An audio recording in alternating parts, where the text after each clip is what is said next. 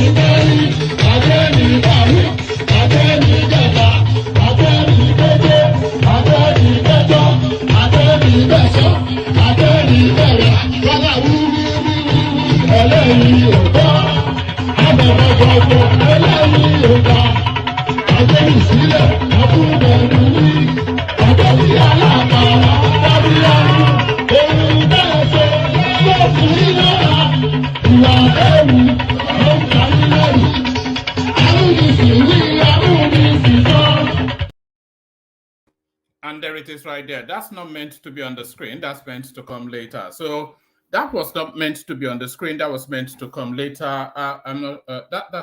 Yeah. That's not meant to be on the screen. That's meant to come later. So let me explain.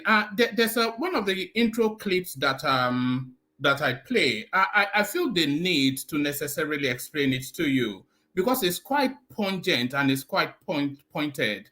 I'll play it again, and then it's only about 40 seconds, and then I'll explain it to you. Or let me even, let me play it, and then I'll explain it to you. The only thing is because it's saved on the studio, I cannot play it and run a commentary beside it. But let me play it, and then I'll tell you just exactly what it means, because it's quite a pointed and a pungent sort of clip, very germane to what's going on right now.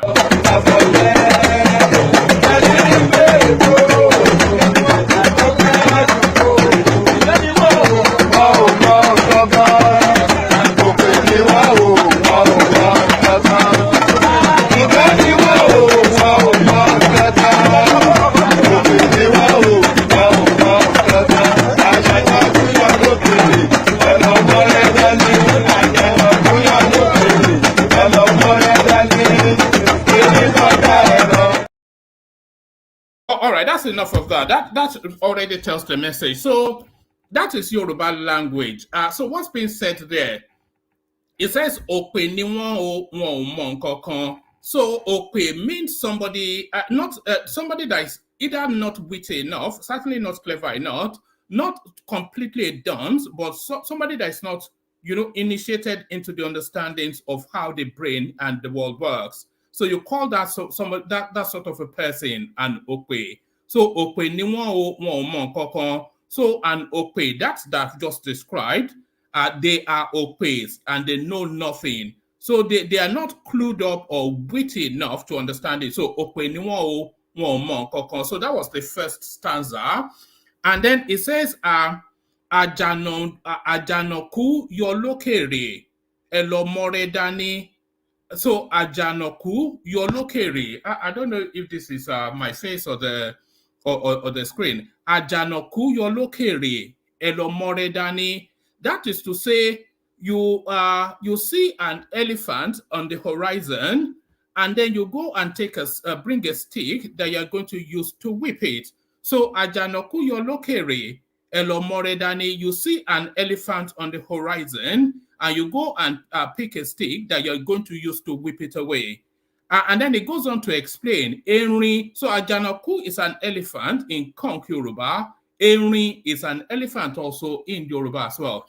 So it goes on to explain Enri koja eran anfopa lu.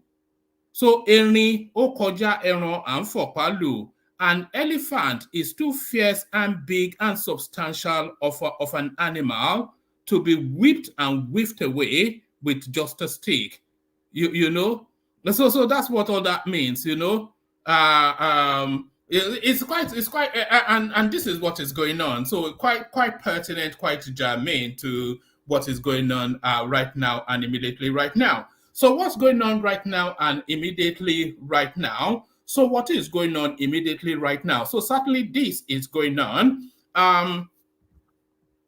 Let me remove that. And by the way, please do what that blue banner invites you to do: like, share, and subscribe. But let me remove it for a microsecond so that you can see the fullness of what's there. See the fullness of what's there.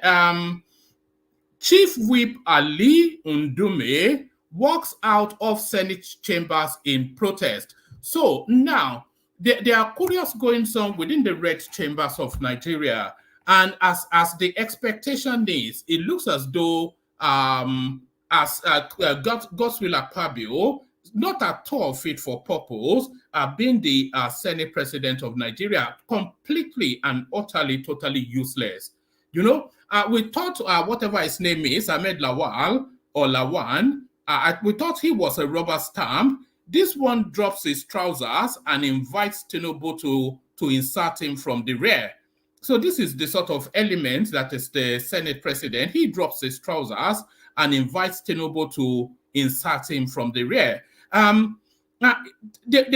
don't even have to begin to present anything, and it's already signed it off and it's already approved it. So this is the goings on there. So this is the goings on there. If from the sublime to the ridiculous, from dumb to dumber, there's no, it's just a hopeless situation, and it's hopeless to the point that the Senate, the red chambers, they are already at daggers drawn. Not only is he a rubber stamp pro Marx, he is also not conversant with the rules and goings on within the Senate, and he thinks he has gone and conquered some newfound land, and is an emperor that just rules at his will. This is how Godswill Akpabio is running the Nigerian Senate. He thinks he has gone and conquered some newfound land, and is an emperor just ruling at his will. So this is about a 2-3 minute clip. So let's watch this to bring ourselves up to speed with what's going on there. So we bring ourselves up to speed with what is going on there. Earlier today, trouble loomed in the Senate as it hurriedly went into executive session during plenary. Barely 10 minutes after the commencement of plenary, the Chief Whip, Senator Ali Ndume, raised a point of order on some fundamental errors made by the President of the Senate, Godswill Akpabio, in presiding over the affairs of the Senate. The error referred to by Senator Ndume was a motion moved by Senator Sumaila Kawu for a debate on the need to reopen the Nigeria-Niger border, and that he didn't mention the title of his motion. But Senator Akpabio interrupted him, saying the matter already raised cannot be revisited, and ruled the Chief Whip out of order. An attempt by Senator Sunday Karimi to sustain Senator Ndume's line of argument through another point of order was also swiftly ruled out in presiding over the affairs of the Senate. The error referred to by Senator Ndume was a motion moved by Senator Sumaila Kawu for a debate on the need to reopen the Nigeria-Niger border, and that he didn't. Okay, so the northern senators, so can you hear it now? So somebody said there's no, okay, says it's okay now. Let me send the link, by the way. So Dewale, if you want to hop on, come populate the screen. Come populate the screen. But the debate going on in the Senate is essentially around, the Niger border is closed for reasons of Nigeria trying to corner off that coup peace narrative going on in Niger. So they're trying to squeeze them in and frustrate them, and and tighten the noose around them and all that. So they've closed the border, cut off everything and all that. So and you know that the relationship between the northern part of Nigeria and the Nigerians is a relationship of blood familiar. It's a relationship of blood familiar. They are essentially the same bloodline, caught up by artificial Berlin Conference borders. So now, the Northerners, who are essentially cousins of the Nigerians within the Nigerian parliament, they are looking to open a debate about reopening that border as quickly as possible, because their relatives north of the border, they are somewhat suffering some sort of hardship. And What's his name? Godswill Akpabio, he gave it short shrift, and that is where the drama started. So that's the backdrop to what you're watching now. Senator Ali Ndume raised a point of order on some fundamental errors made by the President of the Senate, Godswill Akpabio, in presiding over the affairs of the Senate.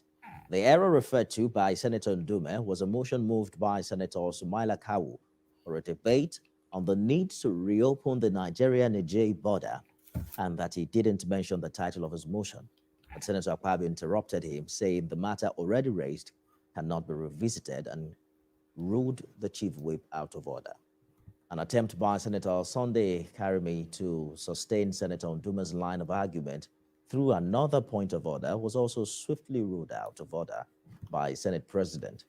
But the Deputy President of the Senate, Jibrin Barau, quickly rose to read Order 16, which was in defense of the Senate President, and it requires a substantive motion to be moved by any senator for correction or review of earlier decision taken. But this clearly didn't go down well with the chief whip, Senator Ali Ndume, who immediately walked out of the Senate chambers in protest against the Senate President's action. If the ruling is wrong, even the Supreme Court, when it passes judgment, Distinguished Chief Whip, Chief Whip, your observation is noted. Senator Kawu, go ahead and move your motion.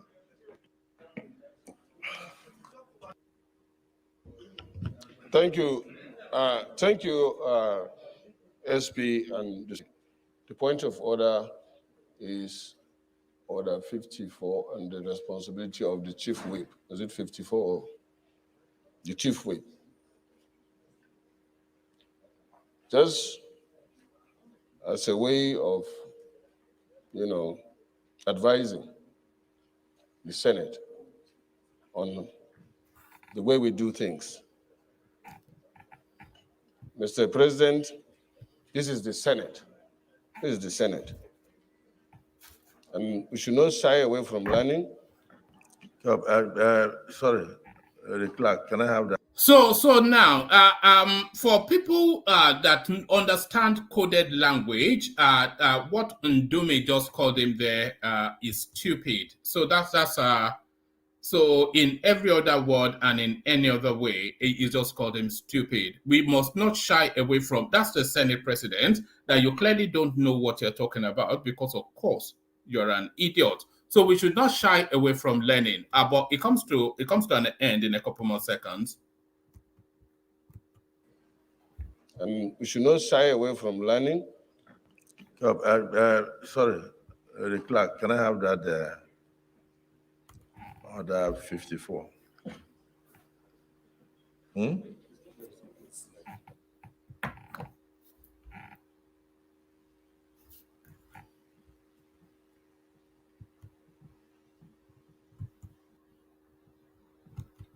All right, that's enough of that. So that's enough of that.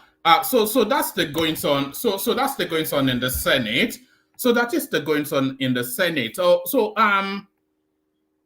When somebody sits on that seat, the Senate President seat, they don't sit there as an individual. They sit there with a team. So there'll be a bank of researchers, experts, etc., in the back room, feeding him through what the processes are, because nobody expects that somebody as dumb as Godswill Akpabio understands anything about anything that is going on in the Senate. He's too dumb to understand anything. But there'll be a retinue of staff in the back room, just advising him on what is going on. But it looks as though even with that team, he's not yet up to speed with the goings on. And in frustration, this man walks out. But this is not the first time that Ndume has called him to order. He also called him to order regarding the speed with which he just signs off any and everything that comes across his table from the presidency. So Godswill Akpabio, rubber stamp,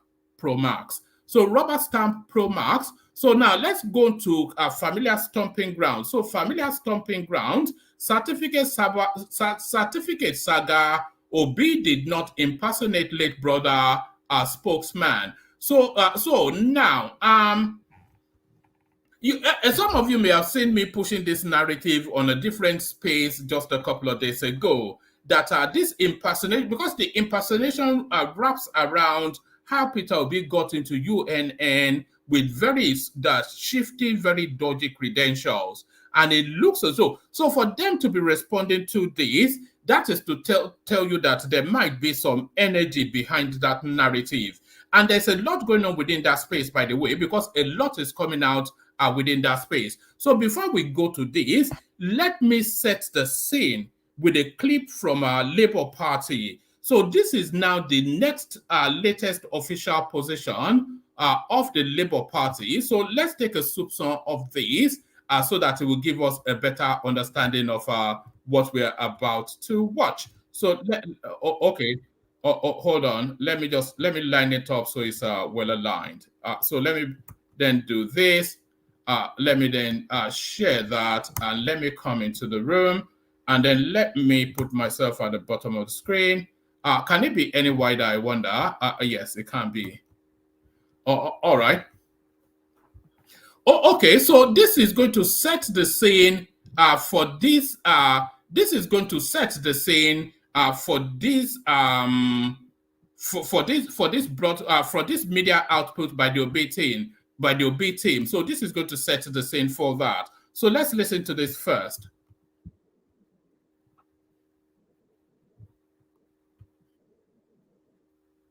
You put Obi, Gregory, Peter, Hyphen, Onwubuase. Who gave him the company? All right. So Obi, Gregory, Patrick, Onwubuase. I think that Onwubuase is the trigger point that has now led to the Obi camp scrambling now to put together some sort of a denial. But let's listen through, because he, through documents, tries to establish a particular point.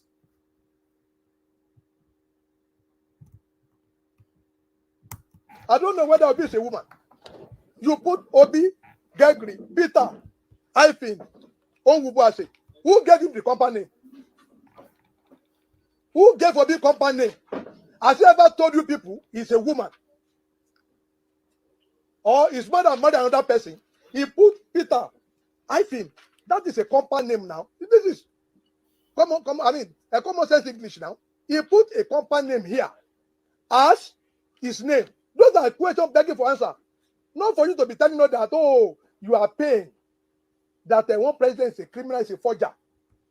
That's from his NYSC certificate, by the way.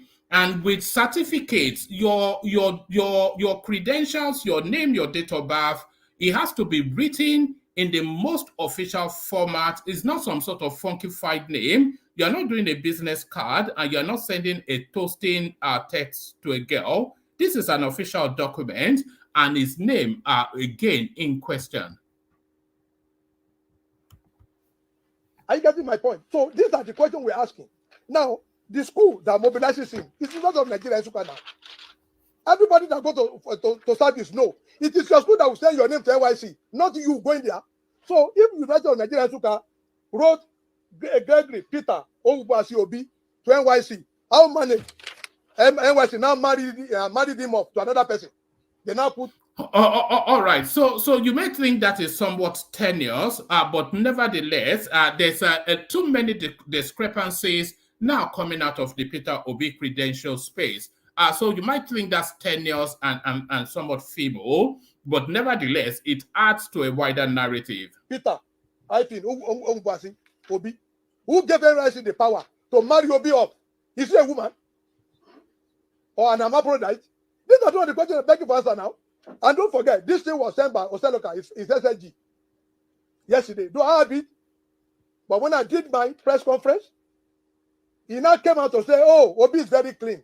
He thought we are daft. We are not daft. These are two of the questions. You needed to clear this thing now. Are you a woman? Are we talking about hermaphrodite or, same sex here? He needed to clear this thing. How did NYC manage to put hype in Peter Onwubuase? Is Peter now a woman? Those are the questions. All right. So that's the going on within the Labour Party, who continue to that's the going on within the Labour Party, who continue to hammer hard at the Peter Obi narrative. It goes on and on. Actually, let me give you a bit more of a feel of it, and then I'm not going to. It's about 10 minutes, but I'm not going to give you the full 10 minutes. All right, hold on. Oh, all right. Hold on. Somebody sent me. Somebody sent me something now, but it's exactly the same thing we're already playing. But that is just to tell. But by the way, about 3 people already sent this clip here. They sent it to me, and as I paused just for that moment, that was an alert telling me that I got a message, and it's again somebody sending this same clip. So this is a real issue now going on within the Obi space, or the ambiguity as to who Peter Obi is. So beg you for answer. It's not a question of Labour Party matter. If we will follow crime, if we are going to follow malfeasance, malgovernance, Israel slavery of APC and PDP administration, then we don't have any business to be in governance. That means we are all better of the same feather. And Labour Party was not formed on that. It came from PDP. So it should not just come and infest us with those corruptive. All right. I think that's sufficient enough of that. So that's sufficient enough of that. So the story continues to build around because of course it was Atiku Abubakar that especially opened up that space with his excursion to Chicago on sort of a chase, whether it was a wild goose or a gold fleece. I don't quite know what he brought back, but it was Atiku Abubakar's excursion that led us now round this particular portal that we're embarked upon now. So now, who is everybody is what we are now asking. Who is Atiku Abubakar? Who is Sadiq Abubakar? Who is Sadiq Digolo, which is another name that he has in his autobiography? And who even is Peter Obi? Who is Damian Obi? How did Peter Obi get into UNN with credentials that would not even get into the most base institutions in Nigeria? So how did all that happen? Who owned Next International? What is his brother's name? What association does he have with his drug dealer brother Damian and his father as well? How did Peter Obi's father die? That is another space that is being explored. So a lot going on within that space, a lot. So a lot going on within that space, and Obi could not hide away in silence anymore, and he comes out to speak. So now let's now go to this space and pick the story up from here. Right, certificate saga. Obi did not impersonate late brother as spokesman. The chief spokesman for the Obidati, I wonder why they are still calling it Obidati. And the next question is, they're asking where Tinubu is. We have found Tinubu, by the way, and I will show you him in a moment. But the next question is, where is Yusuf Ali Dati? Where is Ali Dati? That is the thing. He has abandoned ship, of course. The chief spokesman for the Obidati presidential campaign organization, Yanu Satanko, has debunked speculation that its flag bearer, Peter Obi, is going about with his brother's University of Nigeria academic certificate. Tanko also took a swipe at the Lamide Apapa faction of the Labour Party, saying they are desperately trying to make Obi look like a bad product before the Nigerian electorate. The campaign spokesman gave the rebuttal in a statement issued in Abuja on Monday. Correspondents reported how the spokesman of the Labour Party faction, Abayomi Arabambi, had on Thursday alleged some discrepancies in the academic certificates of the former Anambra governor. Arabambi raised the observation when he featured in an interview on AIT TV. The development is coming in the wake of controversy that trails President Bola Tinubu's Chicago State University certificate. Obi and his People's Democratic Party PDP counterpart, Atiku Abubakar, had dragged the president at the different Obi and his People's Democratic Party counterpart, Atiku Abubakar, had dragged the president at different press. Are journalists using words like drag now? I thought this was young people speak of Instagram and short texting. What does dragged mean? Is this journalist? Is it even English? what does it's unbelievable. We're just being dumped down as beings within that Nigerian space.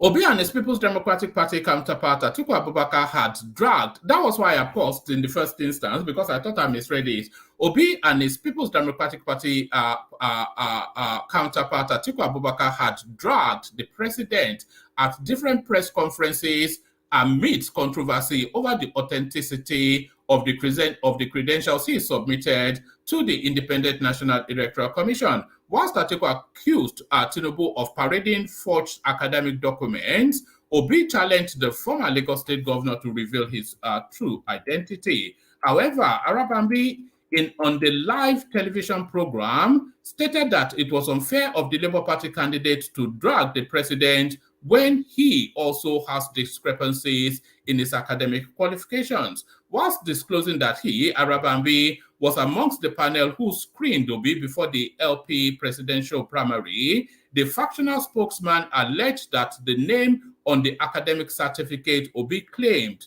to have bagged from the University of Nigeria, Nsukka, contradicts the name on that of his National Youth Service Corps. Reacting to the allegation on Monday, Tanko berated Arabambi, who he said was one of the few expelled members of the party parading themselves as members. Whilst debunking the allegation of impersonation, the campaign spokesman reiterated that his principal could not have been parading his late brother's UNN certificate since both studied different courses. He said, Obi, in his capacity as Labour Party standard bearer, had innocuously advised the embattled president to rest the certificate gate around him and save the country further embarrassment by reintroducing himself and putting the record straight. A simple patriotic advisory that was informed by belief in anything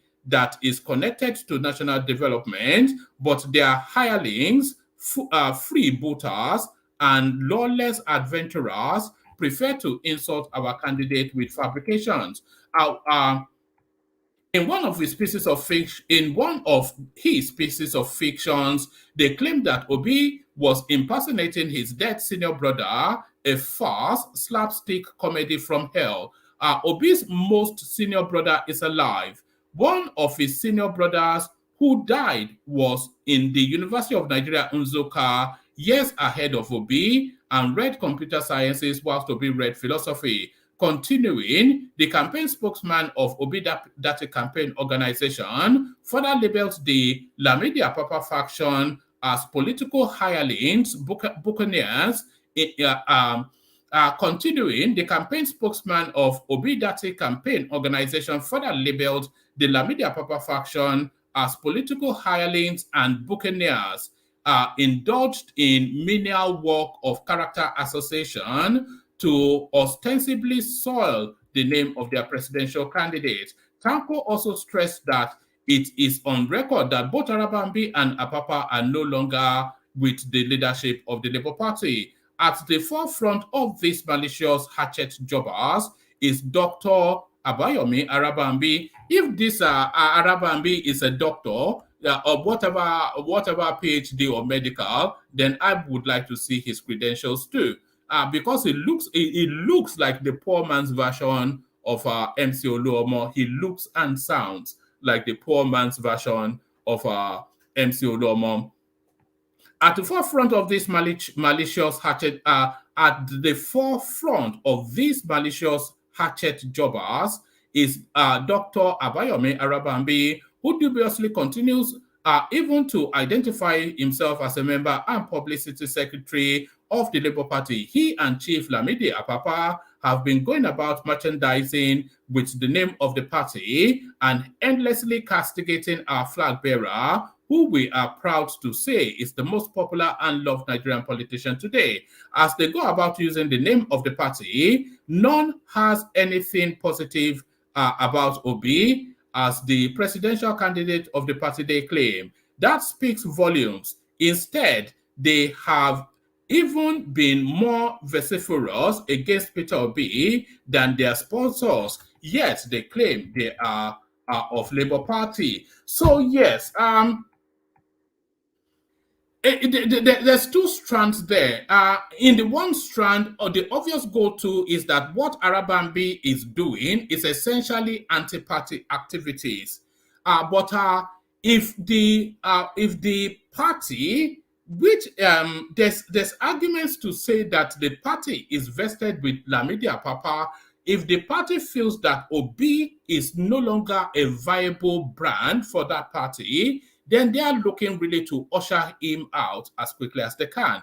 In that clip that I was playing to you, ultimately landed on Abayomi Arabambi giving Peter Obi a 48-hour notice. Is it not time the media houses blacklist them for wearing the devil's coat and speaking on the Saints platform? After all, none of them or their family members voted for Peter Obi, he stated. So there it is right there. They want them shut down. So there it is right there. And that is free speech, Peter Obi style. So free speech, Peter Obi style. So I was going to go on to another story, but I'm waiting for it to load. And there it is. It's just loaded. So let's go on from there. To this. So that was free speech, Peter Obi style. I may not read you all of everything because there's so much of it. Federal government's debt service to revenue tops 183% in 2023 Q1. So, so that means now that our debt is actually higher than our revenue by nearly now 200%. This is just the loose understanding of it.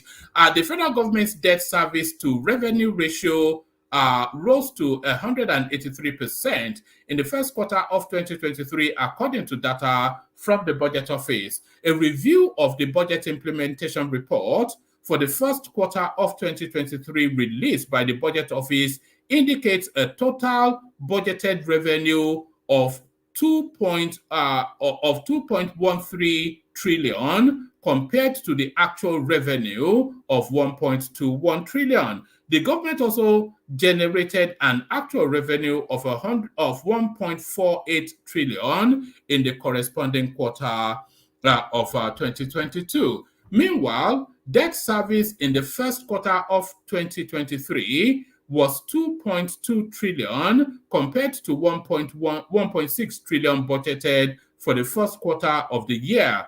This represents a debt service to revenue of 183%. Nigeria has been grappling with acute fiscal shortfall since the ruling APC government took over, failing to meet its revenue targets whilst increasing its debt service. So yes, they just stole everything and borrowed more. So Tinubu is in big trouble, or maybe it's probably better off just handing this thing over to Peter Obi. But then if he hands it over to Peter Obi, the country will probably fall even quicker.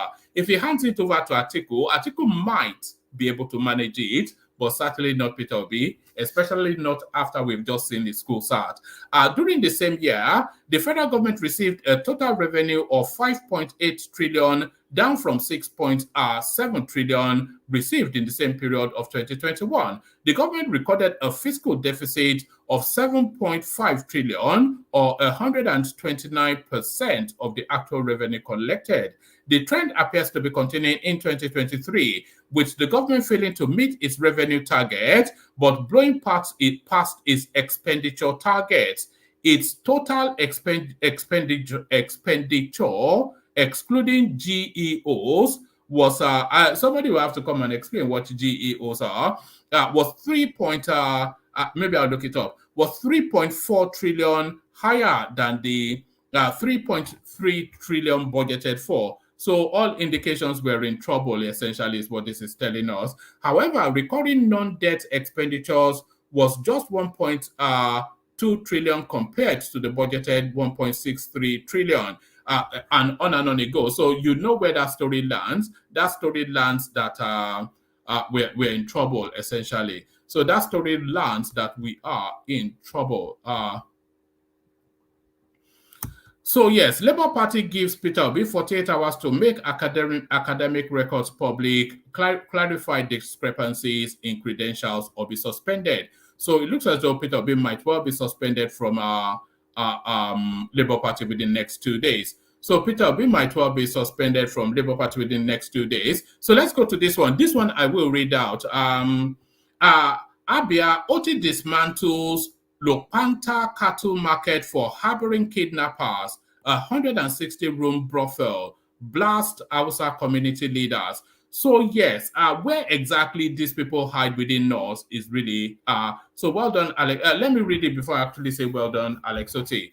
The Abia government says it cleared out the Lopanta cattle market and condemned Hausa community leaders for condoning criminals and peddling untruths about the state government. The special advisor to the governor on security matters, McDonald Uba retired, said during a press conference at the government house Umahia that government Alex Otis administration will make the market a daily market for security reasons and therefore issued a 7-day notice for people residing within the market to move out. Mr. Uba said the government's decision was informed by findings which showed that the market sounds. Mr. Uba said that the government's decision was informed by findings which showed that the market served as a rendezvous for perpetrators of kidnappings in the area. So we don't actually know, because my first thought was to go to Fulani headsmen, but it could well be the Southeasterners themselves hiding amongst that market space, the kidnappers from that space, of course. He said it had been observed that several kidnaps, which had happened for over a year, took place around Lopanta, XYZ axis of Abia State. Mr. Uba said the spate of kidnappings in Abia State became worrisome and the OT government began taking measures to curtail or stop its occurrences. So that is going to take a very ethnic tone very soon. So I read you the revenue to debt ratio of Nigeria, and this is going to be one of the consequences of that. South Africa may displace Nigeria as Africa's biggest economy. This is the IMF. I thought they had already done that. The International Monetary Fund has projected that South Africa could surpass Nigeria to become the largest economy in Africa, according to their report. According to the IMF's World Economic Outlook, South Africa, which has one of the most robust economies in Africa, is estimated to approach a gross domestic product of 401 billion by 2024. However, the Bretton Woods Institution's calculations suggest that Nigeria and Egypt, based on current prices, have GDPs of 395 billion and 358 billion respectively. So I'm not quite sure that those margins are sufficient enough margins for that estimation. So South Africa to hit 401 in 2024 and Nigeria 395. So a 6 billion difference. I'm not quite sure that's significant enough to make that projection. It's not as exciting as I had originally thought. So not as exciting as I had originally thought. Let me see. Let me bring you. Let me bring you one more item, and then we'll go to the Kegite music. So let me bring you one more item, and then we'll go to the Kegite music, and then we see we start the session from here. From there. So let me bring you this. So they've been asking where their president is.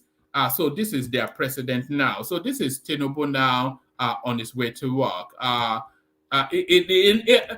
don't know, man. For the last at least the last two presidents that Nigeria has had, their gates. That means their pattern of work, their gates. It looks always unsteady. When you see Buhari walking down a road, walking in any way, you always keep your fingers crossed that he doesn't fall over and keel over. Ditto Tinubu, what this? It's not strident and masterful, that's for sure.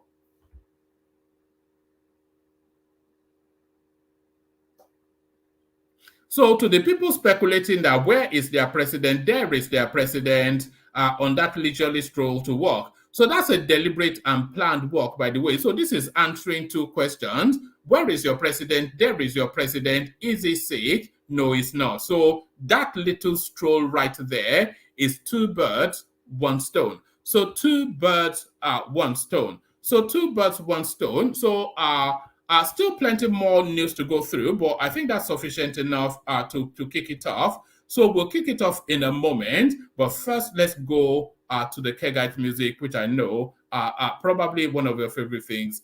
So let's go there just as soon as I can. Oh, do I want to play you? There's a particular clip that I just came across. Do I want to do this now? Indicate to me very quickly in the comment section. There's a very controversial clip that I've had it for a long time. If you tell me in the comment section within the next 10 seconds if you want me to play it or not, then I'll play it or not. So do you want me to play you a very controversial clip? Indicate now before I go to the Kegite music. I'm waiting. So the first answer gets the decision. So do you want me to play you a very controversial clip? Anyone there? All right, there's sufficient enough of you. Do play? Okay, go ahead. So you asked for it. So let me play you this, and then I'll play you the Kegite after. One thing I've noticed, Premier, while I've been here, is that Northerners seem to have.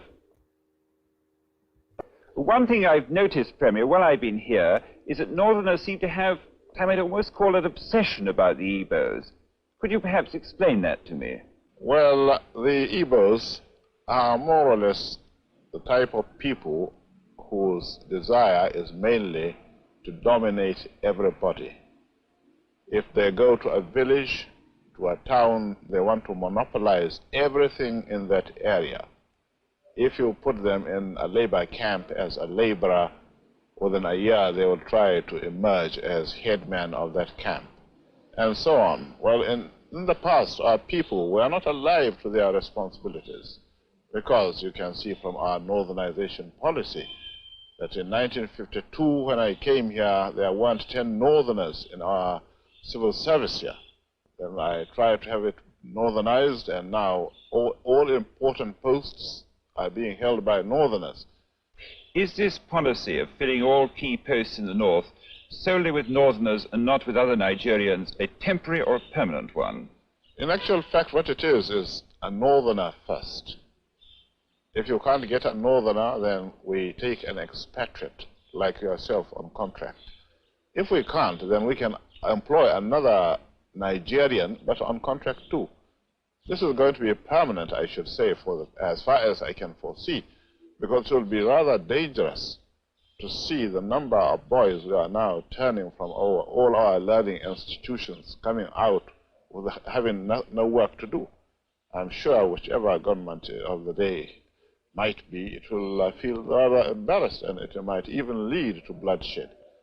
Doesn't this damage the idea, sir, of all people in all regions in Nigeria being fellow citizens of one country? Well, it might, but you are, I mean, new to our region, but how many northerners are employed in the east or in the west? The answer is no.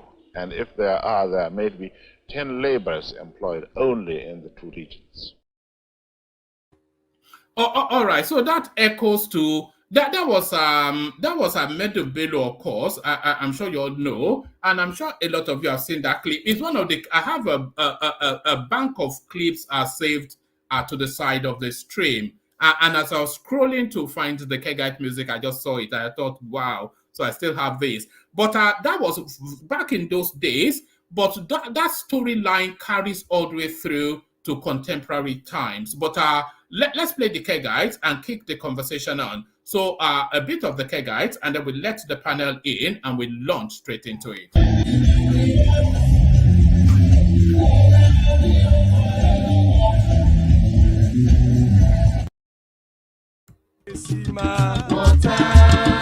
Only water.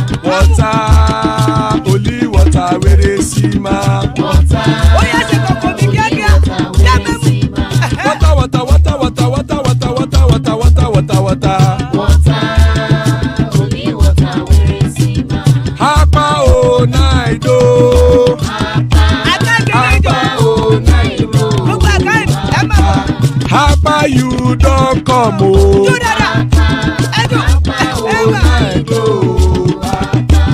Hapa Onaido.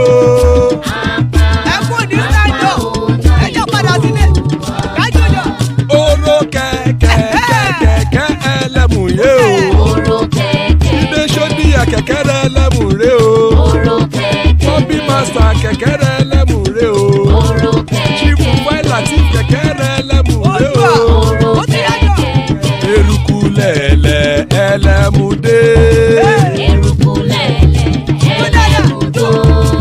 Eruku lẹ̀lẹ̀ ẹgbẹ́ ẹlẹ́mù dòdò jàre o. Eruku lẹ̀lẹ̀ Ghana ti dé ẹgbẹ́ bọ́dì o. Ọmọ ẹlẹ́yẹ ẹyẹ o ó dilé o. Odúyẹ̀lá ẹyẹ o ó dilé o. Petrosonama ẹyẹ o ó dilé o. Petrosodunke ẹyẹ rẹ̀ ó dilé o. Ẹlẹ́kọ̀ ọ̀run mú ìní o.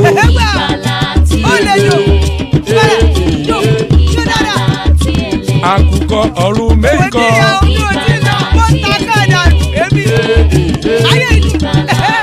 Ikú kò ní ríwà gbéṣe o.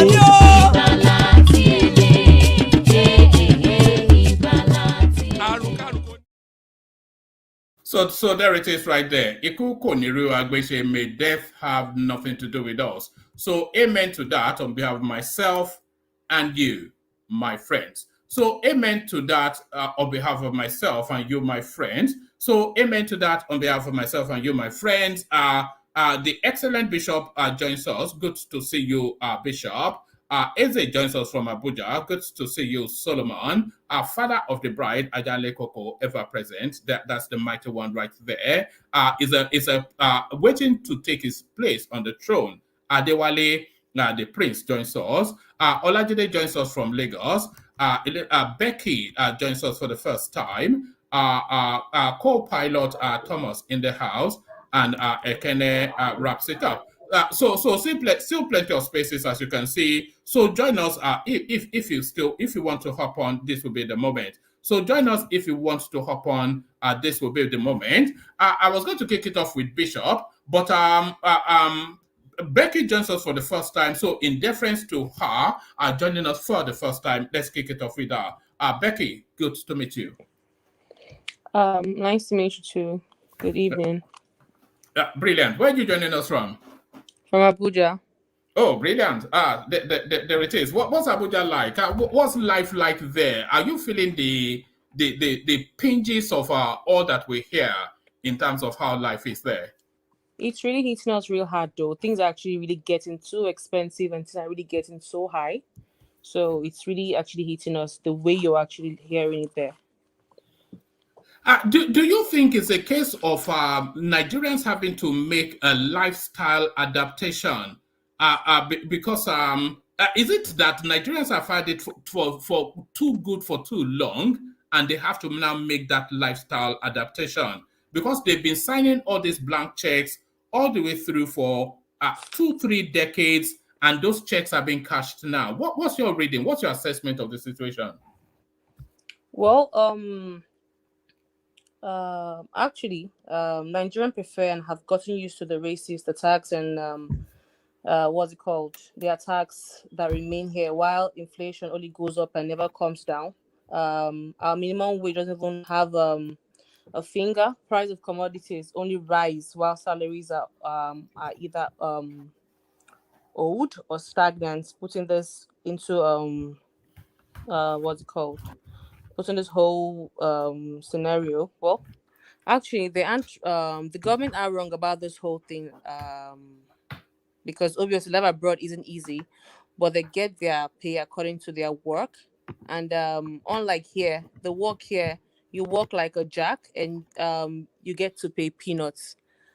Even at that, getting your pay, the old salaries and well, I don't blame Nigerians wanting to relocate to the UK and to the US because those can you hear me? No, perfectly. We're all listening. Okay. The USA, the UK are the countries with most Nigerians, both those who naturalized and those who have migrated for either school, work, or etc. But it also boils down to seeking greener pastures with the with the fruitful exercise of the Nigerian government being tormented of human progress. Well, so far so good with the whole things that's actually happening in our country. We I won't blame the Nigerians relocating and having to go, because those that were born in the foreign countries because of their parents having to migrate a long time ago, it's easier for them having to settle with stable jobs and residence and work permits as well, while those that actually migrated looking for greener pastures. It sounds as though you are romancing with that thought as well. Are you in the Japa process? Are you a potential I if Japi? Oh, actually yes, because yes, actually yes, I'm actually in the Japa process, so because the way things are actually going in Nigeria now, anybody that has opportunity to leave Nigeria will do so because things are not really going well. And with the whole things, with the way the increments and insecurities in Nigeria, everyone will definitely want to look for a safe and a secure place where you get paid well for your job well done, and having to be in a peaceful place where you don't have to be scared for your life. And the government, sorry to use this word, there's this guys agbero, you don't even know the difference between our police officers and these guys, because they have more rights to you the citizen, even more than our police officers. The police officers don't get scared of them, so who are we going to run to if the insecurities are much? So it's actually I understand everything about how it's going. So I'm actually on the Japa process. If you had a free pass, where would you Japa to? I will Japa to the US. The US, that British Yeah. space. You sound like a British sort of a person. Why would you want to go and live in an uncivilized place like America? Well, we'll definitely adapt to the whole situation there, because Nigerians that actually go there and all, we definitely will adapt to their accents, to their way of life and all. So I believe that having to go there, I will definitely adapt to anything that comes there. It's better to be in a hole in a city than be in a hole in a village. So I'm not calling Nigeria a village actually, but the insecurities will make me that I've got no choice, and I feel that US is actually more preferable to go to, because you're more exposed to things that are actually worth your work and your stress. All right, let's take the conversation back to Nigeria. So you are in Abuja at the moment under a new Yes, administration. You, yeah, from what you've already said, things are not 100%. But yeah. what do you think has led us to where we are?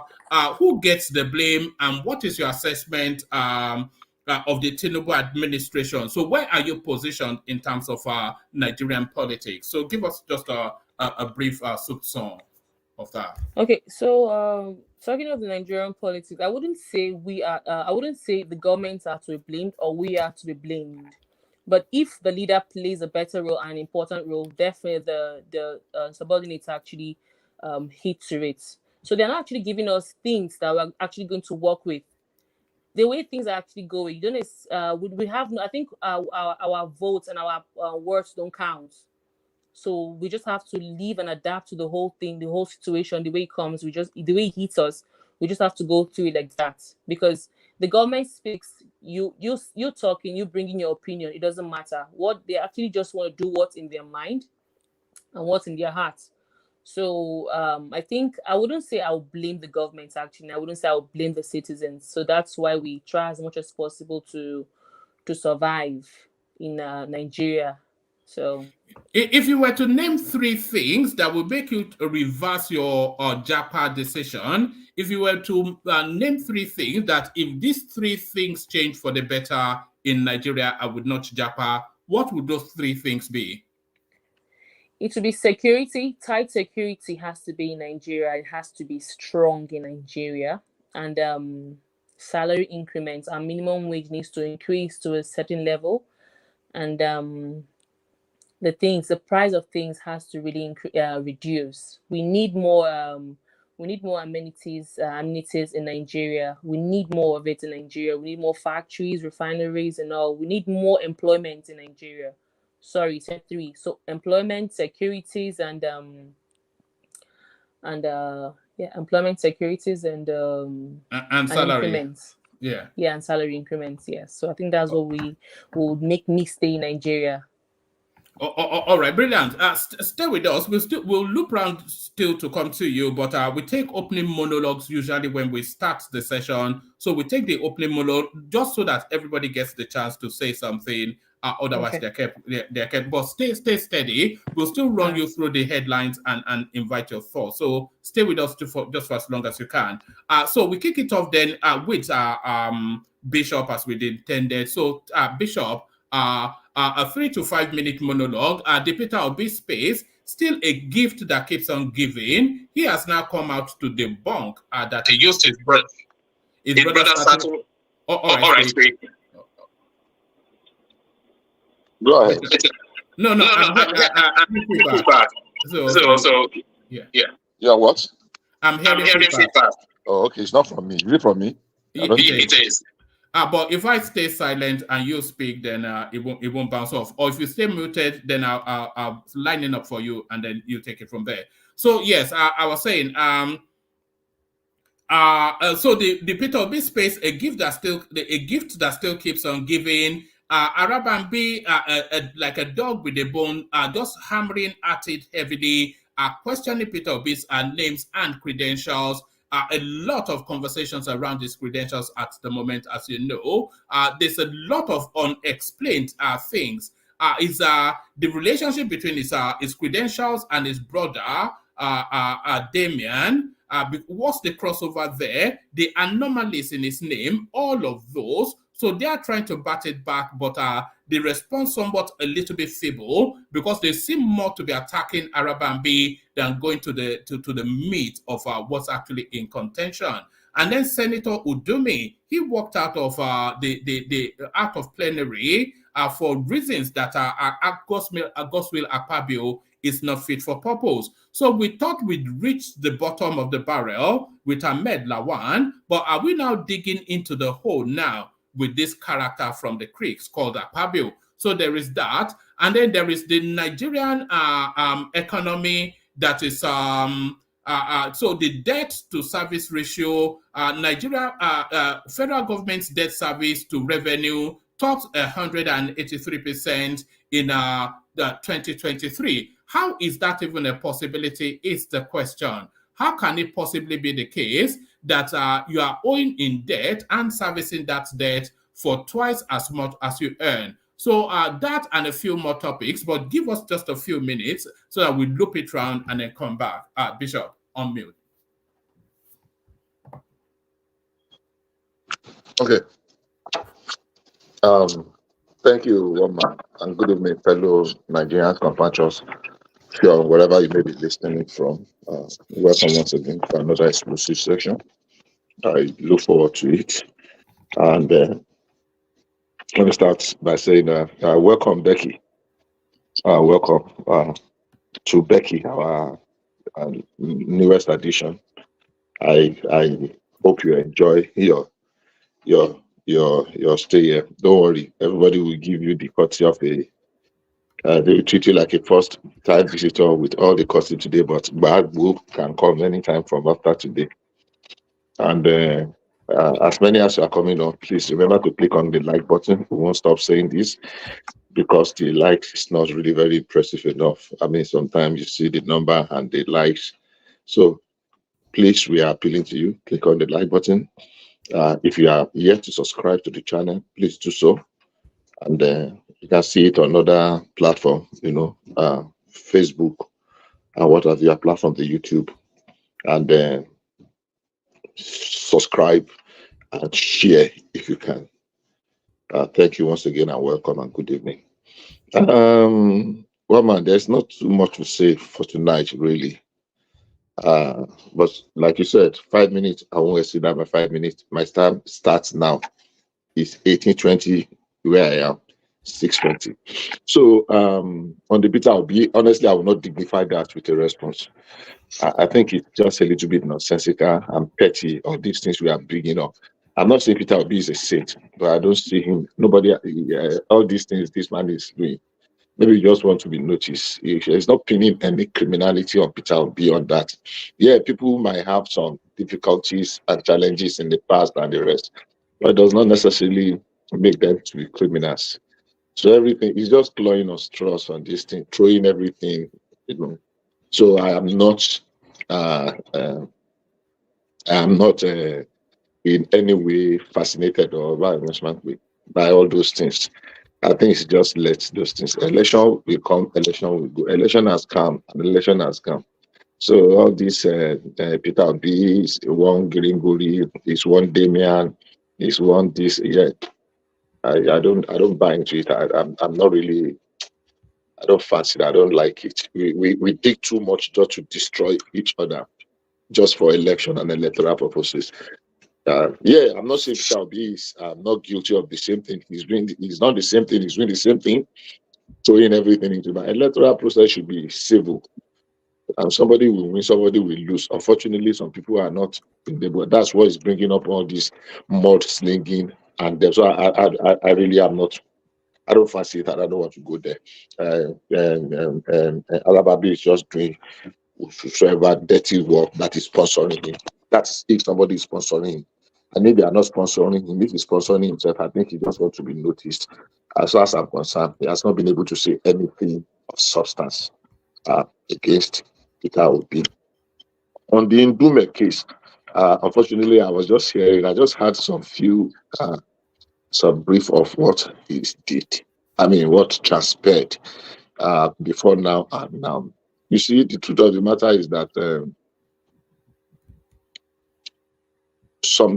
in our situation where we are now, we are not there yet. Even in the American politics, the British, the most advanced democracies, they are having challenges. We want to fly before we learn to walk. It might not really be Bishop, hold on. I'm going to unmute you because of the feedback. Bishop, we're in near 70, is Nigeria not even 70 something plus? So we're not a toddler as a nation, and where we are now is far from where we should be. And we shouldn't really make the mistakes that has already been made by the pioneer democracies. So we should really be, we should be a lot more together by now, and not where we are, Bishop. Well, yeah, you have your what do you call it now? That's your opinion. I don't agree with you. 70 years in the life of a nation is nothing. The almighty America just embraced democracy in the fullness of it just about 50 years ago. That's a 446-year-old country. And so, I mean, what have they been doing? And are you saying the democracy in America is perfect? They almost had an insurrection and a coup they almost stole an election in the last general election. They've been stealing election every day in America. We see what is happening at the Congress, even what is happening presently now, how they are tearing themselves apart because of Jim Jordan and what have you. I'm not saying we cannot. We have monitored we have stumbled, we have walked, we have stumbled, we have fallen in some instances, but we keep trudging on. So for me, I don't think Akpabio, I believe Akpabio can do better. But tearing him, because Ndume is still smarting up. Ndume is still smarting up from a lot of losses. That's a fact. And I can see that there's no love lost between himself and Akpabio. If you believe you are more experienced than him, and you guys belong to the same party, why don't you get closer? And Ndume has been doing this for long. He didn't just start now. Number one, he supported Ahmed Lawan for presidency. They were the ones that opposed Tinubu and every decision he's taking. Where there might be substance in some of the things he's saying, there are better ways they can resolve it because they belong to the same party. Go to the national chairman, call the of the president and some leaders of the party. Okay, this man maybe is not as vast in it because we cannot still give you in the northeast the Senate presidency when the vice president came from, I mean, already is from there. So for me, I think bad blood plenty for this thing where they grant that in Dume is not it's not been able to get over the fact that look at the way the things played out, both at the presidential primaries, the presidential election, and the Senate leadership tussle. What are you? Udume supported. No, let me mute Bishop. Yes, yeah, come in, Emeka, yeah. Yeah, Udume supported Akpabio. He was one of the lead campaign for Akpabio Senate president candidacy. So he championed it. The problem with Ndume and Akpabio is he claims Akpabio is sneaking in bills without their input. So they don't have the time to review these bills, and he's frustrated with the way things are going. But in terms of the support, That's a legitimate no, that's a very concern. legitimate concern. Yeah, it's a legitimate concern. And so they're getting frustrated with the way Akpabio is coordinating the Senate. Like, he's not carrying every one of them along. And you know that many of them are older in the Senate than Akpabio. But in terms of support, he was one of those. Yes, he wanted to go run for the Senate president initially, but he was one of those who dropped his ambition and supported Akpabio.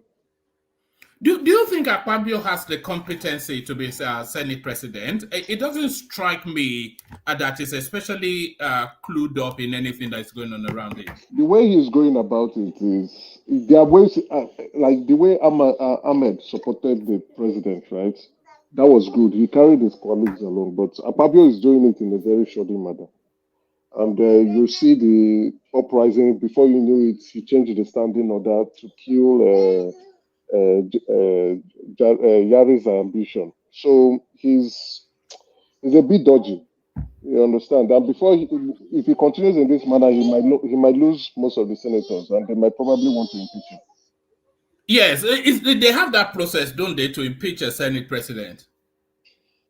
Yes, they do. Yes, they do. But he needs to be. That's why. But when he left, that's why he called an emergency. Review. But Udume is a senior Senate individual within the House, so he's well respected. Akpabio needs to be very careful.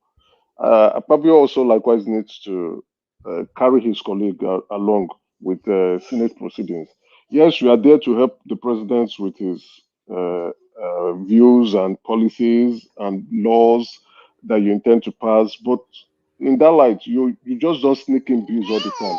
Everything emergency. You don't give them time to review the bill, to look at it and make their own contribution. Everything, let's vote quickly within 1 or 2 hours. So that's why the senators are really angry.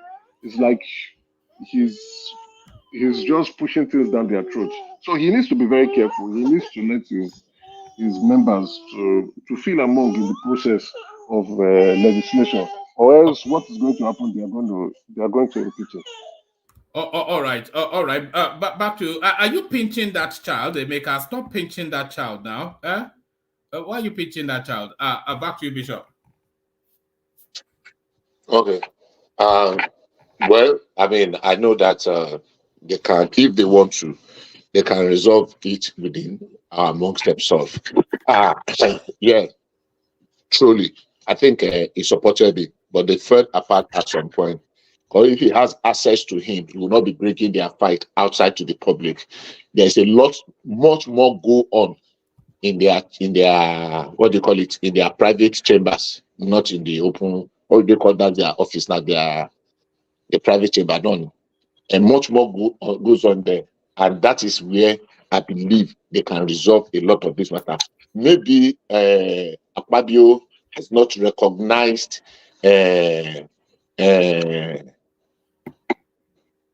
what's his name? Ndume enough for the role he played in making him the Senate president. And some people are already jeering at him for it. Maybe, just maybe. But I don't think there is anything that goes on that they cannot resolve behind the scene, rather than coming to display all this. If they are actually working in the interest of Nigeria, I think they should be able to swallow some of their disagreement and resolve it, in such a way that Nigeria will not be the ultimate loser, or Nigeria will not suffer for their rough fight. That's my view. I mean, that's my view on that. So, for now, I hope that the president will go a little bit out, because the president was less than impressive, especially and with the Senate, especially considering the way he handled the issue of El-Rufai. Personally, I took that personal, and I felt if there was a time the president was supposed to really accept he is in the conspiracy too. If there was a time that the president was supposed to really come out for someone, it was when during the El-Rufai's nomination.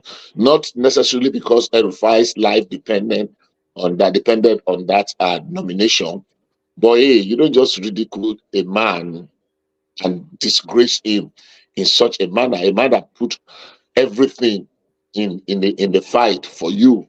A man that, El-Rufai went all out. So for me, in that area, Tinubu, so if he has so much grip on the Senate president and they allow that to happen, then maybe I really need to still read in between the lines to be able to understand the intricacies that are playing out.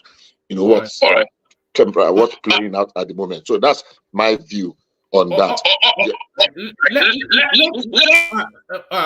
I think you need to mute one device, because anytime anybody speaks, it moves heavily back. Let me take you to one more headline, and then I'll move the conversation on. Brief thoughts on this are: federal government's debt service to revenue tops 183% in 2023 Q1. So what are you then making then? We are servicing debts with nearly twice as much as we're earning in revenue, which is just by loose reading indicates that we're even borrowing to service debt. What are you making then of this financial mess that we're in, Bishop? Hello? Yeah, carry on. I think something, maybe my phone is bad or something, because is this still feeding back? Yeah, anytime I speak. I don't have any device. There's nothing here. Absolutely nothing. So maybe something is wrong now. You said this 2 days ago too. I don't have any device here. My computer is off, the TV is off. Anyhow, let me say, our situation is not hopeless. And I'll tell you why. They say 183% is because we don't have revenue. It's our revenue that is really challenged at the moment. I read one headline was it today or yesterday, that the world is owing $234 trillion. $234 trillion. And somebody asked jokingly, say, who are we owing? Who are we owing? America, as a nation, a $27 trillion economy, is owing 33 trillion in debt. 33 trillion in debt. And they are not crying that they are dying of debt. I don't think our problem is debt. I think our revenue. And if there is money to be borrowed out there, borrow it. I always refer people to what Obasanjo said when he paid $12 billion to the Paris Club of Lenders. And he went to see Jinping in China. And when they were discussing, Jinping showed that their foreign reserve was this, but they are owing. Say, why are you owing this much if you have this much foreign reserve? Say, look, the money is there for everybody to borrow. Let all of us borrow it. Why would I go and pay? Let me go and invest my money and get maybe 10 or 12%. And I'll go and borrow at 1 or 2%. And a lot of it are concessionary borrow. So that was Obasanjo saying so then. So the idea, 1 minute, please. Let me just land that. Okay, go ahead. What's the reserve of the American reserve? What are you talking about reserve for? Are they borrowing? Are they owing? Forget about reserve. The reserve also now.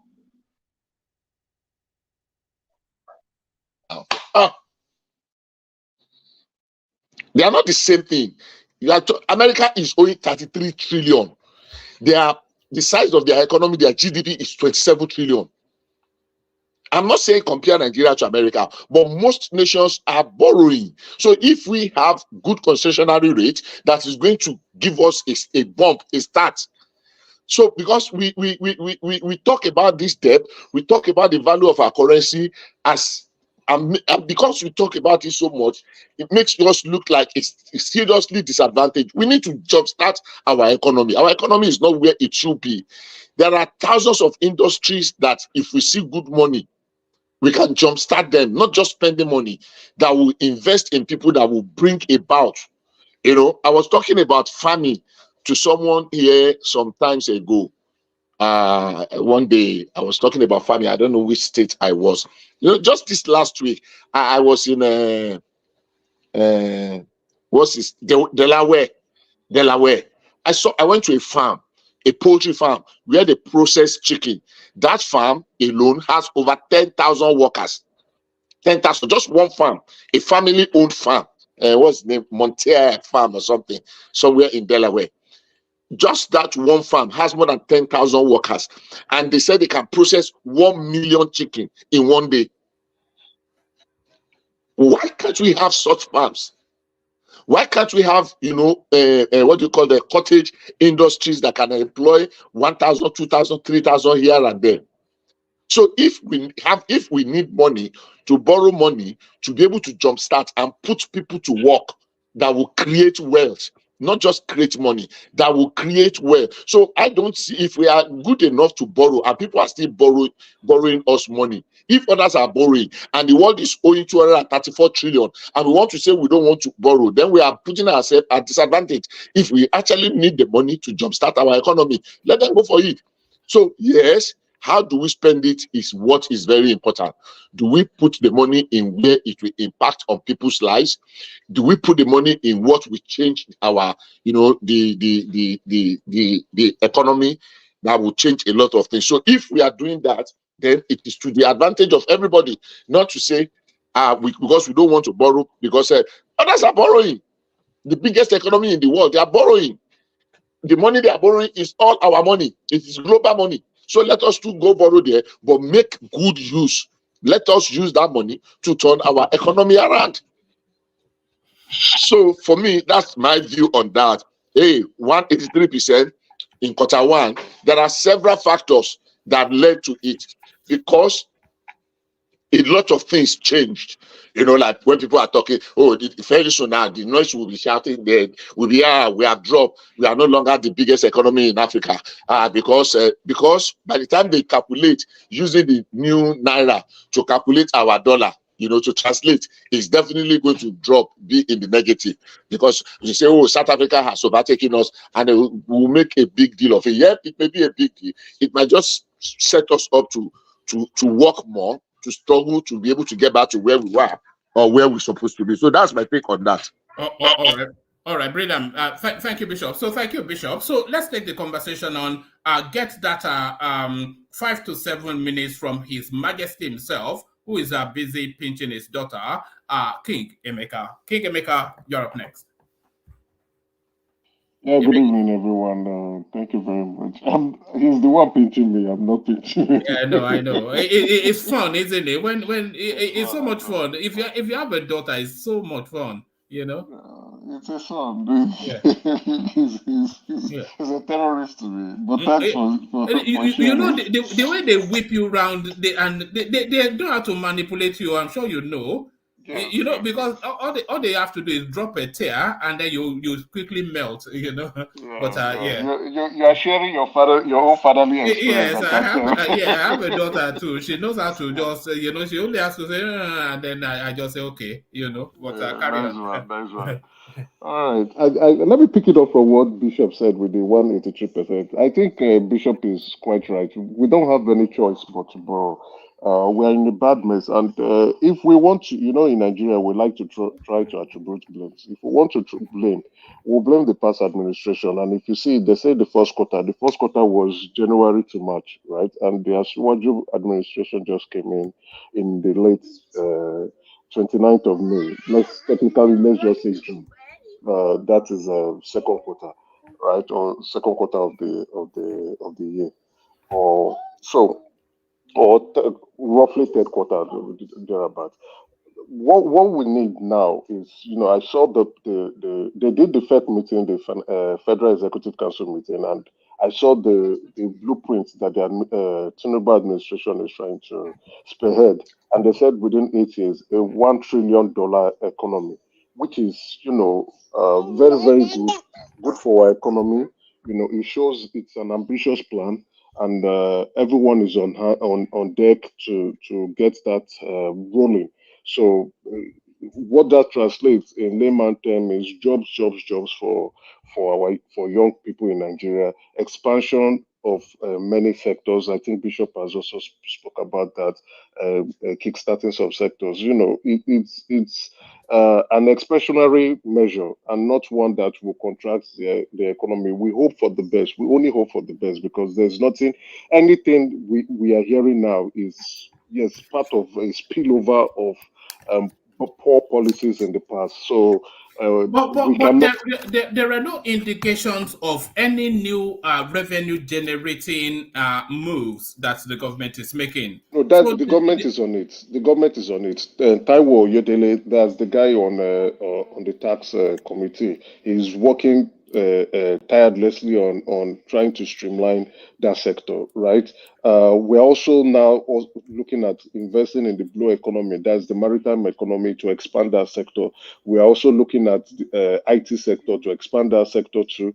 And the Buhari administration has done a good job in agriculture, so that too would continue in that light. So what we need to do now is to have a grip of our monetary and fiscal policy first. Once we have that under control, then we can begin to use these two economic indicators to push the economy to the direction we want. Now, the international community, they are waiting for us to unify our FX rate.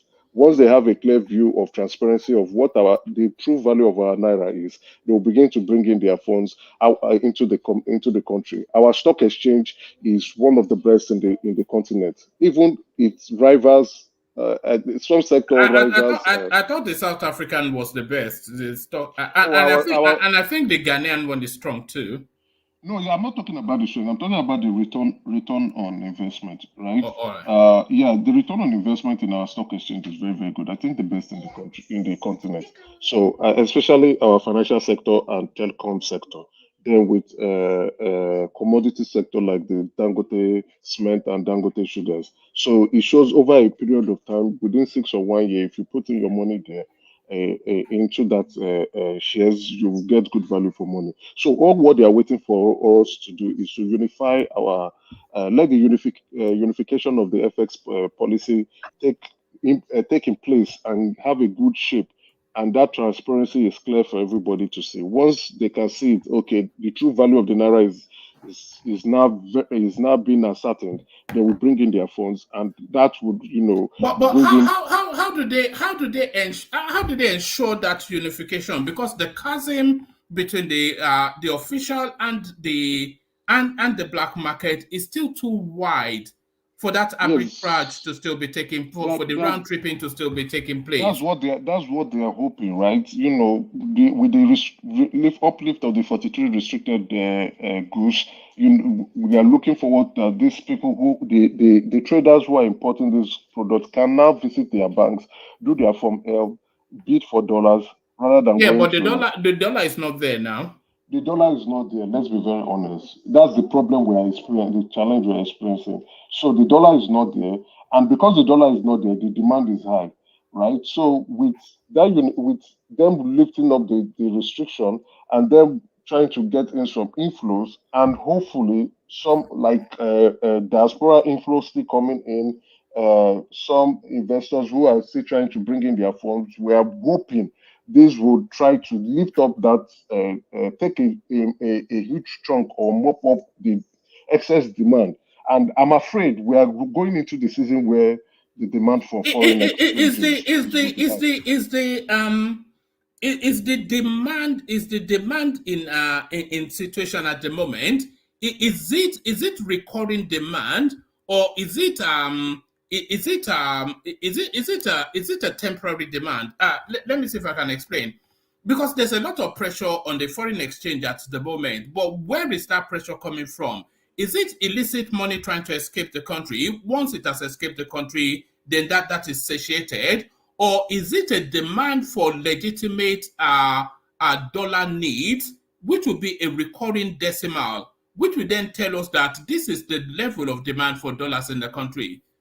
Do you understand that, and where do you place it? I get your question, but it's a very good question. Why I say it's a good question. Now, ever since the difference in percentage between the FX parallel market and official rates technically has always been a 23 to 25% difference, but currently now it's now a 35% difference. Now, if there's going to be a sharp decline in the value of naira, it will be as a result of a new event coming in, such as maybe pilgrimage, like those who are going to Saudi Arabia to go for their how do I put it? Haji, yeah, Haji period, or maybe during the FIFA World Cup, we have people who want to leave the country to attend these international events. So those new events, international events that comes up, creates a spike in demand. But currently, what we are seeing now, that it's my speculation, I might be wrong, is the Japa syndrome. A lot of people are trying to leave the country. A lot of young Nigerians are trying to leave the country, and they are making remittance to universities abroad, or they are making payments or traveling payments, buying flights or visa. All this external payment. So that Japa syndrome might be another new factor, and it's a continuous one. It's not an event. It's not a one-off. It's a continuous event where a large number of young Nigerians intend to leave the country as quick as possible, and if they can. So that's the problem. But with time, I think that pressure will reduce. Why do I say so? We are really hoping for, we need that Dangote refinery to kick off. And it should kick off by the end of this month or next month. So that will remove then one big demand on forex. Yeah, because our major import is petroleum product, refined petrol or fuel. Then the second one is polyethylene, and that's a subset of refinery. Right, this polyethylene is what we use for plastic chair, a component of plastic chair, nylon bags, packaging. All those packaging that we do, especially grocery stores, and most retail and manufacturing companies are involved in one form of packaging. Right, you have to package the goods, you have to store the goods into polythene bags and the rest. So that component is a third component that is being demand imported into the country. So, and it's an offshoot, a subset of petrol products being refined by through crude oil. So, if the Dangote refinery starts off, they told us the Port Harcourt refinery will kick off by next month. I hear December, but I doubt that. I'll be very honest. I don't think even the Dangote itself that should have started. Dangote should have started this month, right? We're hearing 29th of October, but I don't think they may meet up. And even if they start, they will start with diesel oil first and jet fuel. So it is only until November, end of November, that they will start doing petrol, the refined petrol. And even at that, NNPC has not even finalized their delivery channel to the Dangote refinery. So it is not until 2024. And by that 2024, I'm looking at June 2024, that full production capacity will kick in. So, but once that refinery starts off, we will see a decline. Then NNPC would have, with the export of the crude, they are no longer doing that swap. That's what they told us. But once they are getting in their inflow they're getting inflow of dollars.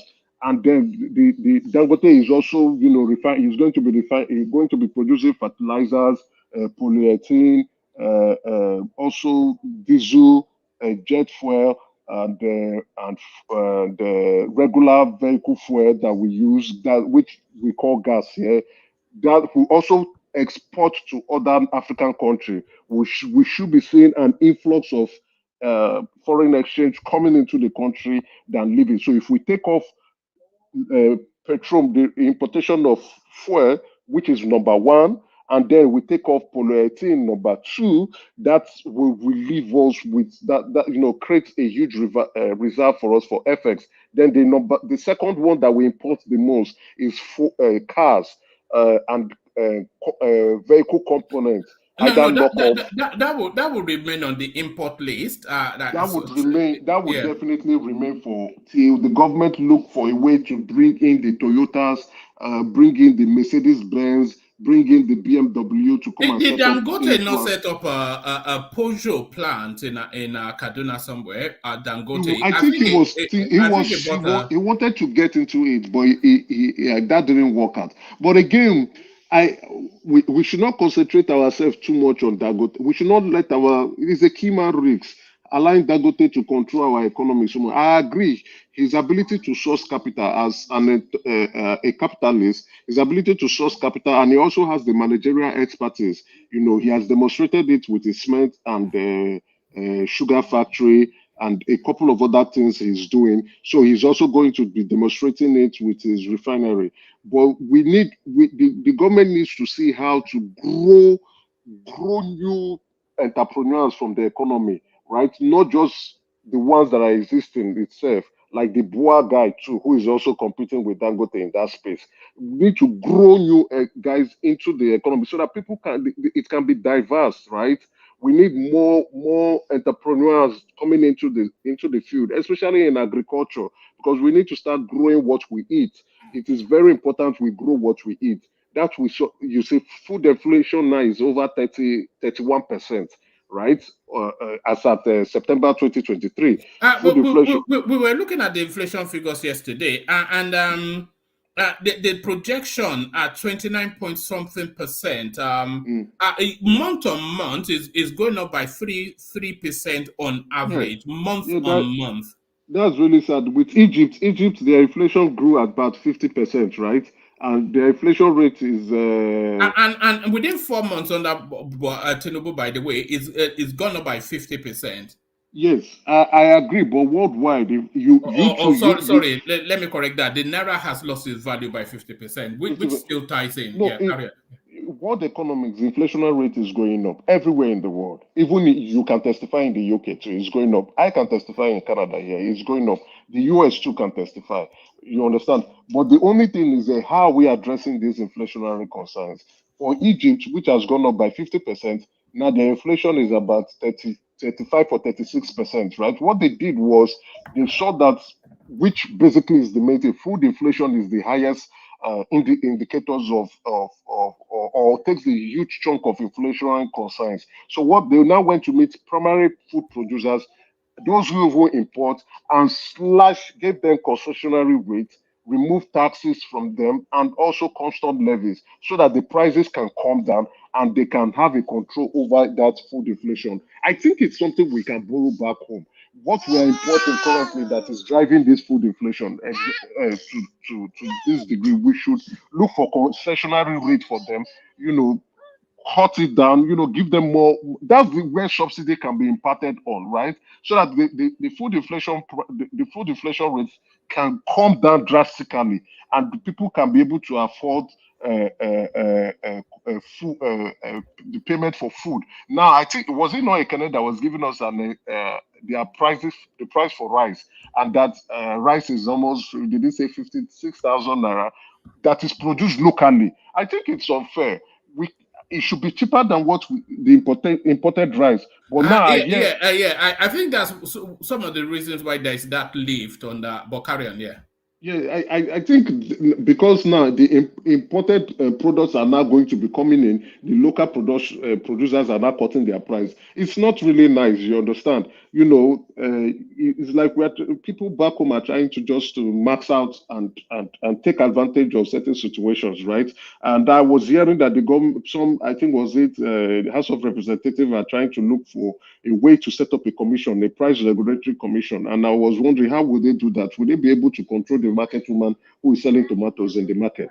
Or how would they be able? But we need to regulate price at some point, because the way people take, jack up, even with fuel prices, the way they jack it up at some point, it just is very outrageous. It does not follow simple economic situation. So if we can get local farm produce to slash their price, giving them some concessions, it will bring down the prices of goods or farm products or food products, and then we can see how to manage that inflation rate. Because if you keep increasing interest rates, we have been increasing interest rates for so long, and it's not controlling the inflationary rate.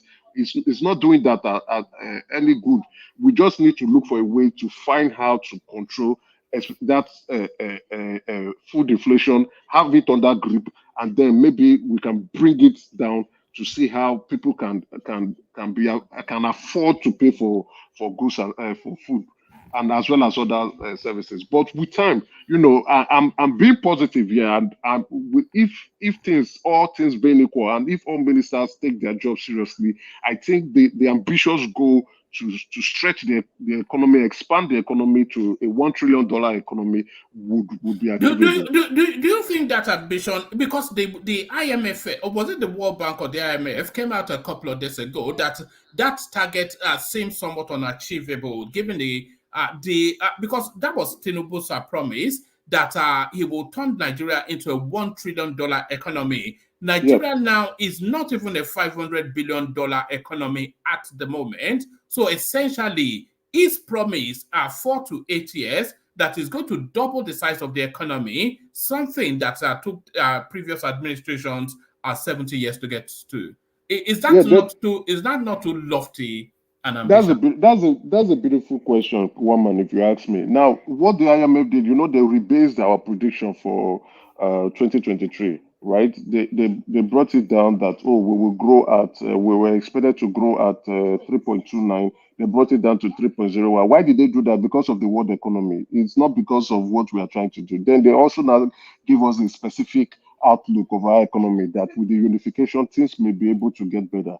They estimated that in 2024, we would also grow. We will grow at 3.29 again. So, but if the government begins to open new sector like they plan to do, that would beat that prediction, that growth prediction rate. And hopefully it should beat that prediction rate, because now every business meeting, every business discussion, especially with the United Nations or the G20 meeting that was held by the presidential team, the eyes of investors are in Nigeria. Nigeria or Africa is also the new money, right?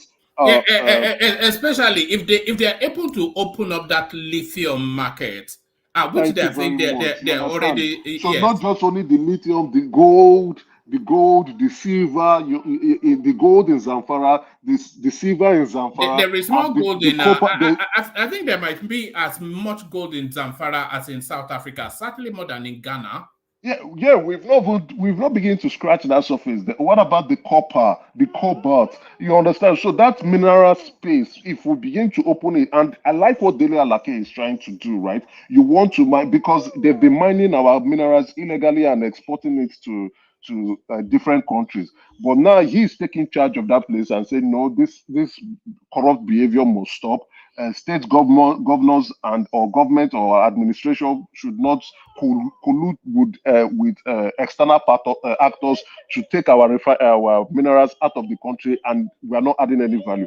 The one thing I like about him is not just to extract and just export it out of the country, but you have to process it. So if you want a license to participate or play within the mineral space, you must create a processing center. And what does that do for us? Jobs for young people, jobs. Not only are you going to export, you are extracting, you are processing it, then you are exporting. So because you are processed, you are not going to be exporting at a higher price, right? If you extract, I think a ton of lithium is $15,000, right? But now, if they are not being processed to batteries like phone batteries, vehicle batteries, even solar panels, if they process it to something to be usable for solar panels, we get more money. you know that the world is moving to electric vehicles. Exactly. And the petroleum for electric vehicles is lithium batteries. So it No, looks as spot on. Nigeria always finds a way to, if they are able to manage that space as they should be able to manage it, then then that 1 trillion might even be under ambitious. It might even. I agree. Correct. I agree because it's the new goal, or the new crude oil, mineral extraction and processing is the new Because the world is frontier going green. Yes, the world is going green. So Yes. So yeah. So if we have a good regulation of that space, get that industry tightly regulated, tightly controlled, and put them in line, yes, we will begin to see good inflow of funds into the country from that. Not only that, there's something the president's team is also doing as a fallback of the Federal Executive Council. Now they are looking for ways to regulate more industries, regulation of traders, regulation of other industries that are not properly well captured. So what they are looking is you know what, regulation. You know that's a coded word for tax, isn't it? Exactly. That's the work Taiwo is doing, right? How do we capture these people? How do we get these things in place? How do we, not only the regulatory part of it, how do we also support them? You understand? So how do we support them to grow? Because if you are going to be taxing people, you must also bring some form of incentive. First, you must be able to get the right number of produce that they are producing and see how to make it much better. Then, because if you grow that sector well, then we give you more, you will grow your tax revenue. So you see, that's why I love Asiwaju. I do not want to cast aspersion to any of the other presidential candidates, right? But he's a thinking president. Yes, his drawback is just his age, but his ability to have done it in one state and to replicate it in the 36 states or 37 states of the country, if I add the FCT, it shows that he's a leader, he's a progressive leader. And that was why I said he's the best man for the job, because he's the most progressive of them all. Now, what he's also trying to do is to see how... All right, start to bring it home, Emeka, so we can... well, we'll still come back to you, of course, because I know there's plenty you still have to say, but...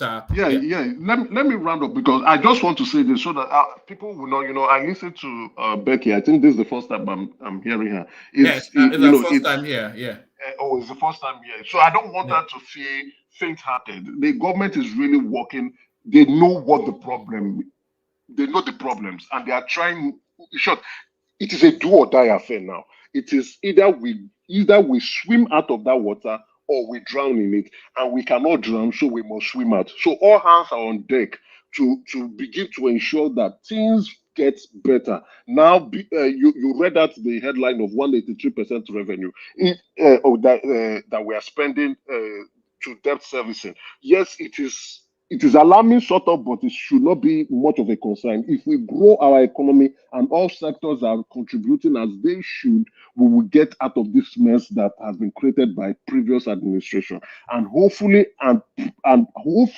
we will get out of the mess, because there is no way. It's like our back is against the wall now. So we must push back. We must push back, and we must push fast. So things are getting the roadmap is there. With what Bosu and the rest are doing, the roadmap is also there, and the only thing we should be hoping for. There are so many moving parts that are, once they converge, and if they converge, or even if some of them converge, and then that 1 trillion economy is under ambitious. But Emeka, hold steady, unless you want to run it off in a couple more words. Okay, I'm just rounding off to just tell Nigerians who are worried back home we are going to get out of this mess. Let's stay prayerful. There are some people praying for the government to fail, which is really sad. If the government fails, we are doomed. We have to pray for them to get things right. So they are trying to do something. Let's pray that what they are doing, let it bring out a positive outcome. What is the use for it if it does not work? It means that we are going to be in a very bad situation, and we don't want to get to the same level as Ghana that is bankrupt, right? That they don't know their left and right anymore. Ghana is in a really big mess. So let's persevere. We will get out of this. stay hopeful, stay prayer. I don't want to use the word prayer, but stay hopeful, and and things will get better. Thank you All very right. much. All right, brilliant. That's the excellent Emeka, of course. That's the excellent Emeka, one of the champion voices on the platform. Another champion voice from the platform. So I'll go Ekene, then Jide. So just to get to the people in Nigeria quickly. So Ekene, you're up next. Wagwan, my brother. Do you speak Patois? Ekene, Wagwan. Ekene. Ekene, you were saying you wanted me to come to you quickly. Can anyone still hear me? Ekene, Wagwan. We hear you. Ekene, are you there? All right. I think Ekene may be having issues with this. Let's go to Jide. Hopefully he's there. Jide Wagwan. Good morning, sir. Good morning. Good morning from Nigeria. Good morning, everybody. Good to have you here, Jide. So Yes. what do you know what Wagwan means? Wagwan. I think it's Jamaican language for, like, I don't know, maybe what's up or something. Yeah, it means what's going on. Okay, all right. Do you know how to respond to that? If somebody says Wagwan to you, I don't know what man. you say good things are going, good things are going, good things are going. So what? All right. So tell us what going in Lagos, Jide. What going? Oh, well, man, everything is quiet here. Everything is okay. I am just delighted this morning that we still have some very, very patriotic Nigerians, like the speakers that just spoken, people that have the heart of progress for this country. Yeah, and I really appreciate Bishop Emeka, Babajanle Koko, Ogbeni, Kolata, even sometimes Rational Mind, even though he's always on the other side. But these people, they want the country to be good and to be great. For me, today I want to say the government is doing everything it can to resolve this problem. And from the statistics of 183%, I watched the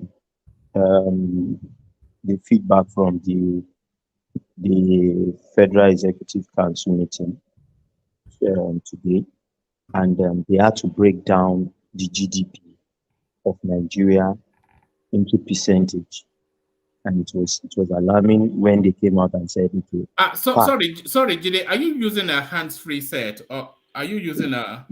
No, I'm not. Can you hear me now? That's a bit better. Okay. So when they analyzed the GDP of Nigeria, they broke it down into percentages, and they came out of the meeting saying that the tax in the country contributes only 8% to the country's GDP, and that's the reason why this tax reform thing is essential and is crucial to economic development, because from the statistics they said even it's the poorest in Africa, the poorest figure in Africa in terms of 8% from tax revenue. No, Nigerians are undertaxed. Curious as that is to believe, even by African standards, Nigerians are undertaxed. And, and if you look at the shadow economy, the black economy, there is no tax, and that's about a good 40% of economic activities in the country. All these are for organizers by the roadside and whatnot. Woman, I wouldn't say they are undertaxed. I would say that the tax regime doesn't cover everybody. Not everybody is covered, because a lot of people are paying their tax, but the majority are not. The majority are not on any tax scheme, or they are not paying their tax. So they went further to say that the IT and the communication sector contributed 18% to the GDP of the country. And I believe that's why the government is even going to borrow. They just secured the $80 million loan. What 1.5 billion, you mean? No, they said that there is $180 million loan again that they are going to put into the tech sector separately from that 1.5. They want to put it into the tech sector to actually improve that sector. And I believe it's because if something can contribute 18% to your GDP, it means if you invest more in it, it will also it will give you more revenue. Sorry, go on. Okay. You wanted to say something, you can. No. I wanted to move you to a human interest story because I think we've been on economic stories all the way through. So to land that point, then I'll take you to this human interest story. Okay. So I believe the government is doing everything. Yes, it pains. It's painful. We are feeling the pain, but we are adjusting. A lot of us here in Nigeria are adjusting. But all I just want to say is that if they get it right, and if we continue to be hopeful and support in terms of, just like Emeka has advised, when they get it right, we'll also be better for it. So, Oman, you can move me to another topic. All right, let me take you to this space. This might not necessarily be your space. You'll be the young man. Nigerian couple welcome a baby after 18 years of waiting. So I've been coming across this sort of storylines quite often. It says a Nigerian couple, Dickin and Mrs. A. Friday, have welcomed a child after 18 years of waiting. A family member, Faith Something, shared the good news in a Facebook post on Monday, October the 16th, 2023. The baby girl will be named Miracle Marvelous, was dedicated in church on Sunday. 18 years of waiting, then a miracle. Congratulations to my beloved and resilient auntie on a beautiful baby girl, Miracle, after 18 years of waiting. Just when it seemed like all hope was lost, God smiled upon my dear auntie and blessed her with a baby girl. It was a miracle, so she is named. She has named her Miracle. Yesterday, she took her precious baby girl to church to give thanks to God. Congratulations to my wonderful auntie, a true example of never giving up and always believing in miracles, he wrote. So this is the picture of the lady and the beautiful baby girl. So there's a phrase within that space. They call them sort of geriatric parents. They call them geriatric parents, and it's somewhat of a derisory term. And I think somewhat over 45, they're about 40, thereabout, especially for the woman, but really for the couple. So that notion of adoption in Nigeria is something that has never really taken effect.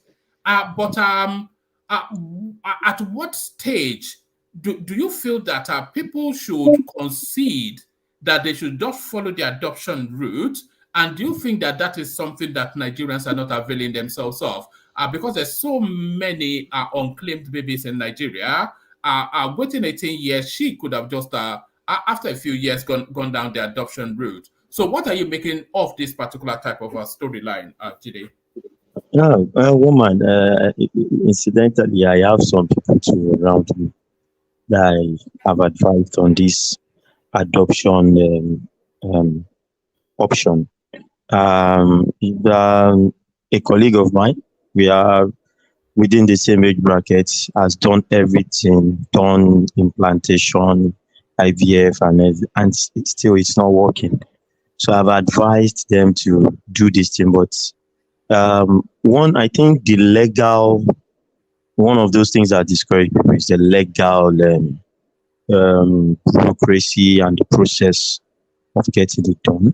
Because I also have some senior colleagues too that have done this adoption thing. I feel it's one of the major factors is the level of education, the level of enlightenment that people have about this thing. It doesn't. Do you think the culture frowns at it? Do you think do you think the culture frowns on it? No, no, no, no. Really, really, I don't think the culture frowns at it. I only feel that there's some sentimental attachment to this thing from both family and even the couples themselves. But for me, what matters is the couple, not the family. So Do you think the male family, do you think they will be accepted? Because in Yoruba land, it's a very difficult thing to sell, especially to the males, to the husband's family. hey, yes, one man. I incidentally have somebody that did this adoption thing. She's over 50 now. She did this adoption thing. She had to adopt a child from somebody, not even from an orphanage now. She adopted the child from somebody that gave birth to that had 8 children and was having difficulty training them. So she took one in and she was training the child, sent the child to the best school in my environment here. Now, do you know what happened? Around when this woman was just around 50 or over, a little over 50, she gave out to triplets herself. Now she could not even, she does not want to leave the first child again for the owner. She wants to keep that child as her own because they have formed this bond. And I feel some really the culture needs more enlightenment. Our people needs more enlightenment. Generally, the truth of the matter is we go to school in Nigeria, but a lot of us are not educated. We are not enlightened. We are still illiterate somewhat. If you engage an average Nigeria on, for instance, finances or economics, you see that they don't understand. They don't understand anything. They just keep, and that's why you hear a lot of noise. You see a lot of things going on the internet, and you're like, do these people even understand how this thing works? It's the same thing when it comes to this. A lot of people are not exposed. They are not. You see, within the culture, they would rather say to the man, having not even established where the difficulty is, because often instances within the Nigerian space, when the couple has been waiting for long enough, they make the attribution that it's the woman's fault, and they invite the guy to try his luck somewhere else. I don't think they often give consideration that it might well even be the guy that is not fully loaded somewhat or whatever. But that adoption, and you know that family name narrative within the Nigerian space as well, to carry your name forward, especially in Yoruba land. I'm not quite sure that the Yoruba space has the flexibility for that.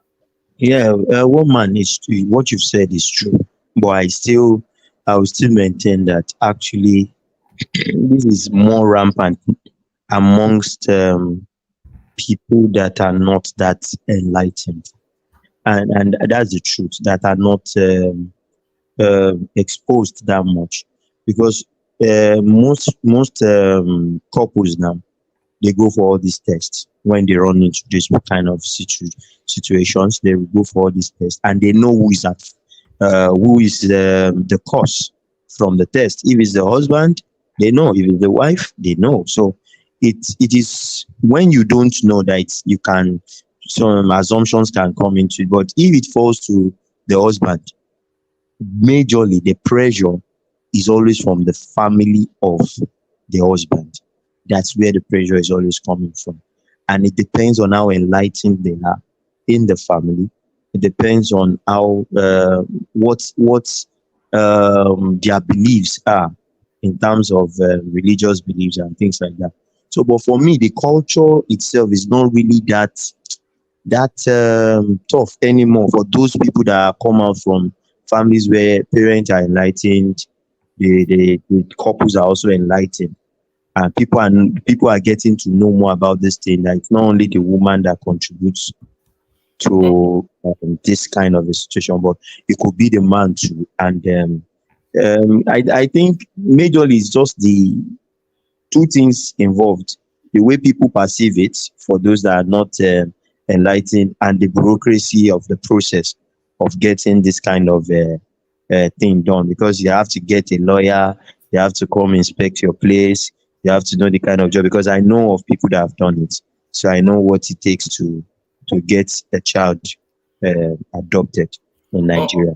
All right, let me take you back to the politics of it. Going back to the politics of it, the Peter Obi narrative now around, he had that press conference that we all saw. Who is Tinubu? We would like to meet him. He was preening and peacocking as he kept on referring to the president as chief. But who is Peter Obi is the retort from space.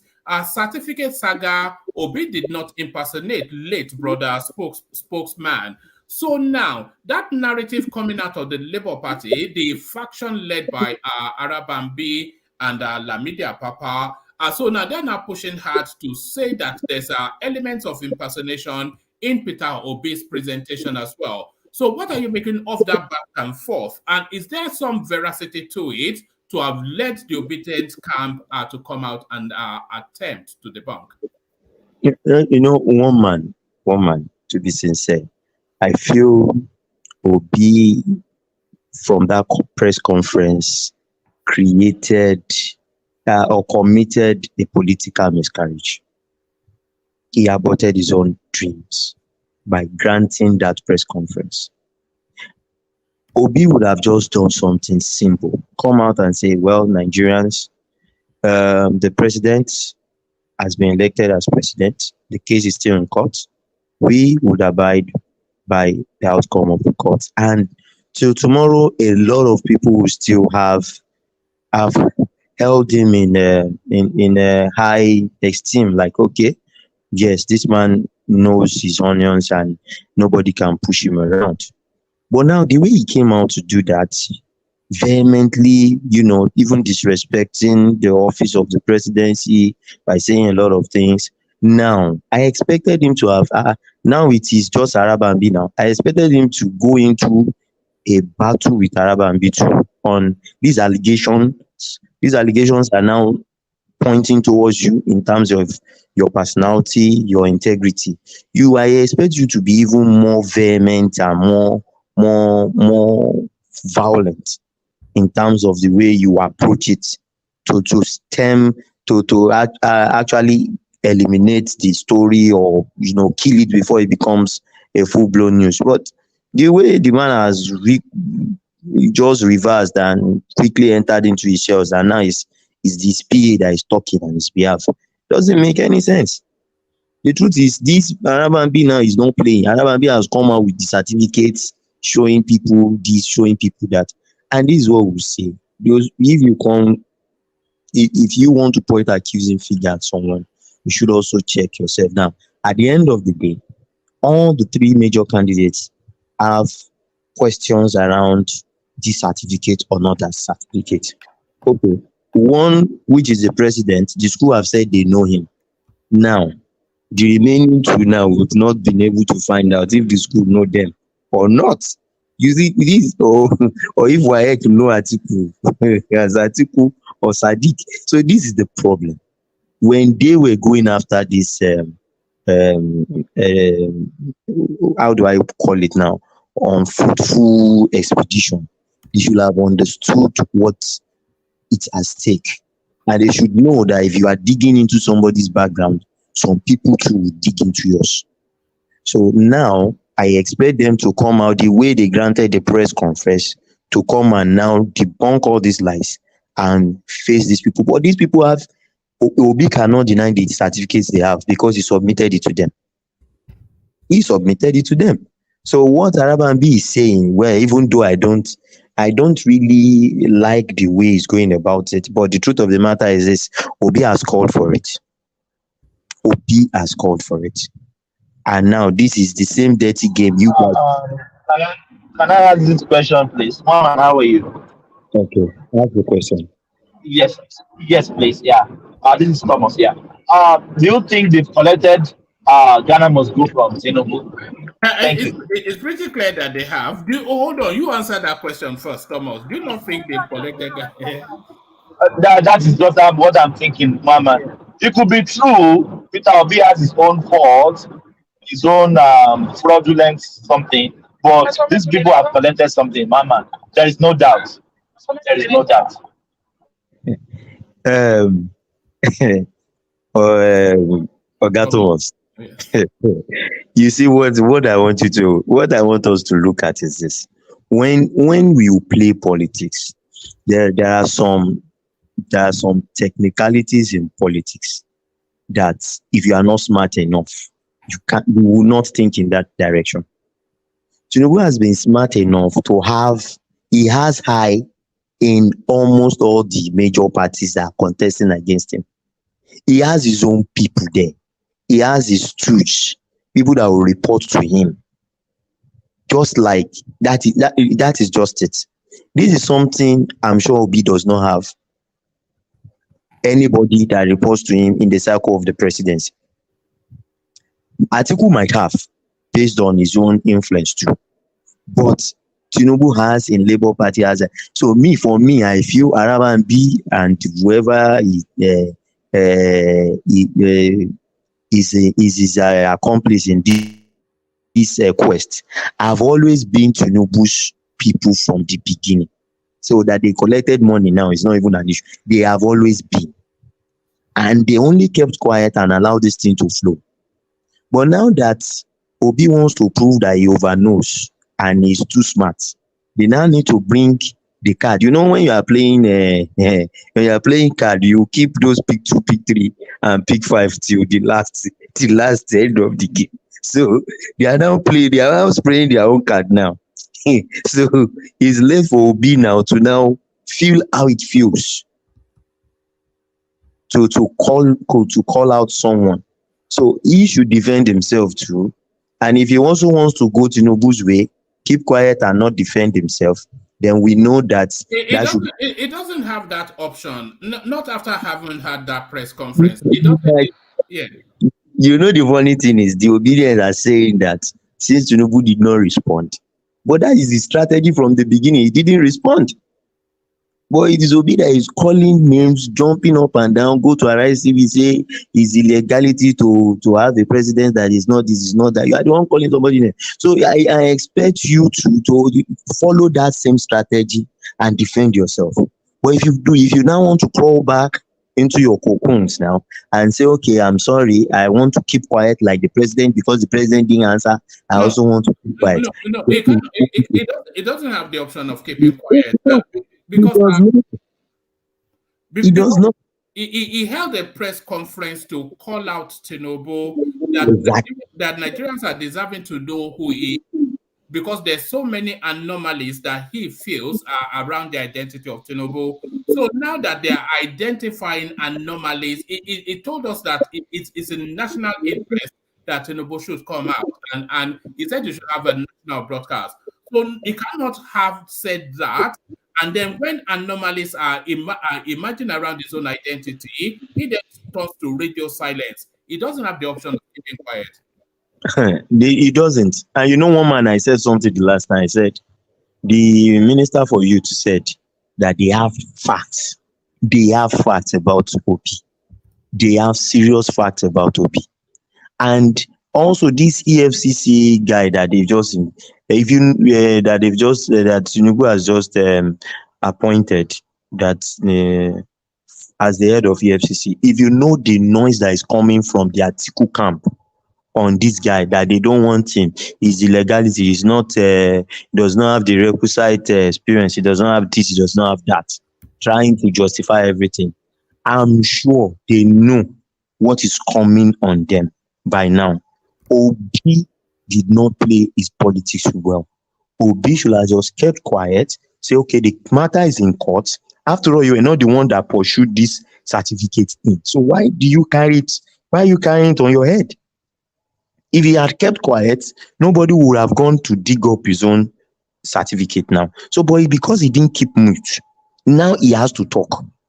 The sending his aide to come and talk means that there's something fishy. Come out, call a press conference again, call out Arabambi, present the document in question, tell us why it is so, and now let it be between you and Arabambi, or sue Arabambi to court.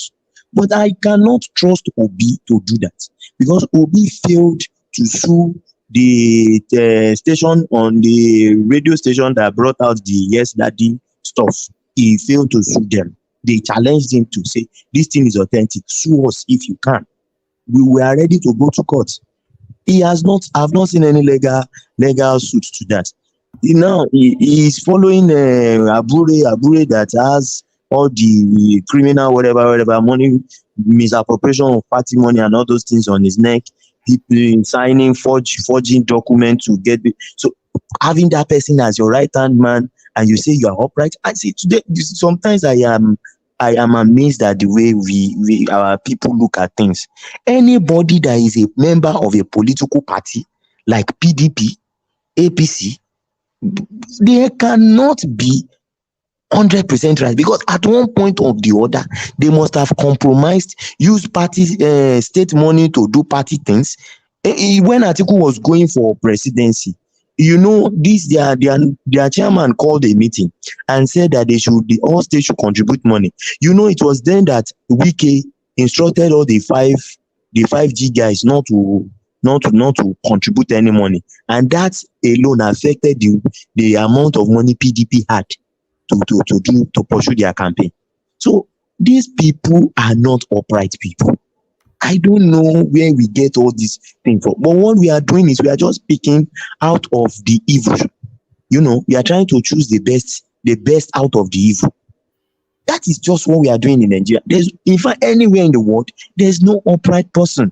So for somebody to now come liking Obi to Jesus Christ, and at the end of the day now, Obi is Gregory somewhere, is Peter-Gregory somewhere. You understand? Then we start seeing that these things don't add up. So for me, I feel Obi he has gone beyond his bound, and it has become afefe tife atiri furu adie nisin. Yam pepper scatter. If he does not come out, then it should just keep quiet, and that is it. That is the antidote to Obi. If he has something in this thing, and I know Arabambi that is shouting, if Obi comes out to debunk this, and they are very sure they have something against Obi, somebody will take him to court, and that is where the problem will continue to go until they silence this guy, because he has beaten more than he can chew, and that is my own submission on that. All right, brilliant. Thank you, Jide. Stay steady. We'll still loop round. But like I said, we want to whip it round very quickly to get to all of the voices. Let's see if Ekene is ready for us now. Ekene Megida, salam alaikum. Oh man. What happened now? I called you before. You go grab a small chicken from kitchen. No, I slept off a little bit. Sleeping on duty. How dare you? Nah, man. You're not gonna understand. Hold on. I'm sending the link, and people are asking me to send the link. Richard, that's the link right there. Click on it. Emmanuel Temitope, that's the link right there. Click on it. It's on all of the platforms we're broadcasting to. So if you want to join us, you see that thing that says StreamYard. That's the link. Or is it? Has it broken somewhat? It's not broken. So click on that if you want to join us, Richard and Temitope Emmanuel. Yeah. So yes. Back to you, Ekene. What's your favorite food, Ekene? What's your favorite food? Let me tell you what mine is. It may freak you out somewhat. It may freak you out. Yeah. Do you know what my favorite meal is? No. You know plantain that is so soft that is almost going off? Yes. You know that I like it fried, and then yes. What I like to do is I like to dip it in cold gari, soaked gari, and that's my favorite meal. Dipping fried plantain in soaked gari. That's my favorite. Can you imagine that? I should be shocked, shouldn't I? What's your favorite meal, though? I like akabu so much. Akamu. That's pap. Oh, right. Is it with my? Beans, akara, anything. Really? Yes. Do you prefer the yellow one? No. That anyone as far as it's Akam, I don't Akam is anything Akam pap. Wow, Just make it you're very, a very, simple, very thick. I'm not surprised. That's how I see you. A simple man with simple needs, but a very rich man as well. So that's a kind of so talk to us like, what are you looking at in the news today? Richard, I see you. We'll come to you shortly. What are you looking at in the news today? Oh man, nothing much. I saw your topic and I think for me in Obi's space, the last speaker that spoke, I don't know what he's talking about because all this issue of discrepancy certificate and all that, just a simple thing. Just like just simple. Just do what Atiku Abubakar did. Go to the school, request for it, then the school will give it to you. Then I will now wait if maybe APC or PDP request for it. Let's see if Obi will say don't give it out. It will cause irrepressible damage and all that. Then Ekene. yeah. Okay. Do you want to see that of Tinubu, the way you are asking people to go to the school, ask for it, and the school will give it to him? Tinubu school already confirmed that Tinubu graduated from the school. Why are the obedient not believing the statement from the school that Tinubu graduated from the school? Why are they still keep? Well, for me, that's not the issue. The issue there is just as people are also saying that discrepancies and all that. There are some discrepancies in what the school released on behalf of Tinubu. So for me, I would want who is the best authority to get to confirm that Tinubu attended their school? Is it not the school? The school have already said that, but the obedience keep pushing. They don't believe in the school. Who do they want to believe? But now you are saying people should go to school. Hold on. You said they should go to the school that Obi finishes secondary school or maybe university to go and confirm. So it is school. The school is the only authority that can confirm that somebody finished or graduated in their school. So why are the obedience still, it's still the obedient can continue to argue what they saw there in that certificate. So maybe if the APC or PDP should do the same thing to Obi, then we can still argue it. But for now, Rabambi coming out to cry on social media or that doesn't make sense to me. When Atiku didn't come out to start to cry, he went straight to Chicago State University and requested for that document before it was released to him. So what I expect the last speaker to do or the APC to do, and the issue of Obi on is not much. You just at Onitsha there. You go to Onitsha, CKC, or you go to Nsukka University, UNN. Just as you are requesting, go there. Tell them to give you all everything that you need. You know what? I'm actually in the process of looking into that. I'm in the process because I'm speaking to somebody in Nigeria to ask what the processes are to request Peter Obi's transcript. They say I have to do it via a lawyer, so I want to establish just how much, because I'm not willing to spend a lot on it, but I'm willing to spend a little bit on it. Well, I'll bring it here if I'm able to get hold of it. I want to dig out Peter Obi's credentials, and we want to meet him. We want to know who is it. Damian Obi? Is it Green Gori? Whichever one he is, we want to meet him. Well, Wama, have you actually googled to know whether Peter Obi elder brother is alive? That's another thing. No, one of his brothers is Okay. dead. Damien, we know that. And we know that that brother went to UNN too. We know that. And we know that there is a habit of shuffling credentials amongst each other. We know that. And we know that the credentials that Peter will be presented as his official credentials are GCYN. We know that that's not to get into UNN. We know that. So how he got into UNN, we're going to find out. You can find out now. I will not be the one to defend him on that. You are the one to go and find it out. Because how he got into UNN, I believe there are a lot of ways he can get to UNN with that result. So, which I will not be the one to defend him. And I don't want to defend him on that. It's a simple task. It's a Nigerian stuff. It's not a Chicago State stuff. It's something you just need to travel down to Onitsha. Or Nsukka.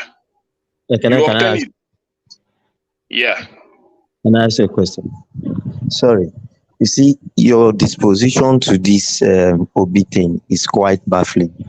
Because I can remember, I want to ask you why you are taking this position. I can remember very well that before it was confirmed what the case in the US was, everybody was shouting Tinubu is a drug dealer. Before it was confirmed that he went to they said they had no certificate before the university told us they said they had no certificate. You from your own side, obedience side, none of you said let us go and check before we start condemning. So why is it now that when it comes to Obi, you are saying we should the APC should go and check? APC is not interested. It is a Labour Party man that is calling you out. Okay, APC doesn't seem to be interested. So, whether if you feel that you're not interested, then you don't have to speak about it. If you are so much interested, then you go for it. Because for me, even in this platform, before I take my position, I waited for the court to release that document, and the one man read it out here. Before I pointed out, this is what I see that is wrong in that release. So that is what I would have want any other person to do. There is no argument on that, and it will not take you much. It will not take you much. That is my point, one man. All right, Ekene, let me take you to this different space. I want to get to Richard. It seems to be a new voice, so you know how we like to document new voices quickly. But the traditional voices, of course, people come here to hear from them. Ekene, do you know that you have a very strong following? Do you know? I don't know, one man.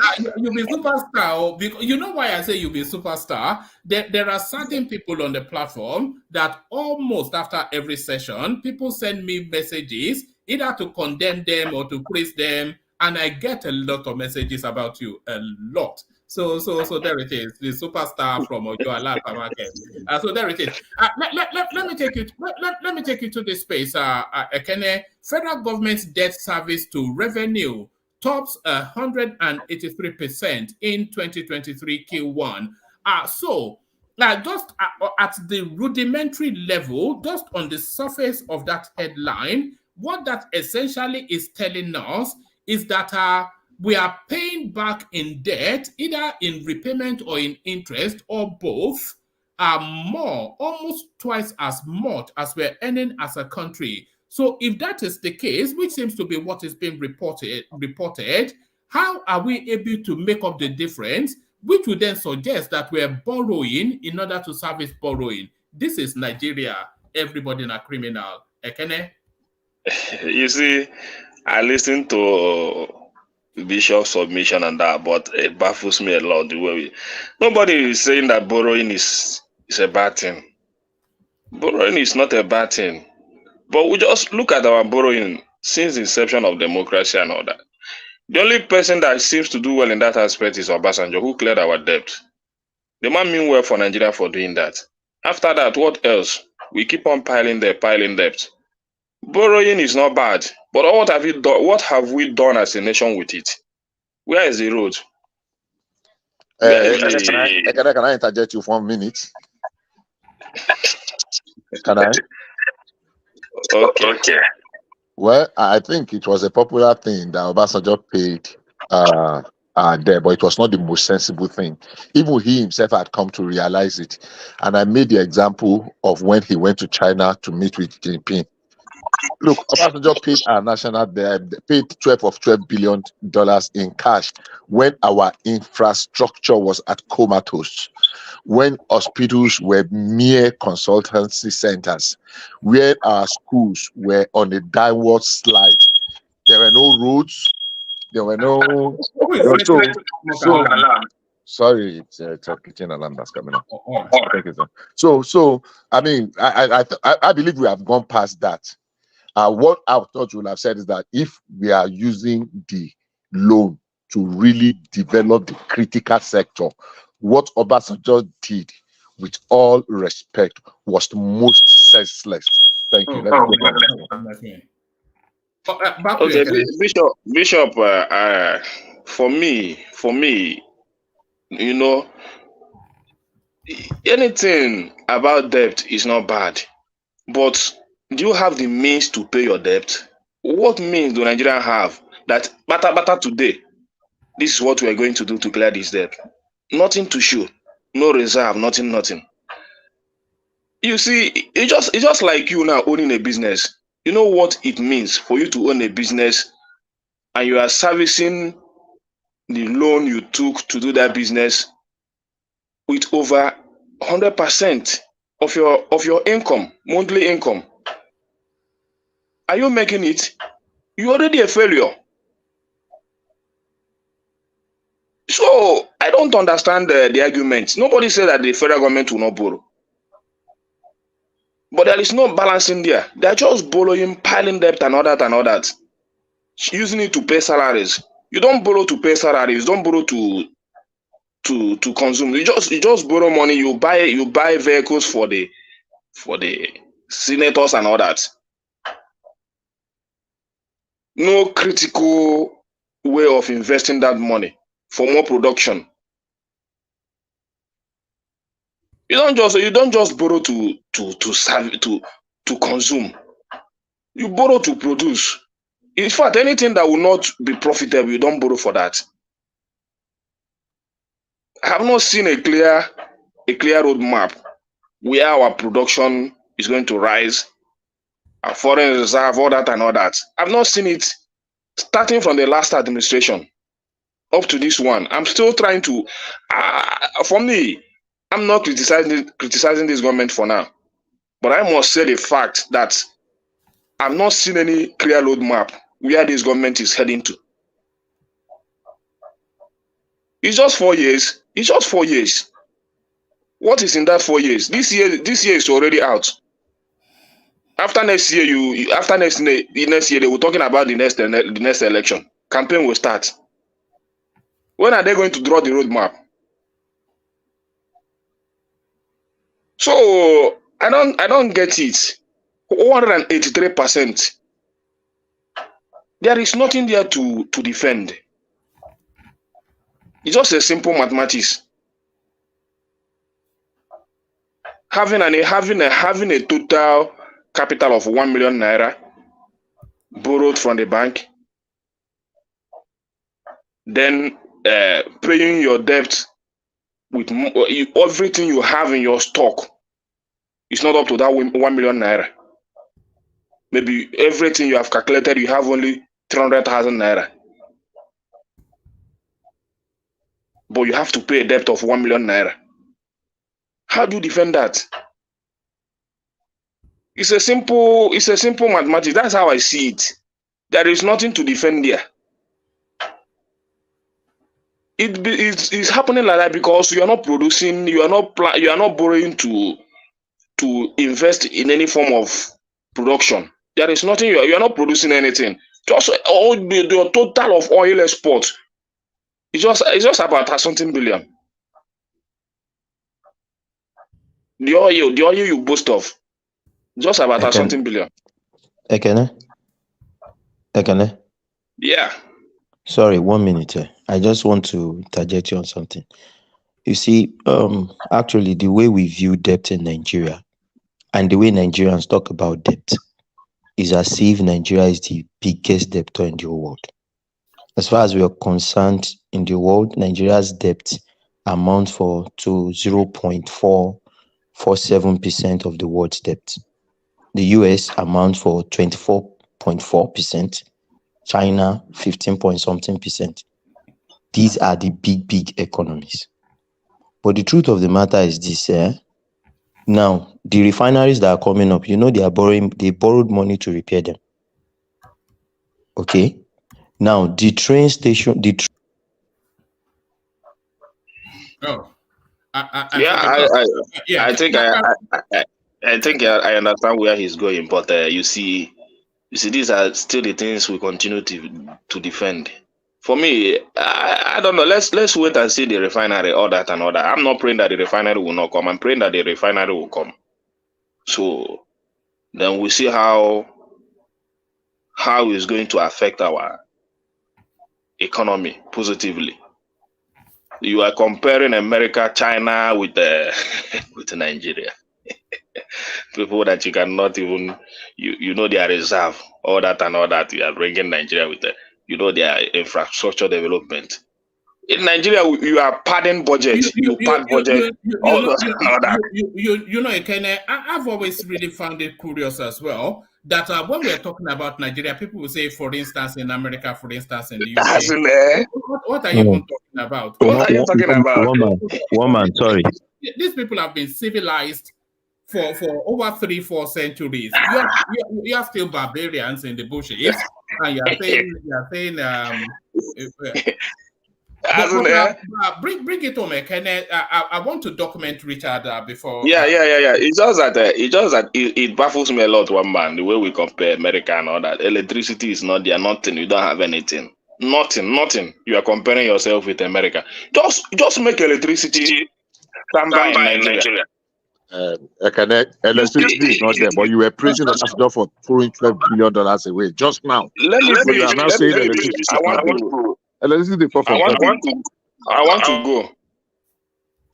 I want to conclude. I still want to touch on what is happening in our Senate.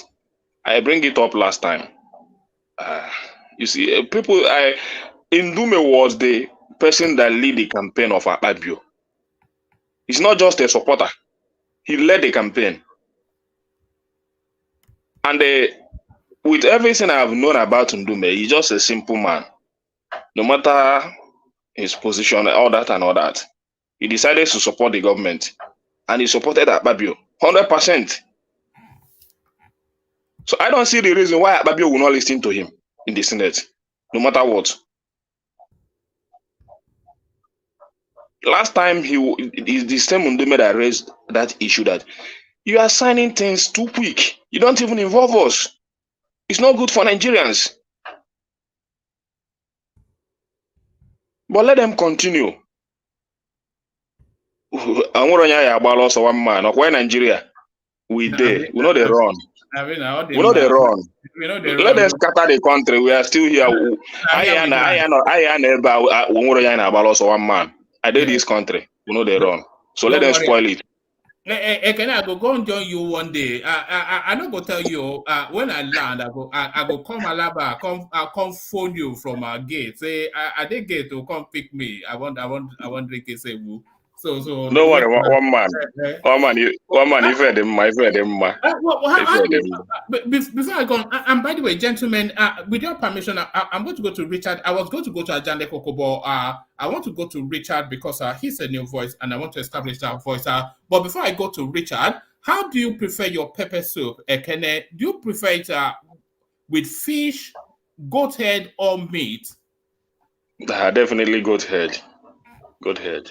We call it Nkwobi. Nkwobi. Yeah. All right. And where did One, please, before I can go, I just want to say something to Ekene. I just want you to realize that whenever our politicians they are fighting, do you think they are fighting because of Nigerian citizens? Don't let us fool ourselves. Anytime things are going well with them, they are happy. Money is flowing. You understand me? But once they are, I want them to be fighting.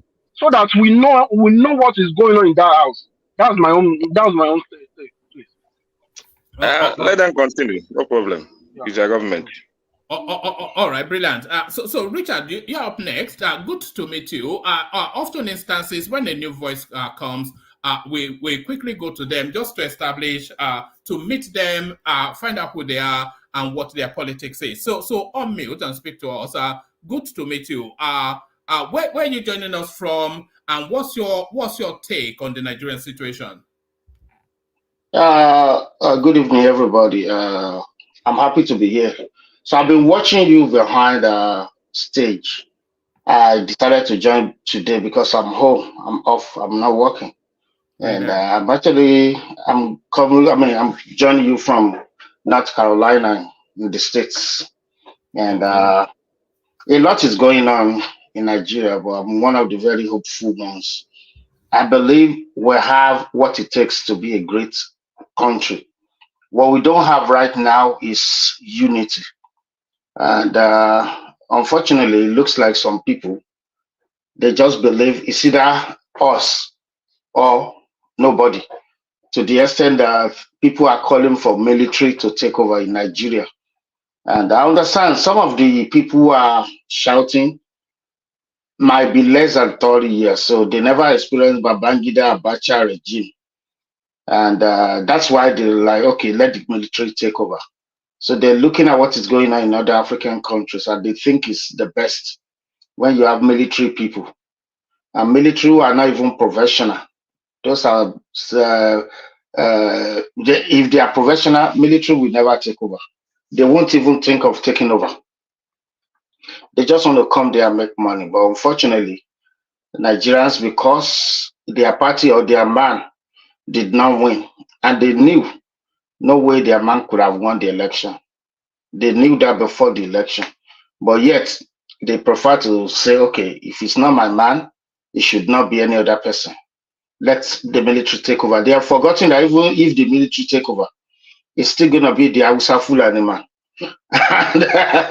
And do we want to serve the Hausa Fulani for the rest of our lives? That's another question.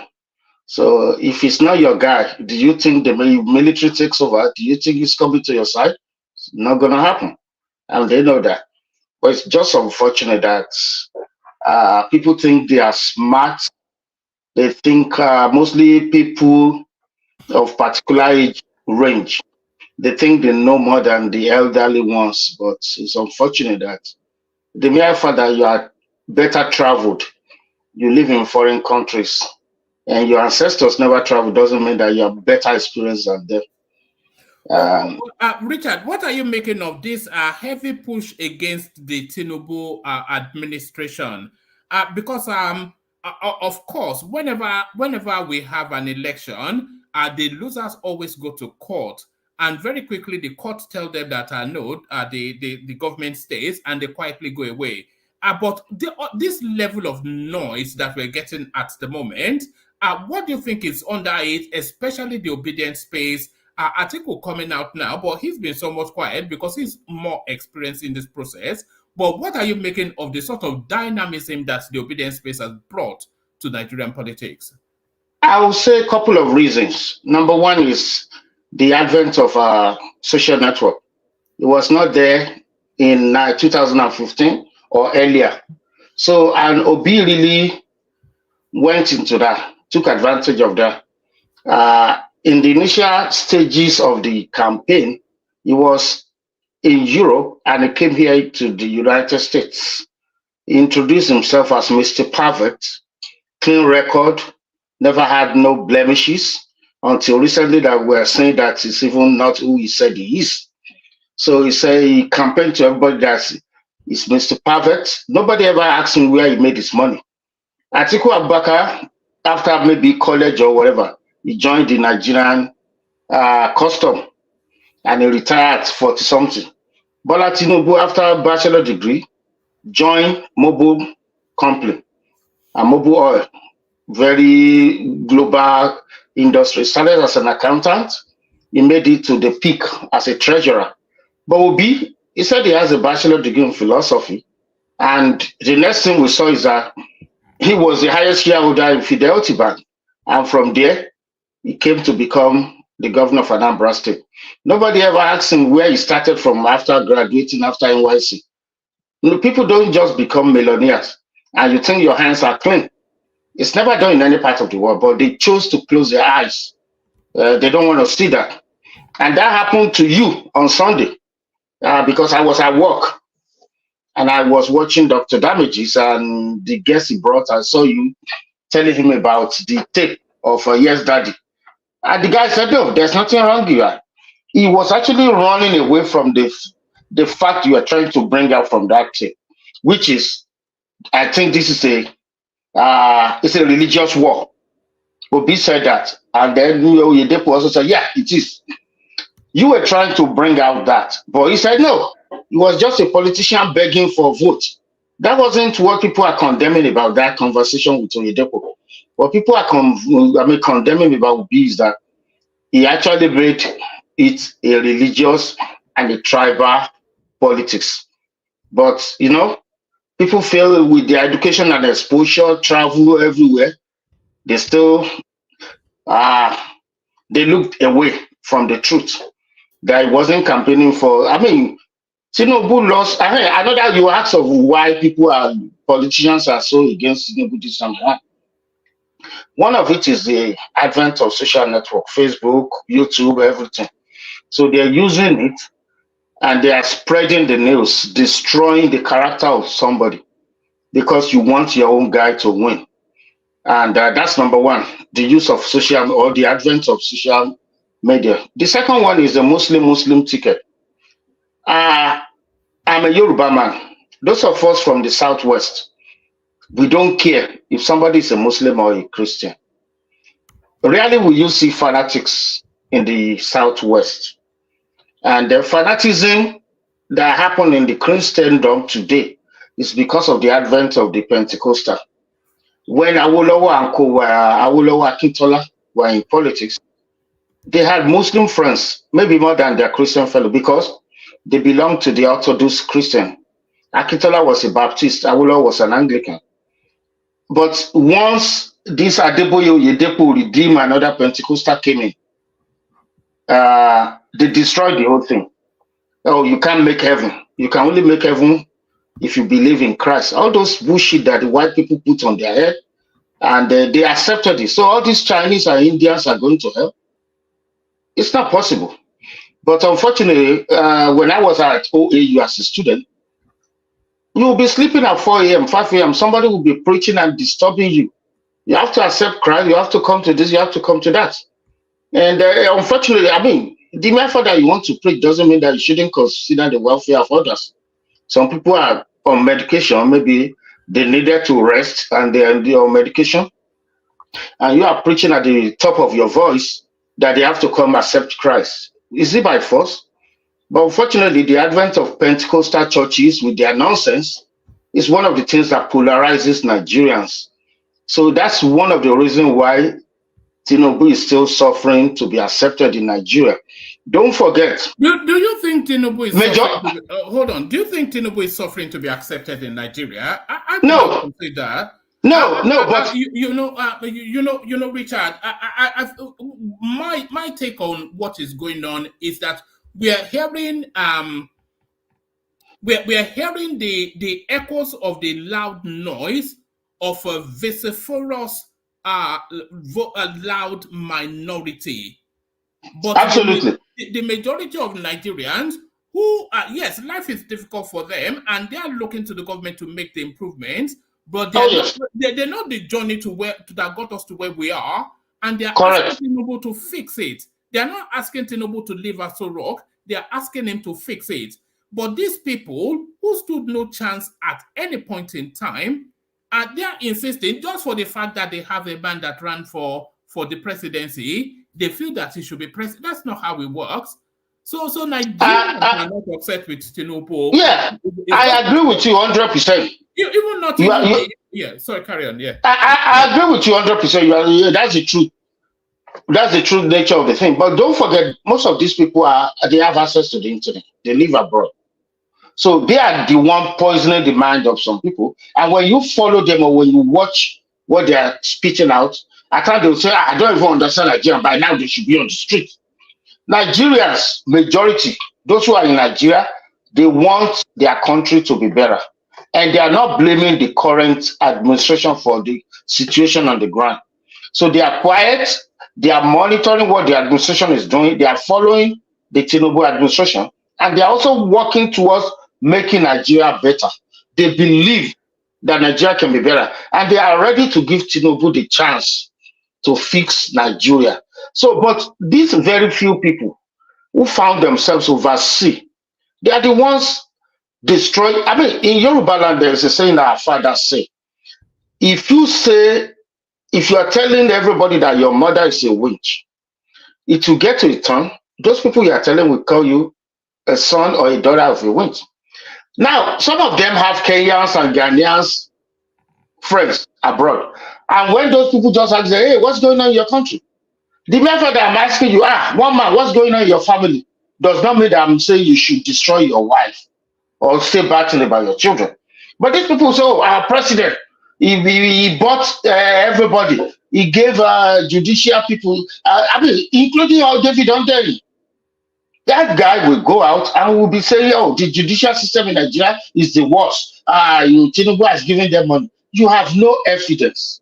I've been in America for more than 20 years now.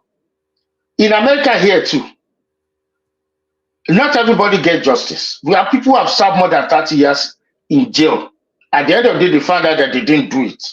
Why are you now saying that Nigeria has the worst judicial system? I was here one time about 10 years ago when a lady, a teenage girl was raped on a public bus in India. She was raped by about 4 boys around 7 p.m. of Indian time. And they found that the government found it difficult to try those boys. So people had to protest on the street of India that get these boys arrested. But unfortunately, in Indian culture, people are saying what was the lady doing on the outside at 7 p.m. And you will say Nigeria has the worst judicial system. It's unfortunate. Okay, they say Tinubu is a drug dealer. Now, if you ask them, bring out a document whereby the court or the police or the FBI charge Tinubu for possession of drug, possession or distribution of drug. There's something like that. I'm a Catholic. I live in New York City for more than 15 years before I moved out to where I am now, North Carolina. Let me say in 2012 or 2013, thereabout in New York City, the highest placed Catholic bishop in America at that time is still alive and is still the bishop of New York City. Is Grace Timothy Cardinal Dolan. He was a chairman of the American Catholic Bishop Association and the head of all the Catholics in New York State. He resided in Manhattan, New York City. So there was a case. New York State had this radical prosecutor who wanted to gain fame. So he went back to many years, many decades ago, and he said in New York that some Catholic priests molested some boys. And some of those boys... Sorry, you have to skate around some of those words because YouTube don't like them. Like... Oh, okay. Like RAPE and those, yes. Oh, okay. Sorry about that. No, okay, the prosecutor now he gathered some jurors and they said, yeah, those priests are guilty. And then the church did not do enough. So he wanted to punish the Catholic Church in New York. So he said the church must compensate those boys in millions of dollars. Guess what his Grace did? The Catholic bishop, who is also a cardinal, Cardinal Timothy Dolan, he transferred about $250 million from the church account. The church has 2 accounts. The one for charity. Church has charity where they give out money to people. They have hospital, they have schools. So that is different from the money the church keeps. in another account. So the one the church keeps as the church account, the bishop moves 250 million from there to the one for charity.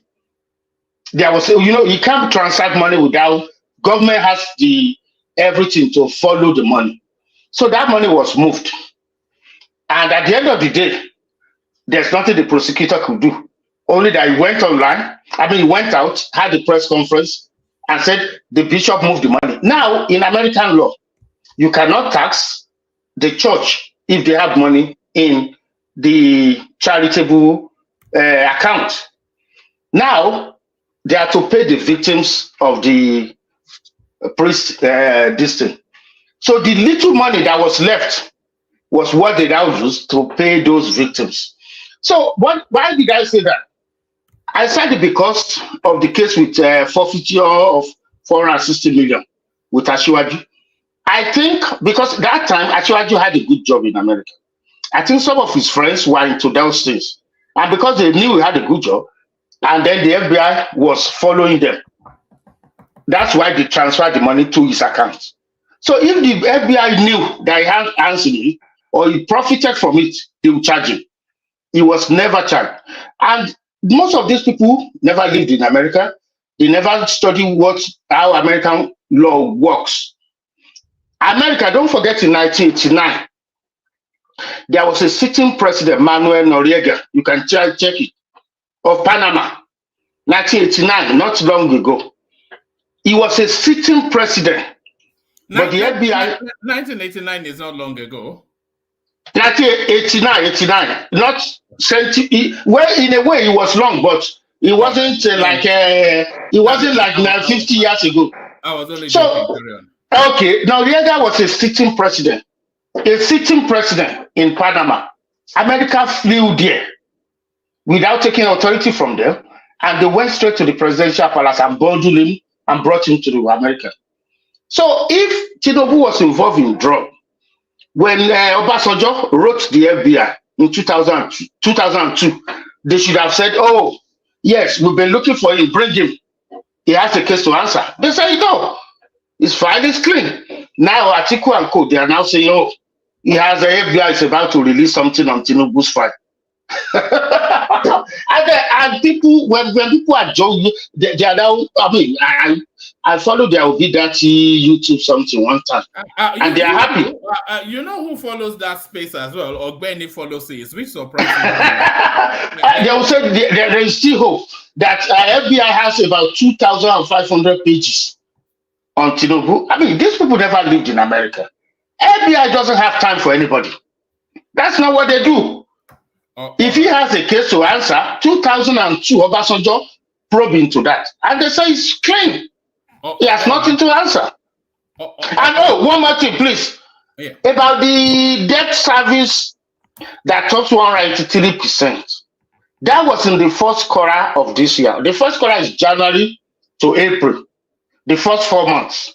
That time we were still paying heavily on subsidy. 450 billion naira every month. So the NNPC was not even remitting anything to the federal government. So that is why they said we are not making money.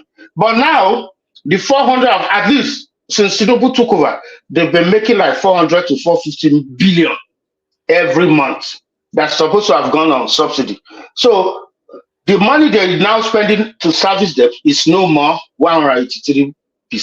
It's not, no more. This happened when they're not making money. So they are not paying at least 450 billion on debt, on subsidy on monthly, no more.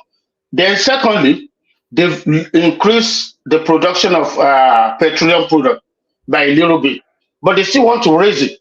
We can make 2,000 barrels per day, and that should be the target. All right. Yeah, let me leave it for now. Yes. We will loop around still to come back to you, Richard, and it's good to meet you as well. Another strong voice discovered by the woman went to more platform. But the strongest voice around this part, father of the bride, Ajale Koko. So Ajale Koko, you're up next. Thank you, woman. Greetings to our listeners around the world. click on the like button, share and subscribe if you haven't done so. So, what's the topic of the day? Oh, we were going through quite a few topics, but let me take you to this one. Remember that Yorubanization thing that we've been talking about over the last few sessions, and when we were saying all of the security apparatus were somewhat in the headship of Yoruba people. So the ICPC now goes to the north. Tinubu appoints Aliyu as ICPC chairman. So let me give you just the first paragraph. President Bola Tinubu has approved the appointment of a new management team for the Independent Corrupt Practices and Other Related Offences Commission, ICPC, pending Senate confirmation. Dr. Musa Adamu Aliyu, Chair, Chief Executive Officer. So yes, ICPC goes to the north. So are we now seeing a balance in somewhat of Tinubu's administration? Thank you, one man. Ajale Koko, Yeah. 1 sec. One man, please, Yeah. if you don't mind, 30 seconds. Do you remember yesterday when you guys are talking about ICPC and EFCC is in the hands of Yoruba? So Yes. that person that brought that nonsense information, where did he get his information from? Thank you. No, I actually checked it. I think when they sacked Ibrahim Bawa, they put a Yoruba man in charge. But Tinubu was not in play that time. No, Tinubu sacked Ibrahim Bawa. So or Abdurrashid Bawa, rather. Abdurrashid Bawa. Yeah, one man. If they sack somebody, the next person to the person they sack automatically be the leader. It's not that Tinubu and pick that person. I'm not sure that that's the case, but if the person that was in acting charge of that space was a Yoruba man, but the so it's acting one man, but people painted it yesterday as if he's the chairman of the ICPC. Yeah, it was. Don't they? Was it not? It was. But he was acting. No, that's what I'm trying to tell you. You are confusing the issue. It was EFCC they are talking about yesterday, not ICPC. No, I didn't confuse it. One man. It was CFCC and ICPC. No, the both. I'm not confused. I'm the one that is confused because it's the EFCC that they suspended, sacked, and then replaced with the Yoruba man. But the person in charge, one man, you missed something in that news that you were reading. There is somebody else that was appointed from I think it should be Southeast. Yes, I saw that. I just stopped at it. Says Clifford Okwaruadu, Secretary of the Commission. But I was only looking at the leadership of it, the head of it. One man, Secretary is powerful. I know Secretary is powerful, but not more powerful than the chairman, surely. Yeah, back to Ajale Koko. Yes. Well, I think if we really want to look at the appointment that Tinubu has made so far, I think he has done well. It's not Yorubanization as some people are describing it. He shared a position equitably well around the country. Some strategic position that will take us out of economic problem, like the central bank, finance minister, and those two positions are the position I can say, yes, we have Yoruba there. I know the military positions, we have some Yoruba. We have Yoruba as the police chief. We have Yoruba as the chief of staff, or who is Yoruba, or something like that. So, but, if we really want to sit down and break it down, you will see that he has done well the way he share that position among geopolitical zone in Nigeria. So one thing that everybody must realize is that, a president must have a team, people around him that he can trust, that can take action in absence of the president, without the president, that will go in line with what the president believes in or what the president stands for. So when we are talking of the position of the central bank, the position of finance minister, those two positions are very key for our economy. The fiscal policy and the monetary policy in Nigeria today we have to, have those two positions to redirect our economy and bring our economy back on track. So if you don't have people that come out with policy of,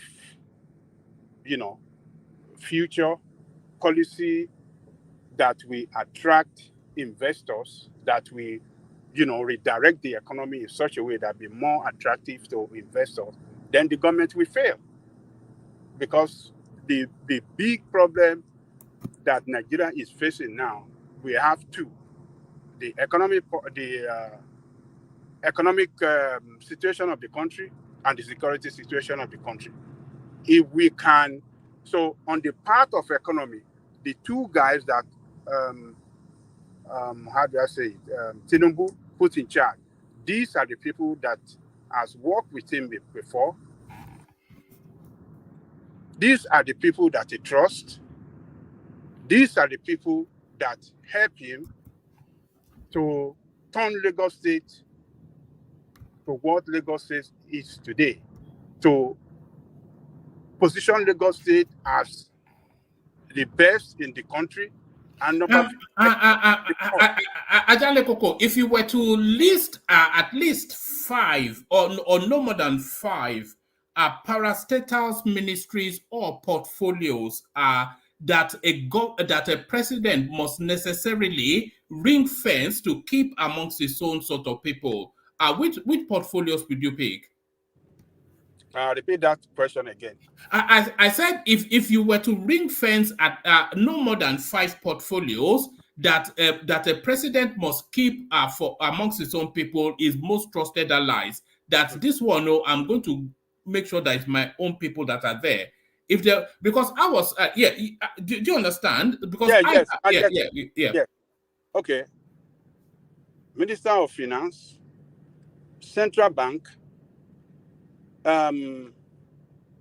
Ministry of External Affairs, that is Foreign Affairs Ministry, the Ministry of Internal Affairs, and then the petroleum. Well, maybe Ministry of Petroleum, one way. Then another one, Ministry of what's the ministry that lady Imo State from that he gave that? Is it Industry, Commerce and Trade? Commerce and Trade.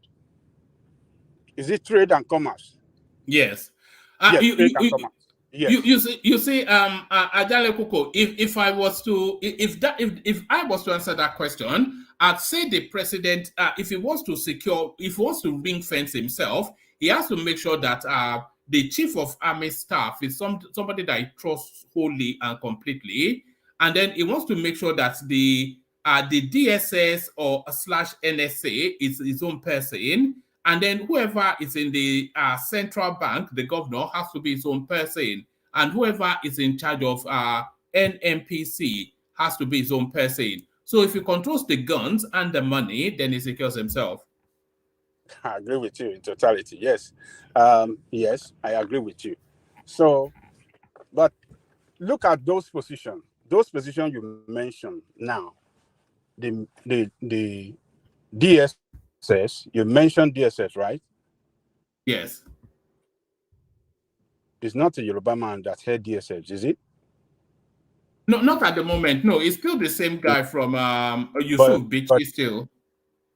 yeah, but if you look at the person in charge of the um, national security, it's not a Yoruba man.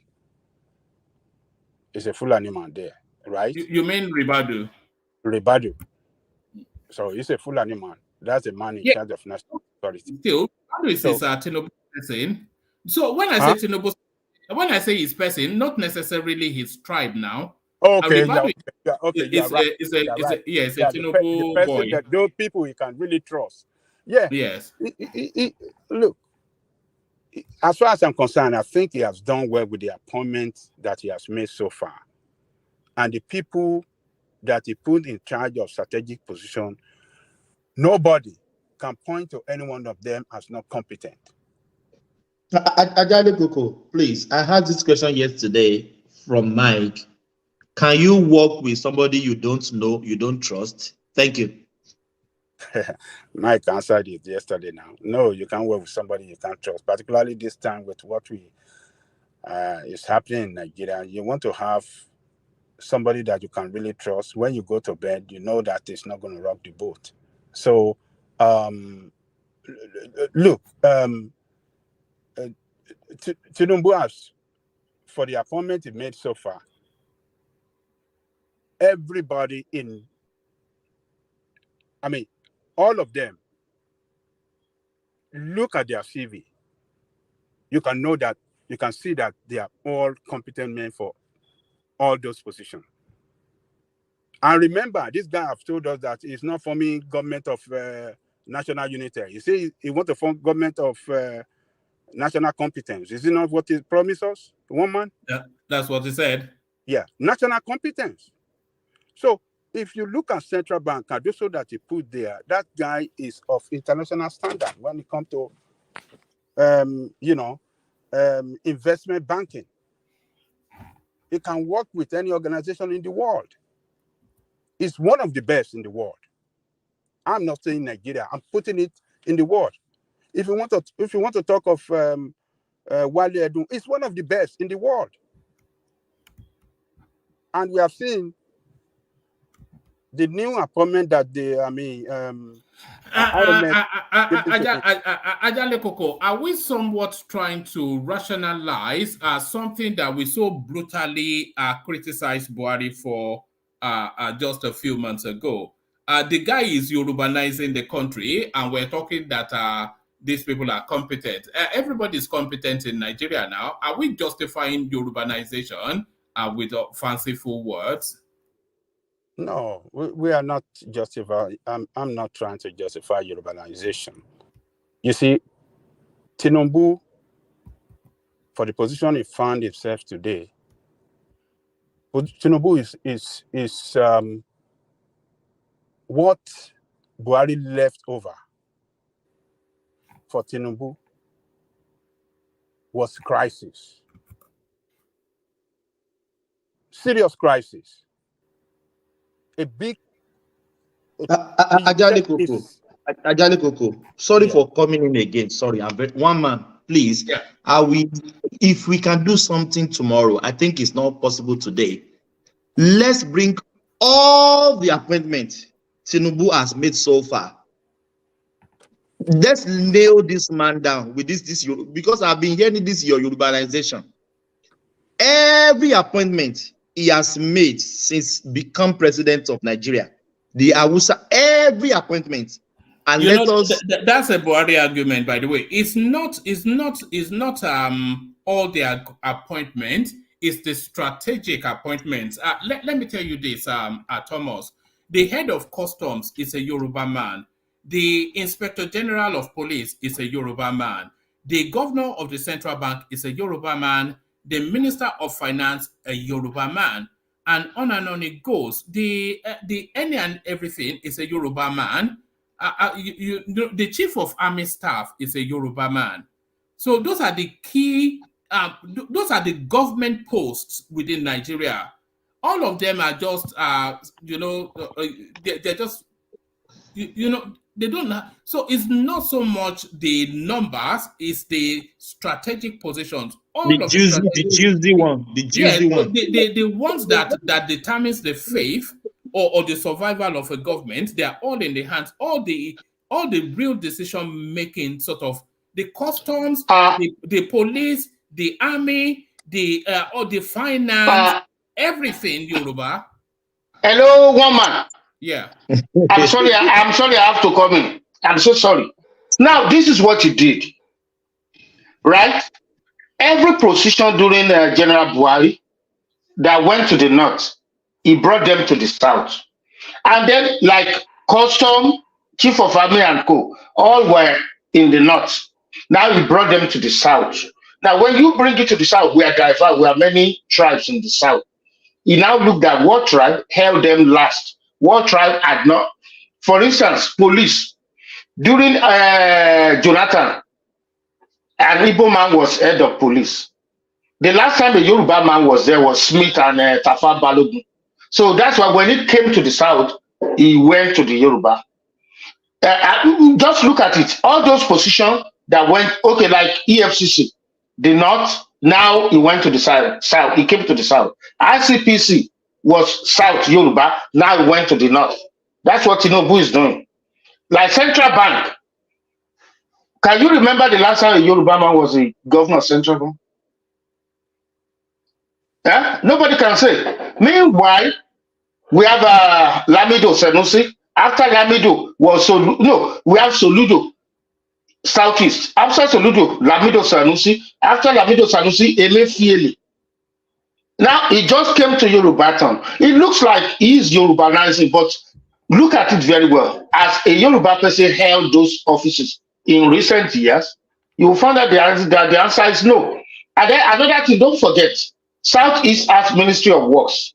That Ministry of Works is one of the heavily budgeted ministries. Southeast has Ministry of Trade. Most of the ministry that went to the Southwest, apart from finance, like the one Alake held, those mining, those are new ministries. Right now, if they start pouring money there now, they might not have any much revenue in the next 3 years. Blue economy, they still have to develop it. It looks like it's Jewish, but right now the money is not going to start coming in. They need to develop them. So that's what that's what he did. Things that went to the north in the last 8 years, he brought them to the south. So when you bring it to the south, you look at the tribes. Apart from, I know this guy, we work together in Lagos. This guy can do the economy. This guy will listen to me. Like army, you cannot put somebody you can't trust as chief of army, because army is the strongest when it comes to planning coup. Navy, Air Force has never planned coup in Nigeria or led coup. It's the army. So you want to put somebody that you can trust that, hey, I'm going to bed, and I believe I'll wake up, I'll still be the commander-in-chief.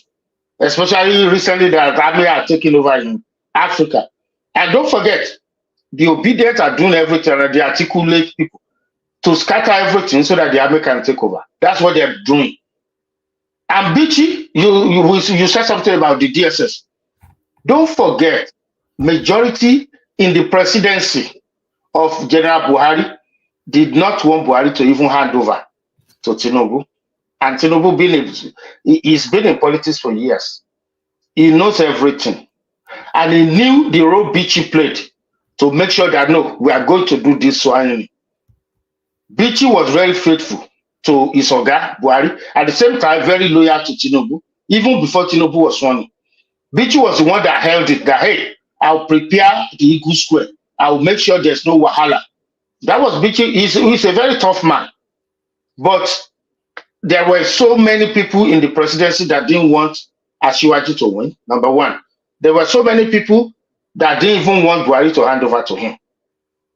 But Bichi, they said in all the security meetings, he stood up that no way, this guy won the election, we have to hand over to him.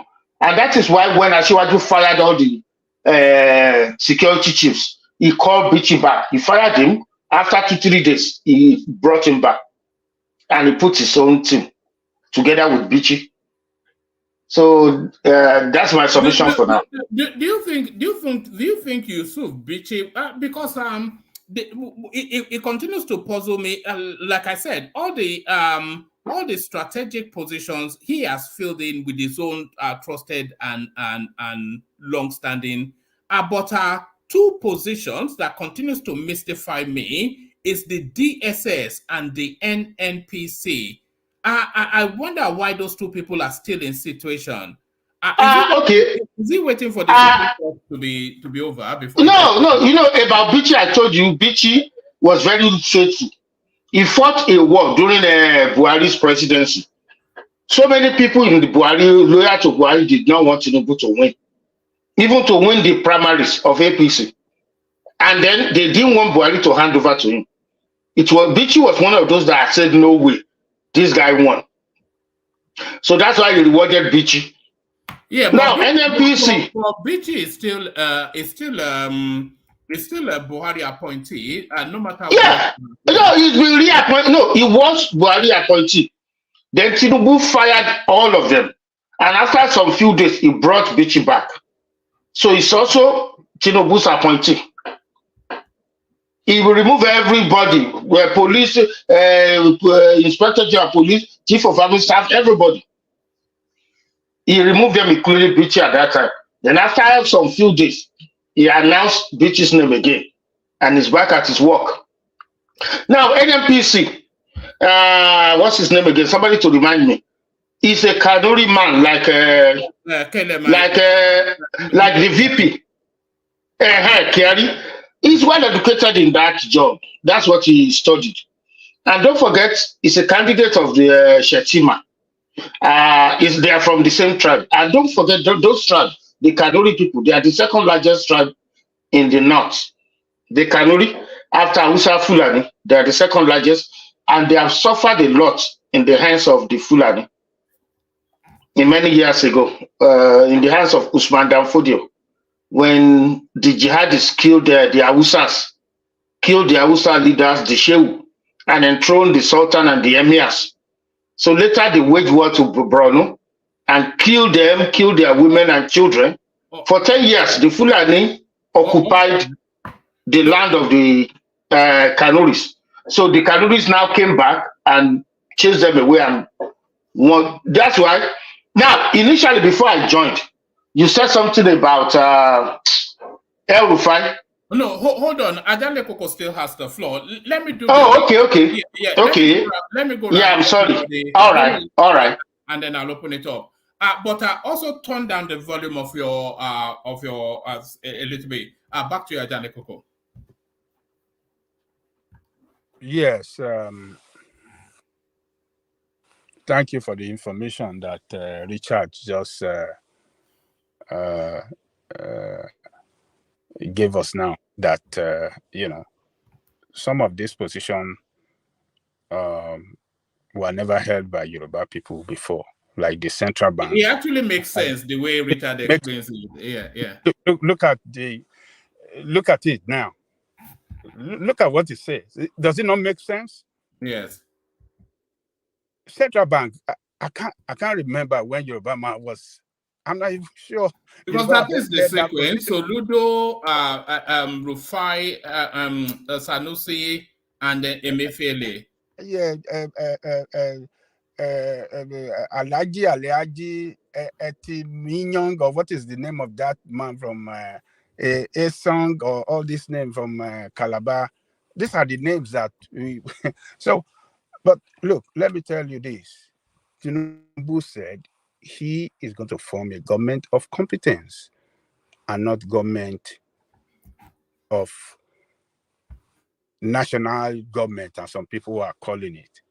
So, but so far, if you look at the people that he has put in those strategic positions, they are competent people that can do the job well. I trust Katuoso. I believe he's going to do well in the central bank. We are still waiting for him.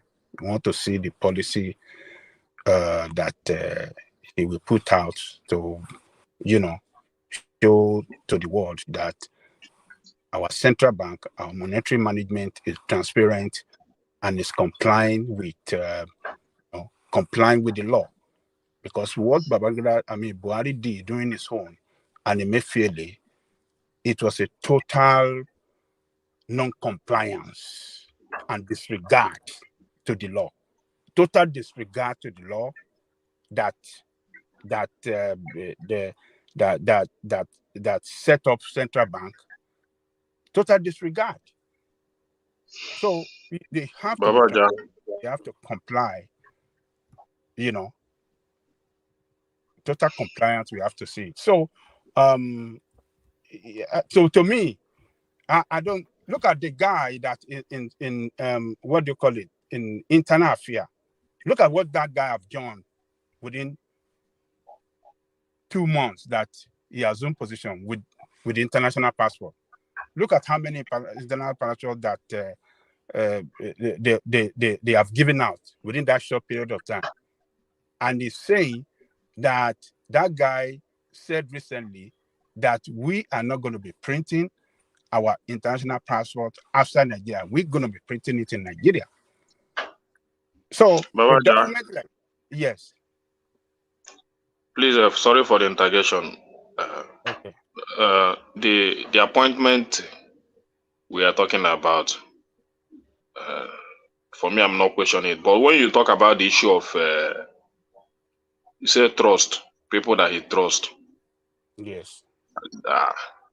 So I come up with this. That trust we are talking about, is it the issue that the president, whenever he does anything, because I don't believe that the president will get everything right. It is the people that are surrounding him that is going to say, President, this thing you are doing is not according to the rule of law, or it's not going to serve the interest of the Nigerians. Is it that these people are not going to criticize him or tell him, Mr. President, this thing you are doing is not right for the interest of the Nigerians? Because they are not there to serve themselves. They are not there only trust the president and trust the all that and not trust themselves and all that.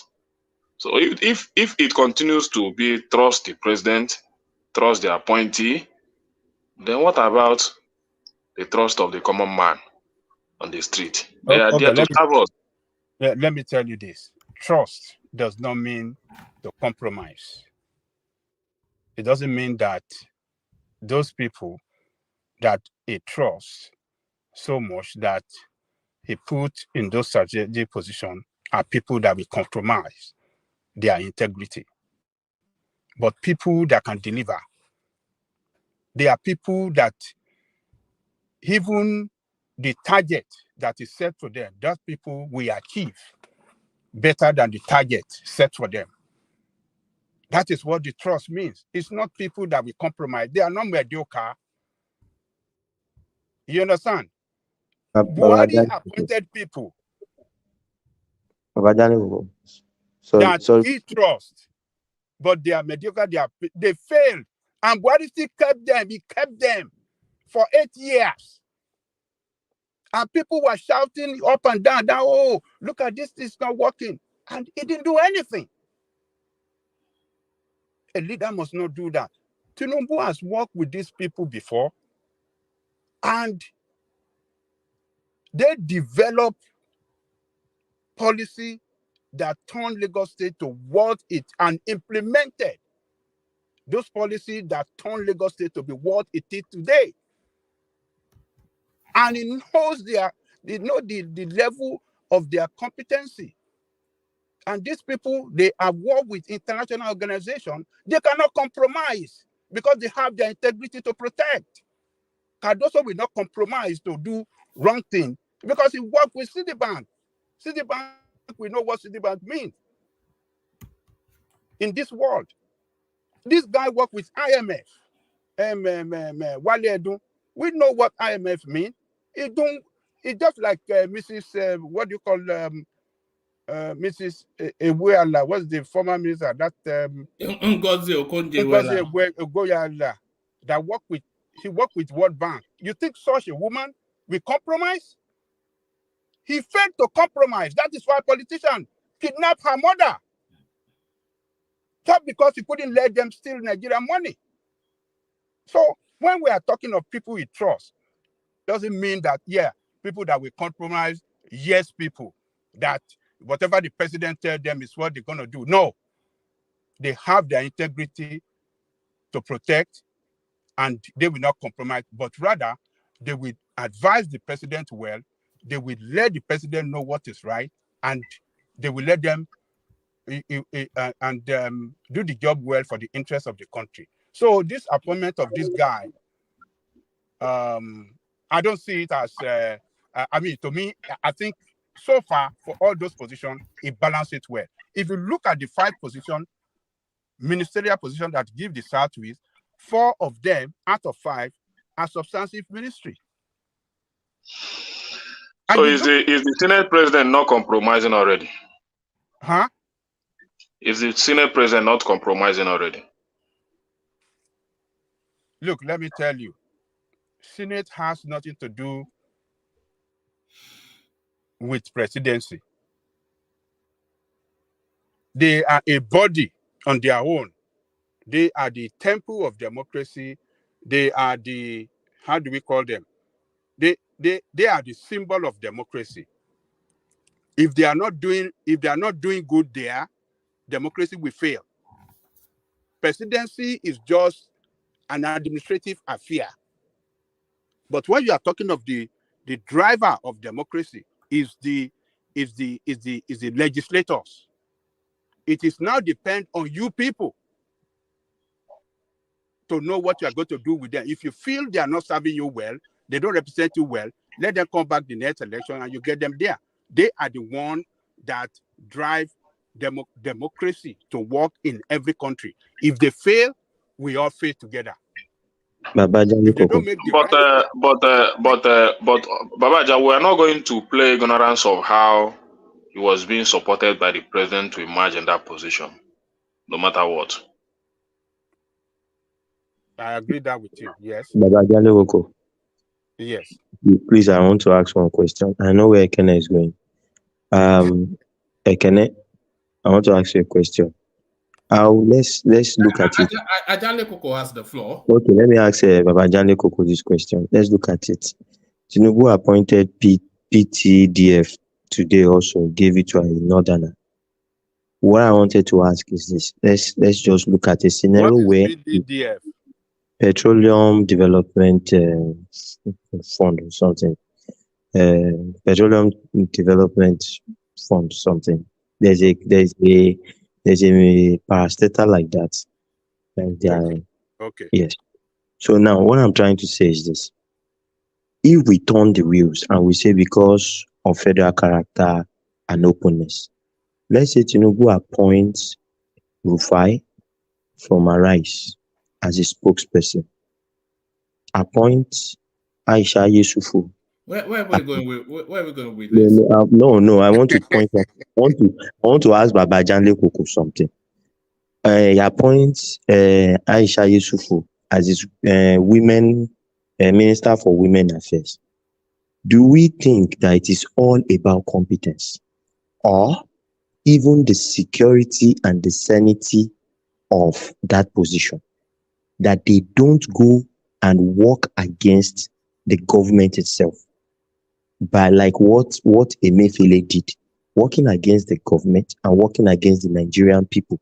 Because I know those two people that I just mentioned now, Babajanle Koko, I'm asking you now, what do you think their contribution would have been in a Tinubu government?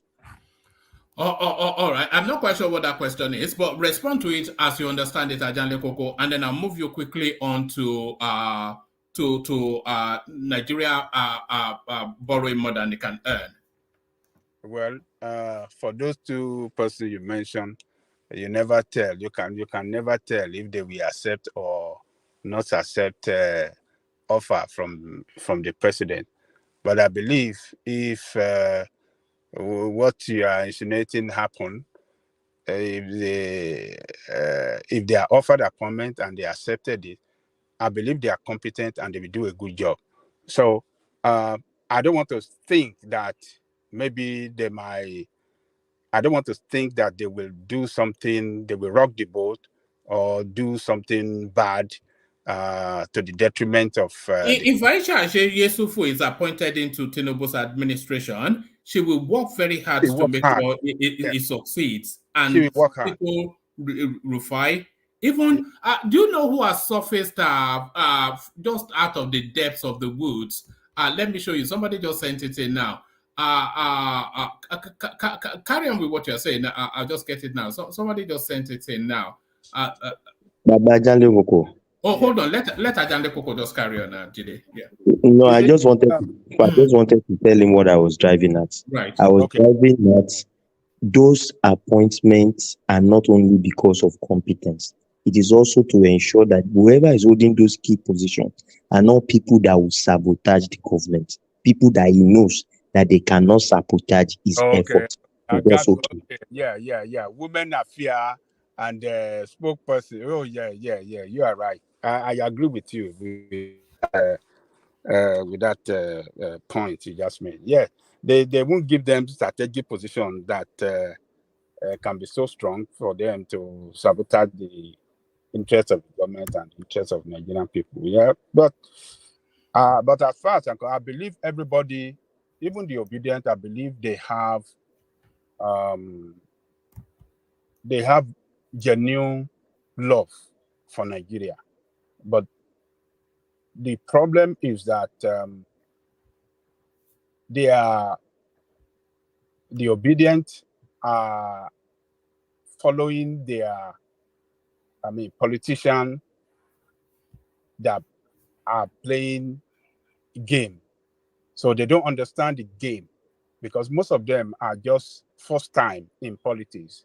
So the strong support for Obi, they strongly believe that Obi can do a good job and turn Nigeria around. So, and when politicians sees that strong support for them, and when they couldn't win an election, they will start playing game by challenging election result. And when they are challenging it, even though they don't have no document to prove at the law court that they won, the followers will continue to support them, to follow them, and they will continue to play that game in order to keep the followers intact. So that is what Obi is doing. So politicians, they understand that people follow them with emotion, and they will play that game to keep driving their emotion and that support for them.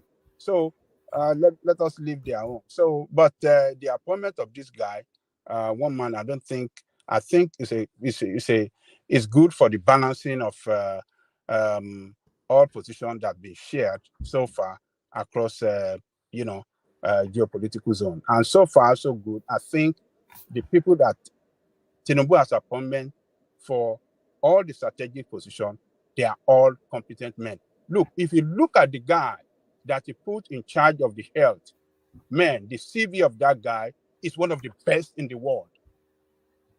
Go and read the CV of that guy. That Hausa man that's in charge of the health ministry. Yeah, you mean this one that is appointed to ICPC? No, not this one. I'm talking about the one he put in charge of health. Is he not a professor? Yes. Alipate. Professor Yes. Alipate. It's one of the best in the world. Does it not have an American CV? He has the body of his work is American. It's American, yes. Yeah. Even if you look at the one that he attached to him as this one, they call Alausa, that is the Minister of State in that same ministry. Oh Lord, go and look at the CV of that guy too. So look, with the present situation we are facing in that country now, I think we should be able to look for people that are competent to handle the position, people that have integrity. People with impeccable integrity doesn't compromise because they want to achieve. They have their integrity to protect. So I think I've not read the CV of this new guy you are talking about. But I mean, for the balancing, I think it's okay. It's from the north, so we cannot have Yoruba is for EFCC from the south, then north ICPC. That is how it's supposed to be. That's how it's supposed to be. Because if you really look at even those two positions, those two ministry or agency, their job is interwoven in some kind of way. They should really be collapsed, one into the other. One of them has to, because yeah, anyway, it's a nonsense anyway. What do we need an ICPC and an EFCC for? Yes. It's just the usual duplicitousness of the Nigerian system. Well, but if you really look at it, ICPC is, I think that one is standing for compliance. That this is what the law says. Are you following the law? While EFCC is meant to go after you when you have found one thing, like for corruption or misappropriation and embezzlement of fund, or stuff like that. So is well, let's just leave them to. It's already in existence. What can we do? Nothing we can do. So what next, woman? All right. Ajale Koko, do you remember just as early as yesterday or maybe the day before, when we were playing the clip of this women affairs minister who stormed into a hospital with a retinue of camera crew, Yes. insisting that she was going to arrest everybody and shut the hospital down. Do you remember her, Uju Kennedy? Yes. It looks as though we have an attention seeker on our hands. A clout chaser, an Instagram babe minister. So an Instagram babe minister, Ajale Koko, watch this. And I stand here as the Minister of Women Affairs to demand from UN, all the UNs, that we want account of all.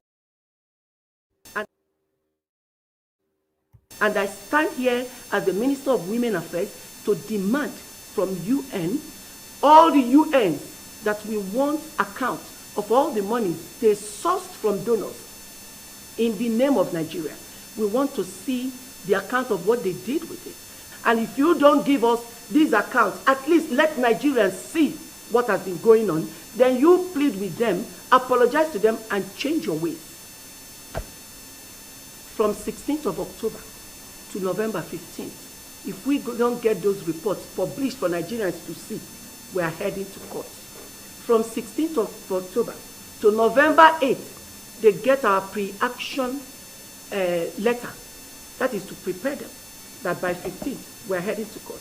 And I'm promising Nigerians that as far as immediately it is that 15th, by the next day, you will hear the lawsuit number, and all of you will gather to that place the day the case will come on, and come for them to defend the money they are using you to collect from donors.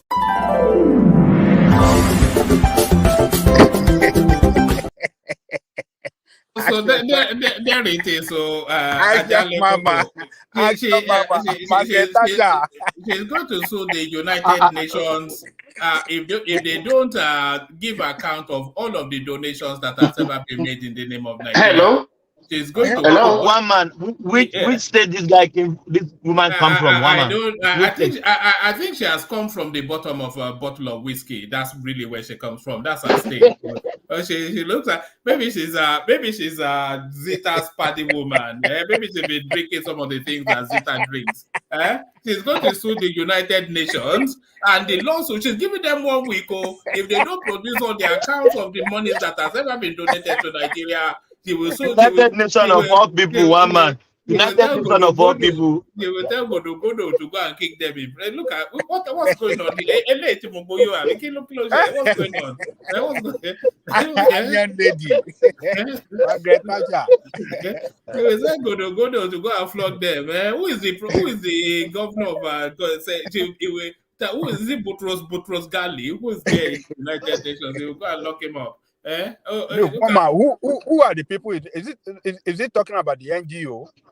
No. Well, yes, I think she may well be talking about the NGO, but what she's talking about is all of the donor monies that has ever been donated to Nigeria under the United Nations banner, whatever money has been canvassed and donated to Nigeria, she wants details of accounts of it in her office within the week. Otherwise, she will jail them all.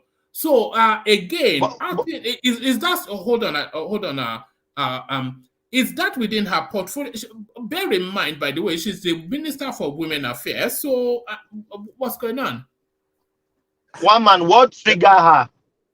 Something must like trigger her. No. I think she just what triggers her is the cameras. I think she wants to be, she wants to be on TV. She wants to be on TV.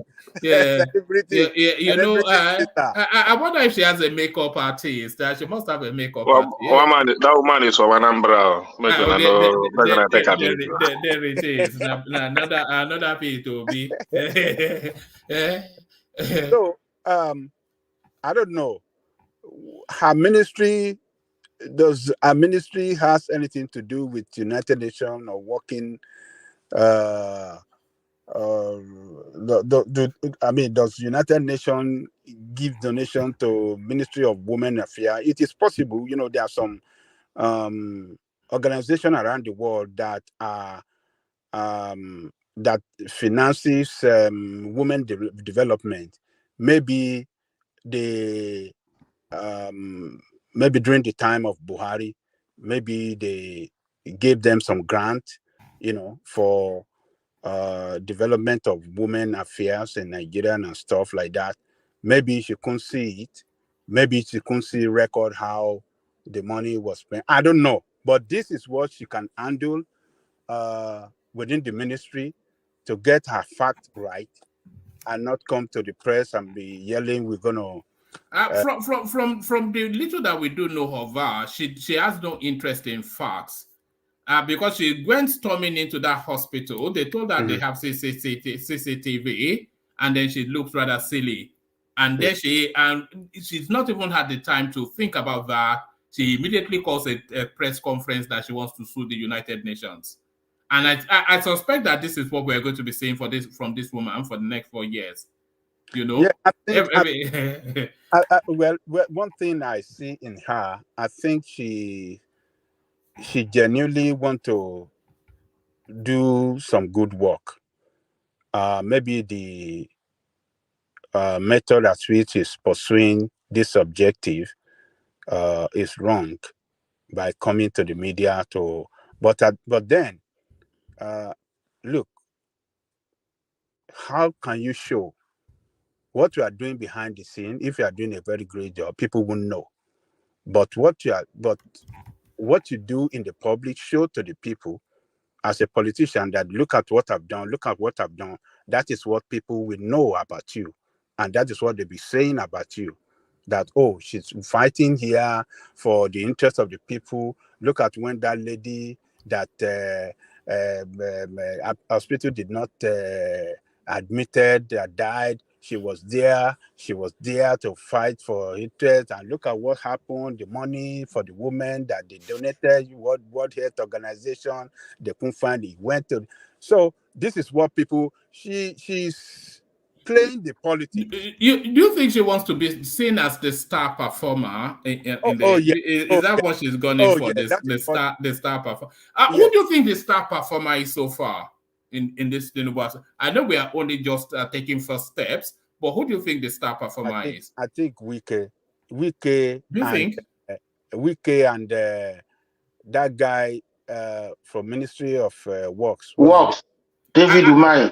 I think the internal affairs. I think the star performer is David Umahi. David, that's what you David. Right? I think it's Boston. I think it's Boston. Which Yeah.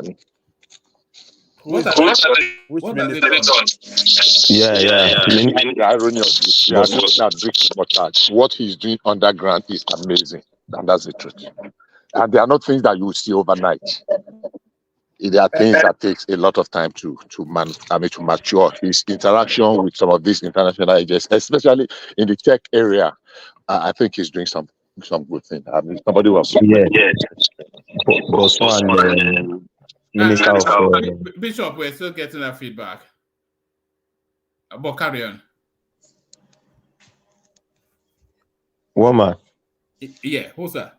I think it is Boson and that Minister of Interior, because the portal for you know I was talking about this empowerment this thing for IT stuff. The portal opened yesterday, and a lot of people are already registering for this thing for the training. I have somebody that also registered, and they've contacted him that they are reviewing their distance. So I think the guy is really working. He's doing a lot on it, seriously.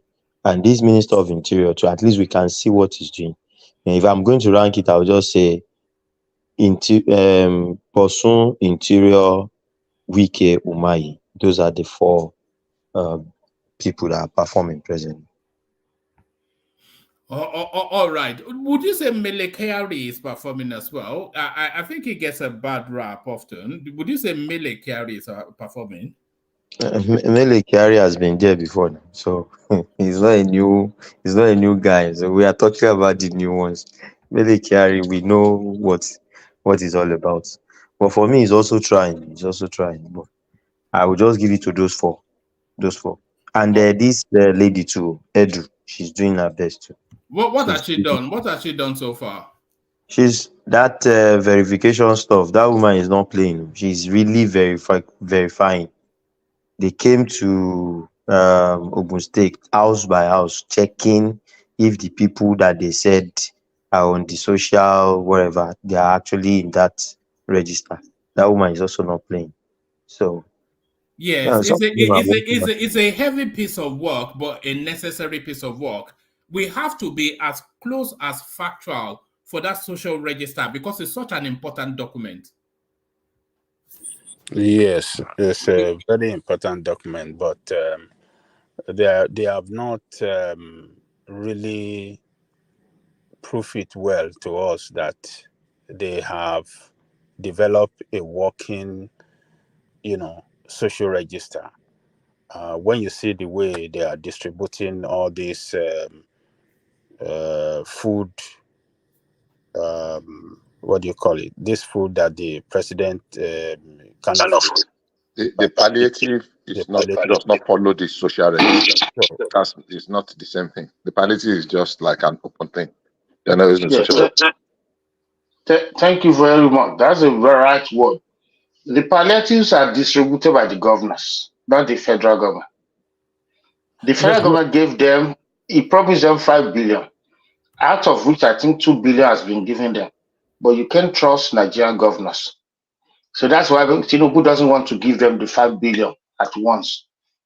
They will use it for something else. Either the palliative or the right, everything go through the governor. So no, the social something will not go through the governor. It go through the governor. What Ajale Koko is saying is that the palliatives, they are still using the social register to identify how to point the palliatives. No, woman. No, I don't think so. Palliative is free for all. Palliative is free for all. They give it to the governors. The governors decide how to share.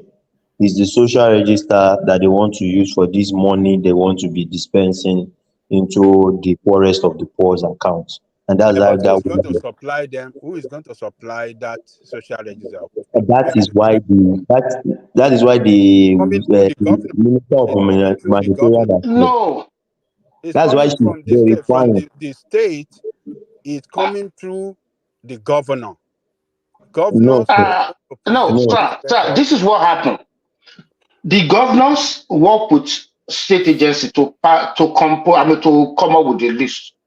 Now, when Tinubu came there, the governor said the list is not good. They wanted him to give them money, but he doesn't trust them. So he now said, okay, you know what? We will expand it. So the same people from Abuja, they are not going through the state governors no more. If you give the state governors want money, that they will do it, but Tinubu doesn't want to trust them, which I agree with. But it doesn't make sense. How do you want to do something for people in a particular state, and you don't want the state to have input in it. How will it be possible? But sir, don't The man forget, gonna arrive, it's gonna if be it doesn't work, it's not going to nobody work. will say It's not going to work. it can work. It's It not going can to work. work. Oh well. But Baba to me, Janle, if I were Tinubu, I would not give money to governors. Okay, Baba who will Janle, I don't give trust the them. money to? Baba Janle, I will deal directly. What they call the thing is direct deposit. Is going directly to the people. Baba Janle, It's not going through any middle class no more.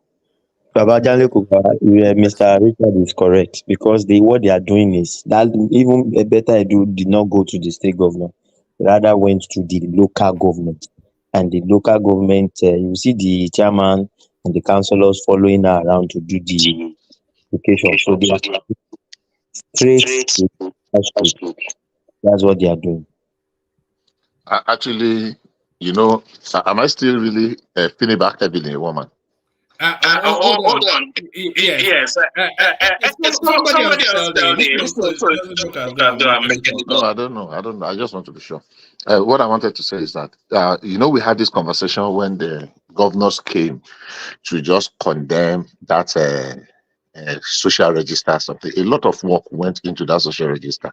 At least I've spoken after we had that conversation. I've spoken with one of the consultants that helped them to put it together, and it has the input of the state government and the local government, and was supervised by the World Bank, about 2 agencies and several NGOs. So when state governors came and just rubbished it, I knew why they did what they did, and I said it on this platform, even though I received some backlash about it. Look, they had input. The only reason why they condemned it was because they did not have total control of that of what was coming, and they wanted total control. So their condemning it was not because they wanted it to be better. It was just because they want everything that is coming from federal government to come through them. Now, if federal government is saying, let us have a social register, all you could have done is, because you were aware, you have input into how the names, the data of these people were collated, just bring your own, whatever you want to add to it so that people can feel it. But now struggling to get control of it, because if they get control of it, it will just become something like a political patronage, and that was exactly what played out. Now they are even showing it, unfortunately. So the best they can do, that I thought really, and so many others that could have done there, was, look, why don't we improve on it?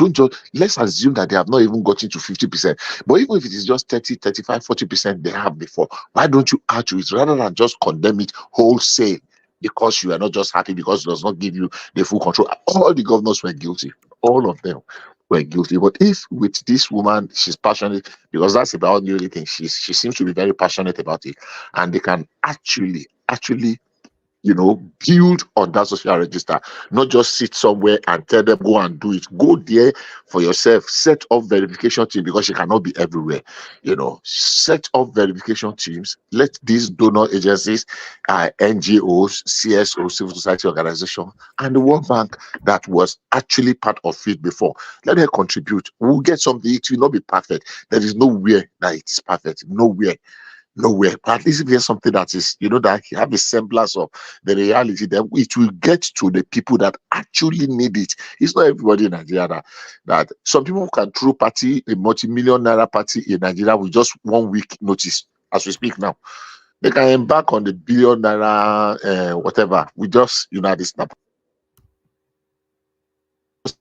Let's do 10% impact. Am I still there? You are. Yeah. I think Bishop. All right, back to that. Bishop. Did I drop? Yeah, you dropped. You came back, but the feedback is still there. Okay. I think I'll just drop. Let me just go to the listening session. I mean, I don't know what that's. Come back in. Maybe that will change it. Okay, let me try that. All right. Back to yeah. So, well, this issue of social register, I mean, the minister rather, I think she should be advised to do her job thoroughly inside her ministry than coming to the media, like I said. But, well, how will she show to Nigerian people that she's working? Because it's time for everybody, all of them giving this appointment, to show to Nigerian people that they are working, even though they are doing very good work within their ministerial offices, and to the best and to the satisfaction of the president. But they still have to, they are politicians. They have to, show to Nigerian people via social media and carrying media houses around to see that, yes, look at what I'm doing, So I believe that in the heart of her heart, she really wants to do a good job for the country, and maybe she's going to be one of the best star for the because if the case she's trying to pursue against the Federal Capital Territory Hospital, if it come out to be that it was that hospital that due to their negligence that caused the death of that girl, that this woman will become a star. A lot of people will look at her that it was when the minister waded in and make a case out of this that we are able to unravel what actually happened with regard to the death of that girl. So and this one that is talking about, if at the end of the day they were able to investigate it and know that money came in, some people stole it, minister before her, then people will hail her. They will say she's a star, that she's working, doing a good job for the country. But let's keep watching her. I think the entertainment side of it is good. One man. Let's keep on watching. Umayi, you see, we can cooking and serving food for chief of staff when he visited him. Kitchen cabinet. He was cooking. Chicken was cooking. So it's just politicians have to play that game. I think what we just want to see, we want to see a direct impact in what they are doing in the life of Nigerian people. Like Wike now, it show capacity that it can turn Abuja to a statue of not relying on federal government subvention. And federal government have seen him that, yes, it looks like this guy is trying to develop Abuja to a territory that can really fund herself and not really relying on federal government, federal government. Danny Coco, why can't Abuja be like New York? It's supposed to be like side by New York. That direction is driving towards that direction because the president are giving him autonomy to start running that, that territory, with revenue that they can generate. They should look for revenue in any way they can get it and fund the running of the territory. So let's wait and see. That we just want them to succeed. Every one of them should work hard and succeed. That is what really matters. We cannot wish any one of them to fail because and the president too to fail, because if they fail, all of us will go down. We may not have Nigeria again. It might be the end of Nigeria because Buhari have left crisis all over, everywhere, financially, economically, security-wise. What is it? Nigeria is sinking at a very fast pace, and to bring it up, it's going to take a real hard work and dedication from the part of the leadership and sacrifice. We want to see them to show that they have sacrificed. That is another thing that we have not seen in them doing. They have to show their because Nigerian people are going through pains now. They are telling us to sacrifice so that we can get the country back. How are they? What have they done that we can see that, I mean, in terms of sacrifice that they are making too. I haven't seen that. I've not seen that. One man, let me leave it there. Let's go. All right, brilliant. Federal government's debt service to revenue tops 183% in 2023 Q1. But I was going to hammer at this space, but somebody, I think it may well have been Richard, was it was explaining then that at that period, the oil subsidy was still in play, but now that the oil subsidy had been removed, then that ratio will change sharply. But do you agree with Richard's submission, Ajanle Koko? I don't agree. Where I don't agree is that I think the second quarter has been released. The performance of the economic performance of the country, and it shows total failure. Since Tinubu came in, it's a bad. It's all economic indices show that we are not doing well. So it's on the stamp. So it's not Buhari's term. So, but Q1 is Buhari's term, though. Yeah, Q1 was Buhari's term. So that one, so second quarter was his term. It's failed. Go and look at all the indices. It shows that we're on a negative side all over. So, what's the third quarter going to be? We want to wait and see. And I'm not expecting anything to get better at all throughout this year, because inflation is high, currency devaluation is at alarming rate, poverty is on the high side, and everything is not looking good. And all Nigerians, all, irrespective of your status in the society, all Nigerians are gone poorer. That is not good. Dangote said recently that he lost $6 billion due to the devaluation of the currency. Everybody has gone poorer in that country with the devaluation. And what devaluation means, the more we continue this devaluation, the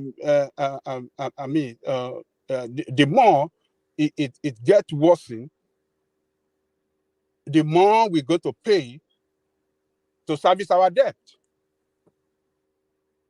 The more we are going to pay to service our debt. And that is not good for the country. So they have to do something about the currency value to stabilize the economy. If we continue like this, it's going to be discouraging for investors to come in, because you don't have a stable currency upon which they can plan their how they are going to manage their investment. So it is not good. And that is why, for this year, as far as I'm concerned, I'm not expecting any magic. I'm looking at this year a failure. It's going to be a failure throughout. But next year, when Tinubu comes out with his own budget, that is when we begin to assess Tinubu performance. From the first quarter next year, this year is already failed. Don't let us even look at anything. It's a failure completely. Buhari left crisis behind. It is that crisis that Tinubu met that is trying to manage, and managing it as well, it's not yielding good result.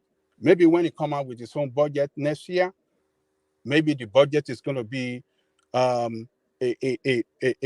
budget of redeem kind of budget, to redeem, take us out from where we are now.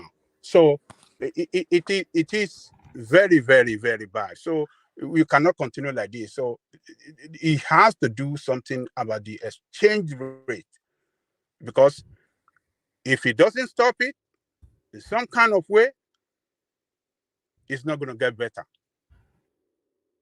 It's not going to go. You are going to pay more to service the debt. That means that even if you are making 100,000 now, I'm just saying that for example, if you are making 100,000 now, and your currency devalue further than what it is today, and you are making 200,000, that 200,000 might not be valued, might not what 100,000 is buying now. So it's going to be very, very difficult. They have to put a stop to the devaluation of that currency and show that we have a stable currency that when investors bring in their fund will not disappear within a twinkle of an eye. Their fund will be stable, they can plan, and they can invest more, and they can create wealth for our country.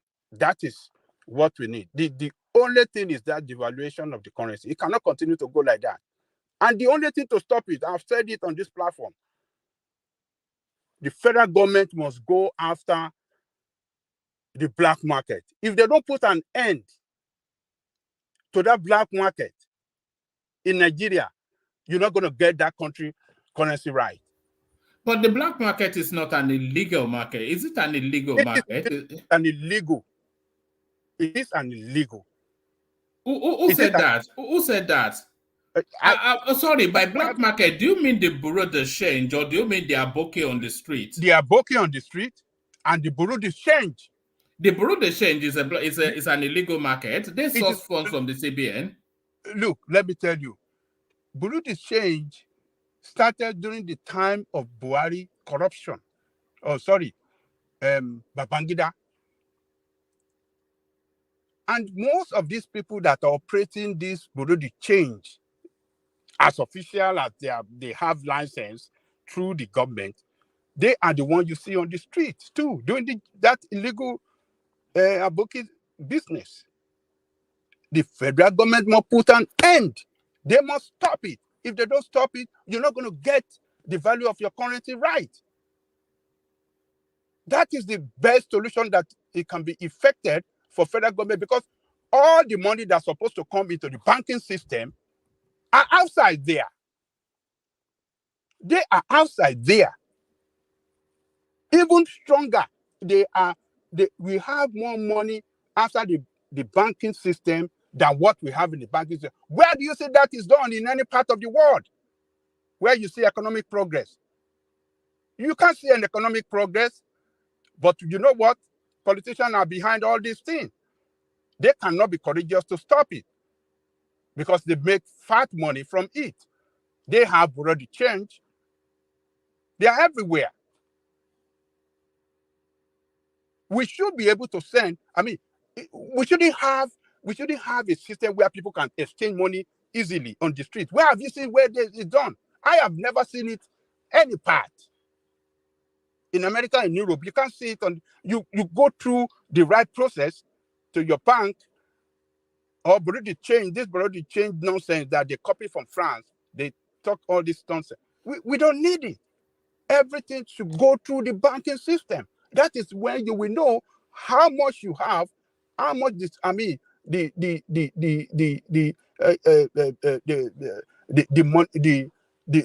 monetary market, how it operates day in, day out, and how it's growing, how the problem, the challenges, you'll be able to determine it.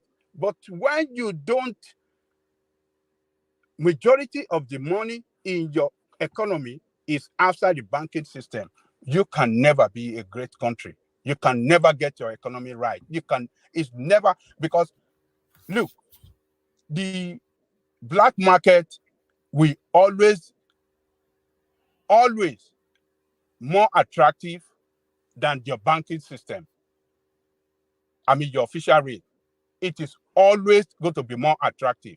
And that is where the business is. That is where the business, a lot of people doing business, they get their money from there.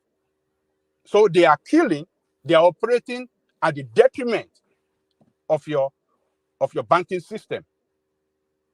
It's simple, but Nigerian leaders we're running the economy as if it's so hard to operate. It's not hard, but illegal way of well, it is so.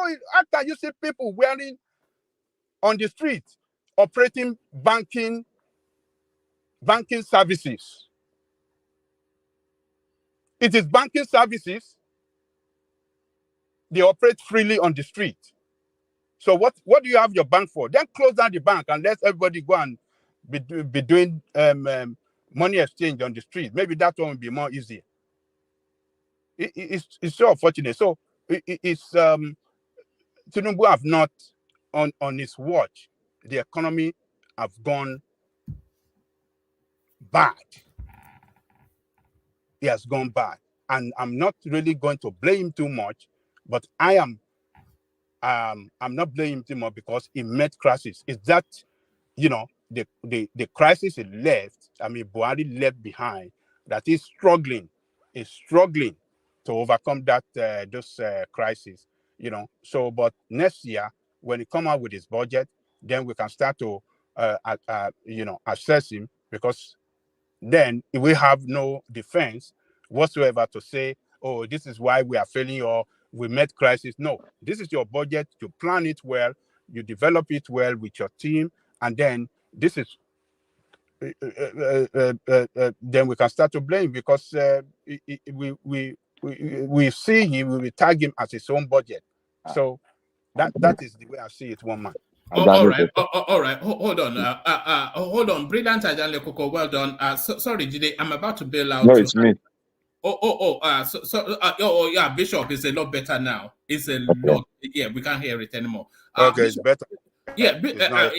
Yes. I think you just need to go out and come back in. But Bishop, let me bail out. Hand over to Thomas, and then you guys can continue the conversation. No super chats came in today, apart from Alexander Gomez, of course, and Olato Bosun or Shunlete. So thank you to Bosun and Ajanle Koko. Everybody left their wallet at home today. So everybody left their wallet at home today. So I'm going off in a huff. So going off in a huff to hand over to General Thomas. So Thomas, you're up next.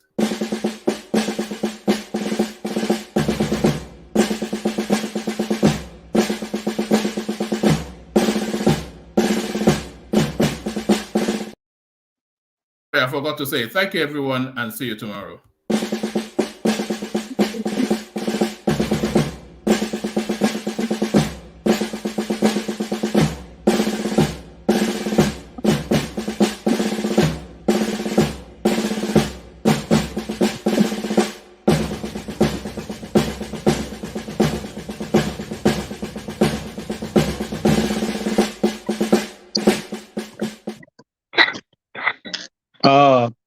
As you can see my glass, as you can see my sunshade, like the Abasha, no smiling today. If you smile, you go out. Yeah, that is the rules today. Everybody looking at your face, so no problem. Yeah. Anyhow. Yeah. Guys, what I've been looking. No. I wanted to interject. Yeah. Then I want us to delve into Peter Obi. We haven't really opened the nyash very well. People are just saying, like Bishop. I think Bishop said, I don't want to go that route. I don't want. No. There's nothing to go. There are more serious things we can deliberate on. There is nothing to go there for. It's just a bloody waste of time. We have to bury this guy politically. No. I mean, I won't say that. Something good can still come out. But as far as this election is concerned, it is done and dusted. It's over. So let's Peter Obi come out. Let him learn some lessons. What are the takeaway? What are the mistakes he made? You never can tell. The act or the job of nation building is not for one person. Everybody, some can lift it where it is light, some can lift where it is heavy, some can draw the line, some can hold the rope, some can, everybody has something to Everybody have something to contribute to nation building. So not less, Peter. It's just that we've wasted so much time on all these unnecessary things. I mean, and it's costing us a lot. That's my view. Of course, I know it's Oh, not thank popular. you. Bishop, do you know what always baffles me? Why I always want to dig on this guy? Because he always claim he's a saint. That is what rankles my brain. You are not a saint. You are not a saint. Well, he's not the same. You are not a saint. But that is my problem, my brother. There's Bishop, no. what do you want to interject? You are trying to say you want to interject. You want to say Yeah, something. yeah, yeah. I wanted to interject your submission, Ajani Kuku. Your submission. Now, wow. You know, there was a movie that was done by Eddie Murphy many years ago. You remember Trading Places?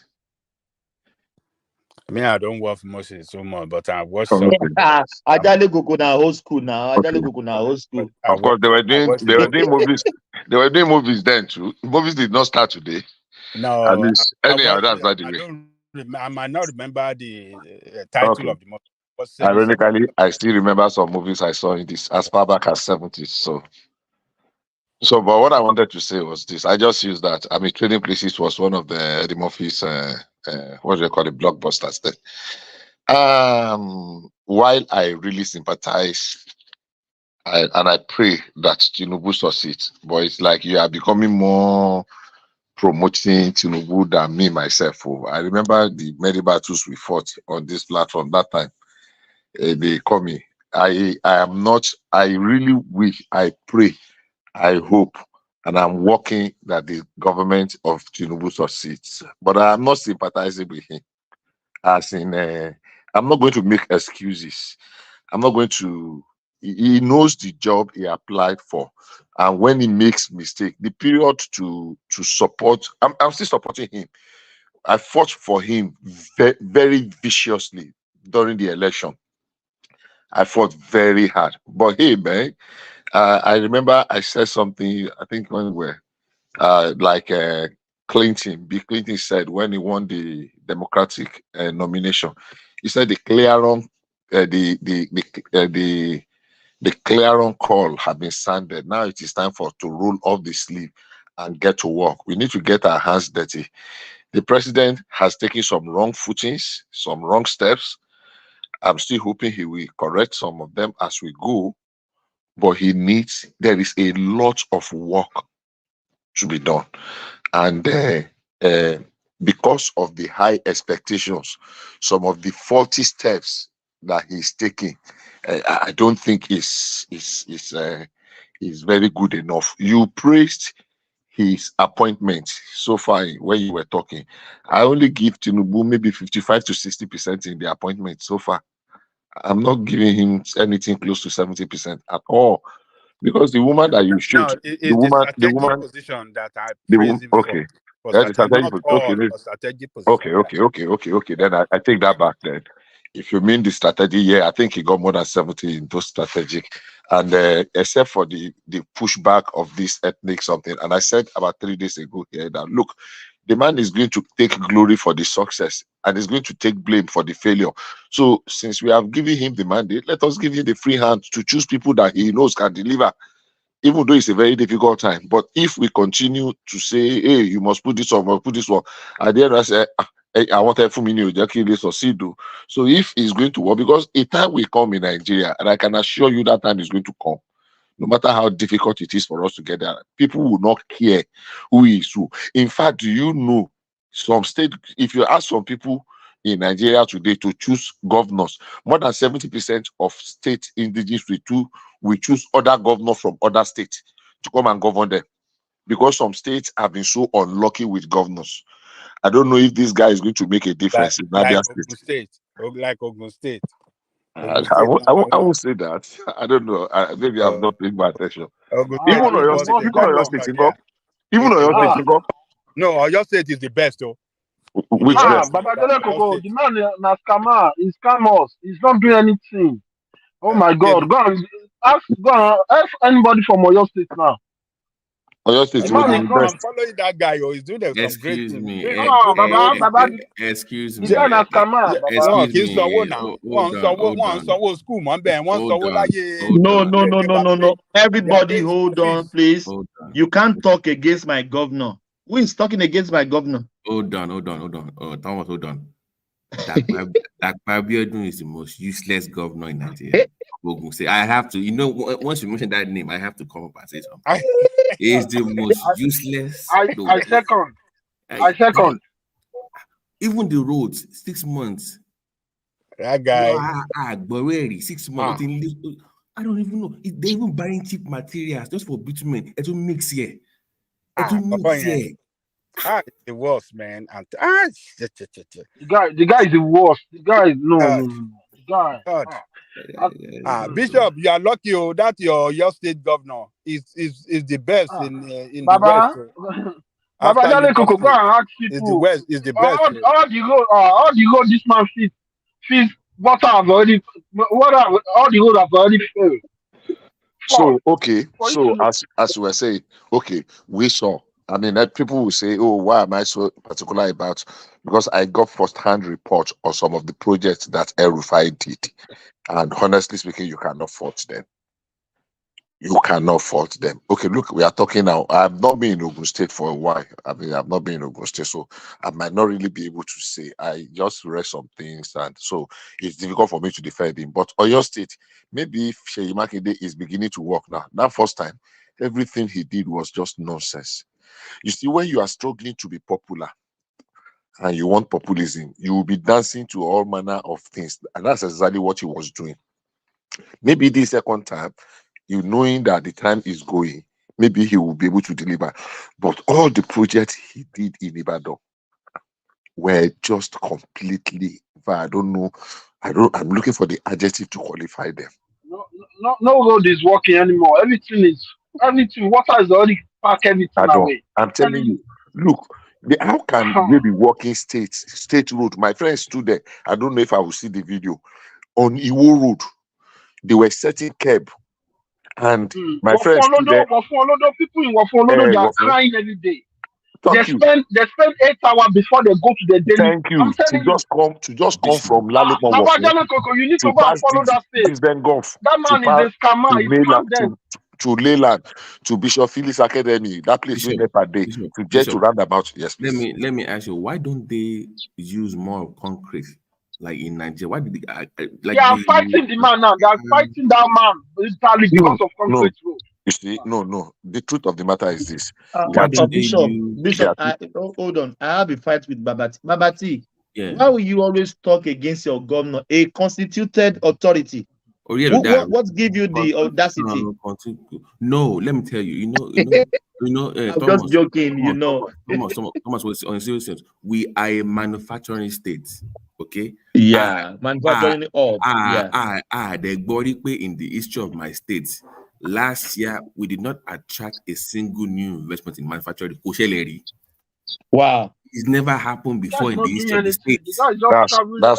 That's Ogun State, right? Yes. But you have to consider the failure of the federal government to Buhari's failure. Is it Tinubu's boy? Yeah, I guess now.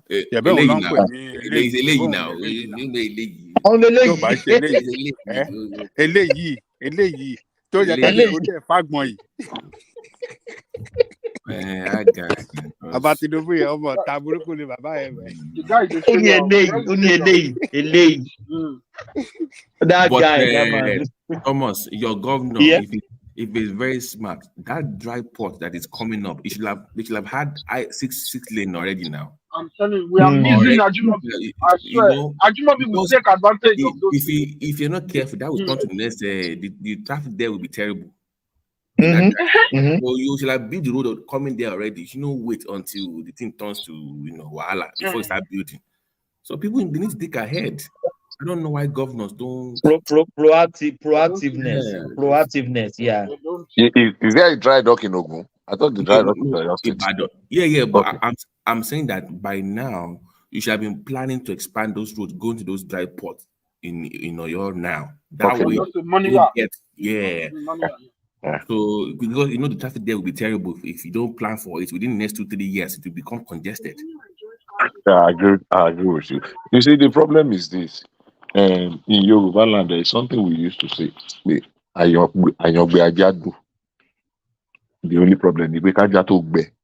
Now, some projects are very lofty and they are easy, they are good when you are describing them. But when you want to get down and you discover that the resources that are available, things that are competing in all the states in Nigeria, I know it's not a good time to talk of civil service reform and retrenching workers because of the condition of the economy.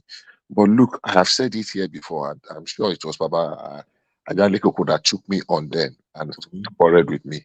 Less than 30% of our workforce are adding real Even more, value. Bishop, just say it. Half of them are useless. Oh, she gonna come back. Adding value. Somebody was telling me today, somebody I was talking with somebody that the salary level 8 step 4 in state civil service in one of the states is one of the southwest states. Say it's about 63,000 or something. But that they are giving them palliative that they can be coming to work 3 times in a week. But does it getting money there? Does it Yes, collecting? of course, they are collecting their full salary, but the palliative. Bishop, look at what happened with that Minister of Works. Somebody comes to work at 1 p.m. Too late. I mean, what kind of people are these? Look at imagine once the minister water the same thing that one night post Sheleni. I mean, I don't even imagine that how many. If you know the number of people that are still in the employment of night post, you wonder what is night post doing in Nigeria. That night post has been effective last. It's more than 20 years or 30 years, but people are getting recruited. Look, I used to say something, and thank God this Thomas that is handling this session now. I have a problem with our research institute. I have a serious problem with them. And I'm not talking of research institute across Nigeria. I'm talking of the ones we have in Oyo State. If I think very well, if my memory serves me right, there are more than 5-6 agricultural research institutes in Oyo State alone.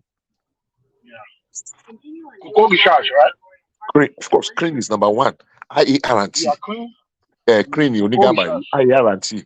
More plantation, forest, this one in LA, Edition, what's the name of, what do they call it?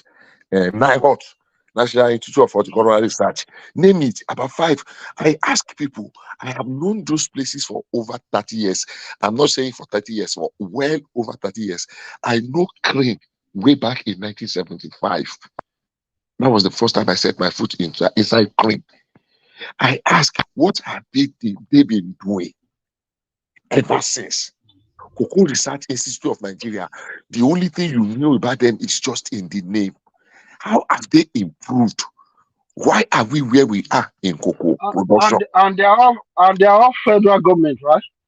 Yeah, all of them are federal government still. You know, because Southwest Ibadan, especially, used to be the agricultural base there. Yeah, like an admin of exactly. But Bishop, this is the problem. We keep producing and exporting raw produce without going to the. It's not about exporting raw materials. So one bang in, you're supposed to process it first before you ship it out. You are very correct. It's missing. You create job, make more money, more value. You are very correct. But even the one that we are even producing, the raw material, where is it? We have dropped from cocoa production. I saw a chart. It's been a while now. I saw that chart how many years ago? You will see the chart, the way the cocoa production in Nigeria was dropping. In fact, at some point, Cross River overtook Oyo and Ondo State in cocoa production at some point. And we know that Ondo and Ekiti and Oyo used to be. I saw cocoa farm growing up. I saw cocoa farm. But this, like, look at like cassava, for instance. Nigeria is the #1 producer of cassava. Yes. But we are like top 18 in revenue from it because the store, once you buy the process it for all you know is Gary, right? All you know is Gary. But there's more to cassava than Gary now. There are many things you can make from cassava than just Gary. But you are not producing blockchain here. I don't know why you don't focus on those things. If you are number one in something, Thailand last year only they did over $1.7 billion in cassava only, and they are number 8 in production. So how come the person doing number 8 is making over 1.5 billion plus, and you number one, you're barely doing $30 million in the same thing that you're number one in? That is crazy to me. The problem we have, the same person I spoke with today was talking about some student in school, and he spoke about a farm settlement between Oyo and Ogun State. I don't know how many people know it. They call it Bakatari. Now, she said that almost everybody there is a cassava farmer. Everybody, what they do is to farm cassava, process cassava, but at the end of the day, the cassava they are producing is for food. They are just eating it. Do you understand where we cannot be industrialized? And we are still producing cassava the same method. Cut cassava stem, put it on the ground, use hand. The world had gone beyond that. I was looking forward that, look, all the agricultural produce that we have advantage, we have a head advantage. We should do a experimental farm. Bring all these modern farm something. Bring the improved yield. My friends were working in IITA many years ago when they were working on cowpea, on soya meal, on cassava, on some of these things that their yield were. So I follow my friend to a lot of places from what's this one? IITA. They have they have experimental farm and demonstration farms in the north, in Kebbi, in Zamfara, in where they are planting all those things there. Where are the benefits of those things? So if we have a government that is serious now, look, we have, let's say, only about 35% of our arable land is being farmed. Imagine that if we increase our farm something to about 50% from 35%, look at where we can take our cassava to. No, you're missing the point, Bishop. You can increase that. That's not the problem.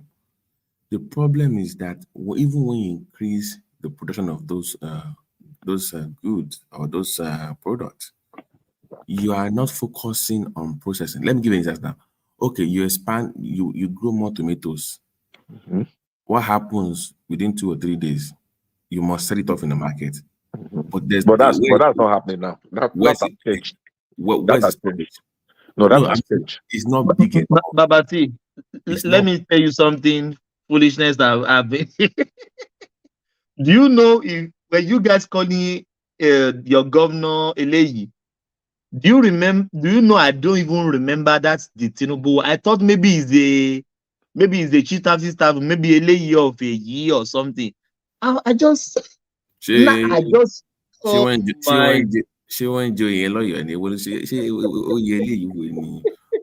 know politicians are just even the CNG thing.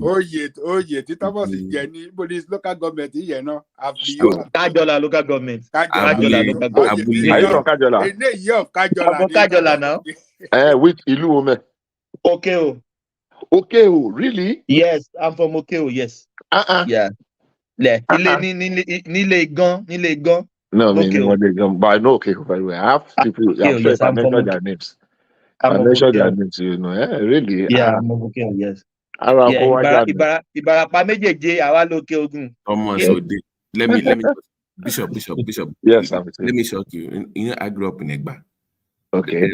One of the biggest universities in the 80s. It was actually top 100 in Africa at that time. I think it's still ranked high. It's Funab. You know Funab, right?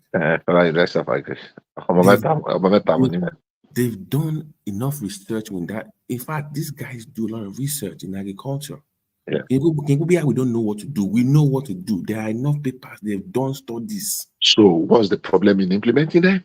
That's my point. Now, what I was saying earlier on. No, the problem there is that we do not invest on education. No.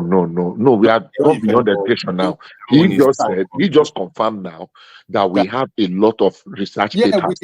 We used to invest well on education during the military days. No, but you don't understand. Failed to invest. No, hold on. Before we blame, the one we have enough. The one we have. That school that he was talking about. Yes. That he was talking about. Yes. Was it not during the military days they set up that school? That is okay. And it grew, and it was growing fast, and to the recognition of the world. It was the world. See, hold on. Don't let us divert. I agree with you. But what we are now saying is not even the one we invested. Where are the results?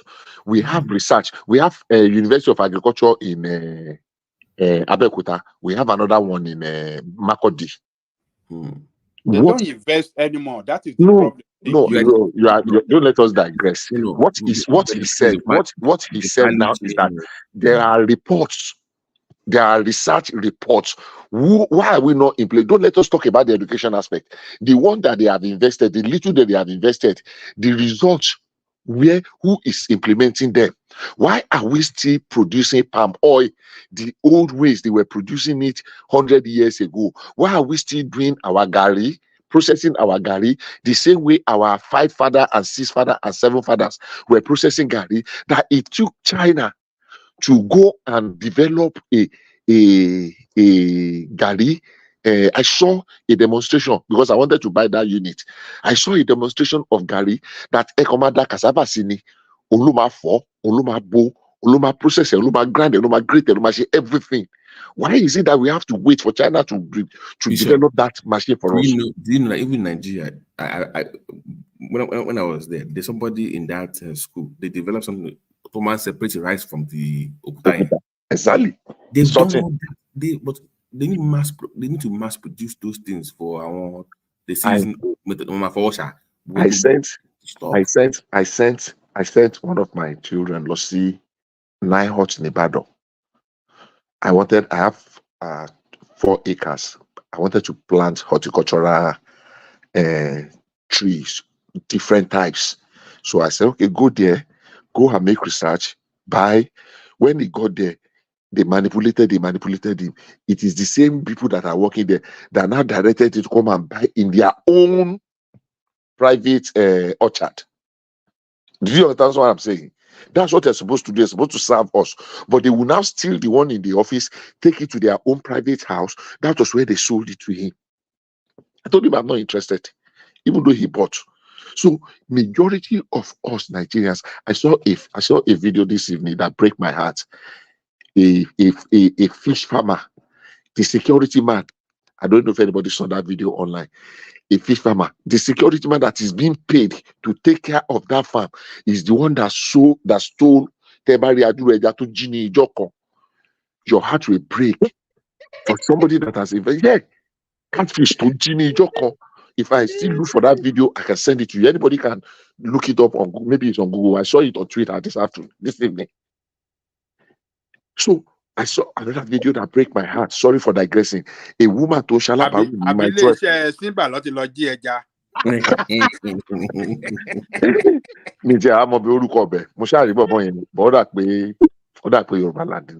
I saw another video this evening. A lady that went to my 12 to 100 naira woman or to Shalabaru, and the woman in the course of the conversation, and the woman actually gave her 100 naira. So I have to give her 100 naira. I said, why did you give me? She said, well, you need it now. Blah, blah, blah, blah.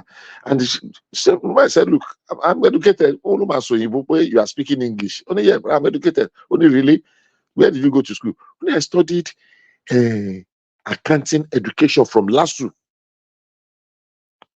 So how did you now turn to a Shalaru? You know, I want to buy my tomato in my 12. Hello, am I still on? We can hear you. We can hear you, Bishop. Okay. So. Only Joguaye. No. She explained the challenges that she went through. So what I'm saying next is that even let us leave education. We need to improve on our education. But the little ones we have had over the years, who is implementing, who is investing in those research results. Now, okay, let us transfer the research results to the field. Let us have experimental field. Let us have, and people are complaining, no work, no work, no work, no work. But we can add value to our cassava. Instead of just exporting the cassava, we can turn it to cassava flakes. We can turn it to cassava pellets. There was a time that Obasanjo went to China, that they had an agreement that we should be producing cassava pellets for them, that they will be importing. Unfortunately, all the ones we produced that time did not meet up because nobody was enforcing the standard. So the level of moisture was still greater than was expected, and a lot of cassava that was supposed to be exported, because they did not pass, failed the standard test, and that was how a lot of people, ran back. But mainly because Bishop, do you know people are importing palm oil from Malaysia now to this country? Successful. To this country, Australia. I've had it. From Malaysia, produced in Malaysia, not produced in Nigeria. Thomas, in the 80s, Ogun State, that Jebu side, they used to have a large palm oil. My mom used to work in agric ministry back then. Palm oil was on flow mini. That Kuto market, they used to bring it and then use. I know Kuto very well. It was those big can. They used to make but now all those farms are gone. It's all gone. Sweet, and that was state doing it though. It wasn't even private though. It was state investment though. It was doing before Bakiriko Botowa to the governor etc. Before Ewangi. I've forgotten his name. It was for the military government. This was doing the military. So I won't say I prefer military, but in the Nigerian sense, often a page on with that because they did a lot. They invested in a lot of sectors, especially agriculture. And people benefited from it. So I don't know. At this point, I don't know honestly. What you just said just now reminds me of this song by Tunji Ilanoni. And this popular song then with Wale Soyinka. I love my country, I no go lie. I don't know. Anybody remember that song here? Now inside. So when the guy said that palm oil was flowing from Lagos to London, that was the day we were producing palm oil. You need to go to the southeast, south really, and southeast. Add that palm. There's one in River State. What's this? I mean, if you see those, Bishop, do you know why? Because skinny yes, so when the low. Of course, because people are making, you can make soap from palm oil. Of course, now that's the primary one of the primary. So everybody in their backyard was a soap maker. They bought that German manual cutter and everything, and they were making their own soap, selling it in the market. And people are making money. Back ingredient is Ocean by Etoshi Soda, no, Etoshi everything. That was during Bishop, you know the Chinese are producing gari now. Of course, now that's what I just said now. Are you asking me? Chinese are producing gari, they are producing our Kampala, they are producing our Ankara. Do you know where I would vote if I see them making a dire? That's how what I call Kampala now. The governor, hold on, Baba. They are already doing it. The governor of Ogun State, that's what people say. He has shouted. He has gone to federal government to ban Chinese from coming. That is going to kill the local industry in Ogun State. Look, all these things. China making gari, China, it should be stopped. The government must switch into action. You don't let them do certain things. You know. You can only say they cannot import you. You cannot say they have taken they have stolen they borrow your technology. That's what we call transfer technology, and they have not to improve on it. What we are saying, Chinese producing an adire. Chinese producing adire. Yes. Adire came from Nigeria, isn't it? From Abeokuta. In Qatar, what I have seen is the collection for the Chinese still show fee. That's the truth. Okay, Shofi. No, look, Bishop, you see, we have to save our local industry. You must save it. I don't know. If we don't do it, look, you see, those Chinese, they are like locusts.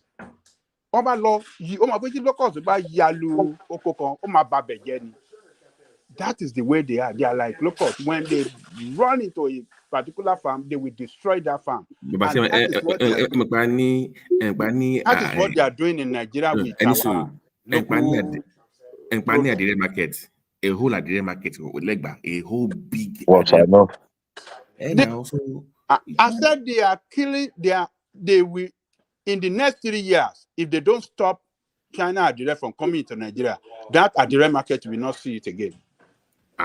That pride, that economic pride of Ogun State, it will be gone. It will be wiped out. Even the Gari that we are talking about, we should not let their Gari come in. They can bring in the machine that we can use, our local farmers can use to produce that Gari. But Gari from China. How can they stop them? How can they stop them? Do you know what they are going to? They want to dominate the entire African country. Do you know what they are doing to Ghana now? They went and picked cocoa seed in Ghana. You know that cocoa will take years before it start because you can start the harvesting and money making and this thing. They said they have planted in China about billions of cocoa tree now. And by the time those ones we get to a stage of harvesting, they will kill other markets in the world. So that Ghana and those cocoa producing countries, they should be ready for Ivory Coast and all those ones. They will be wiped out by Chinese this thing. Is a major export for Ghana. It's a major export. Babati, have you Ajali Coco, I don't know, maybe you've seen this. Have you seen when the Chinese are producing Gary? They put this cassava you see in the machine. Within 5-10 minutes, he peel it to white. We are not developing to go in industrial way. Or what has been big? No, we are still peeling cassava with ends. We have to blame. Look, I want a lot of research has been carried out in the past. People have developed local machine in our university. For peeling? Yes. They do in Nigeria. They have done it before. But investors to invest in this thing is the problem. And government can play a very leading role by providing funds for such invention. Okay, they have invented a particular machine or whatsoever. Let government look for investors, support them, and then start to mass produce this thing. That is the way out. Yes, sir. I disagree with you. We don't need government. Let's do it ourselves. Look at this one. What this one? Don't need government. In America, government doesn't support people. Let me explain to him on something. I'll wait for you, but I need to hold on. For somebody that was spending his summer in the village with farmers every summer back when I was in school, when I was in primary and secondary school. Mm-hmm.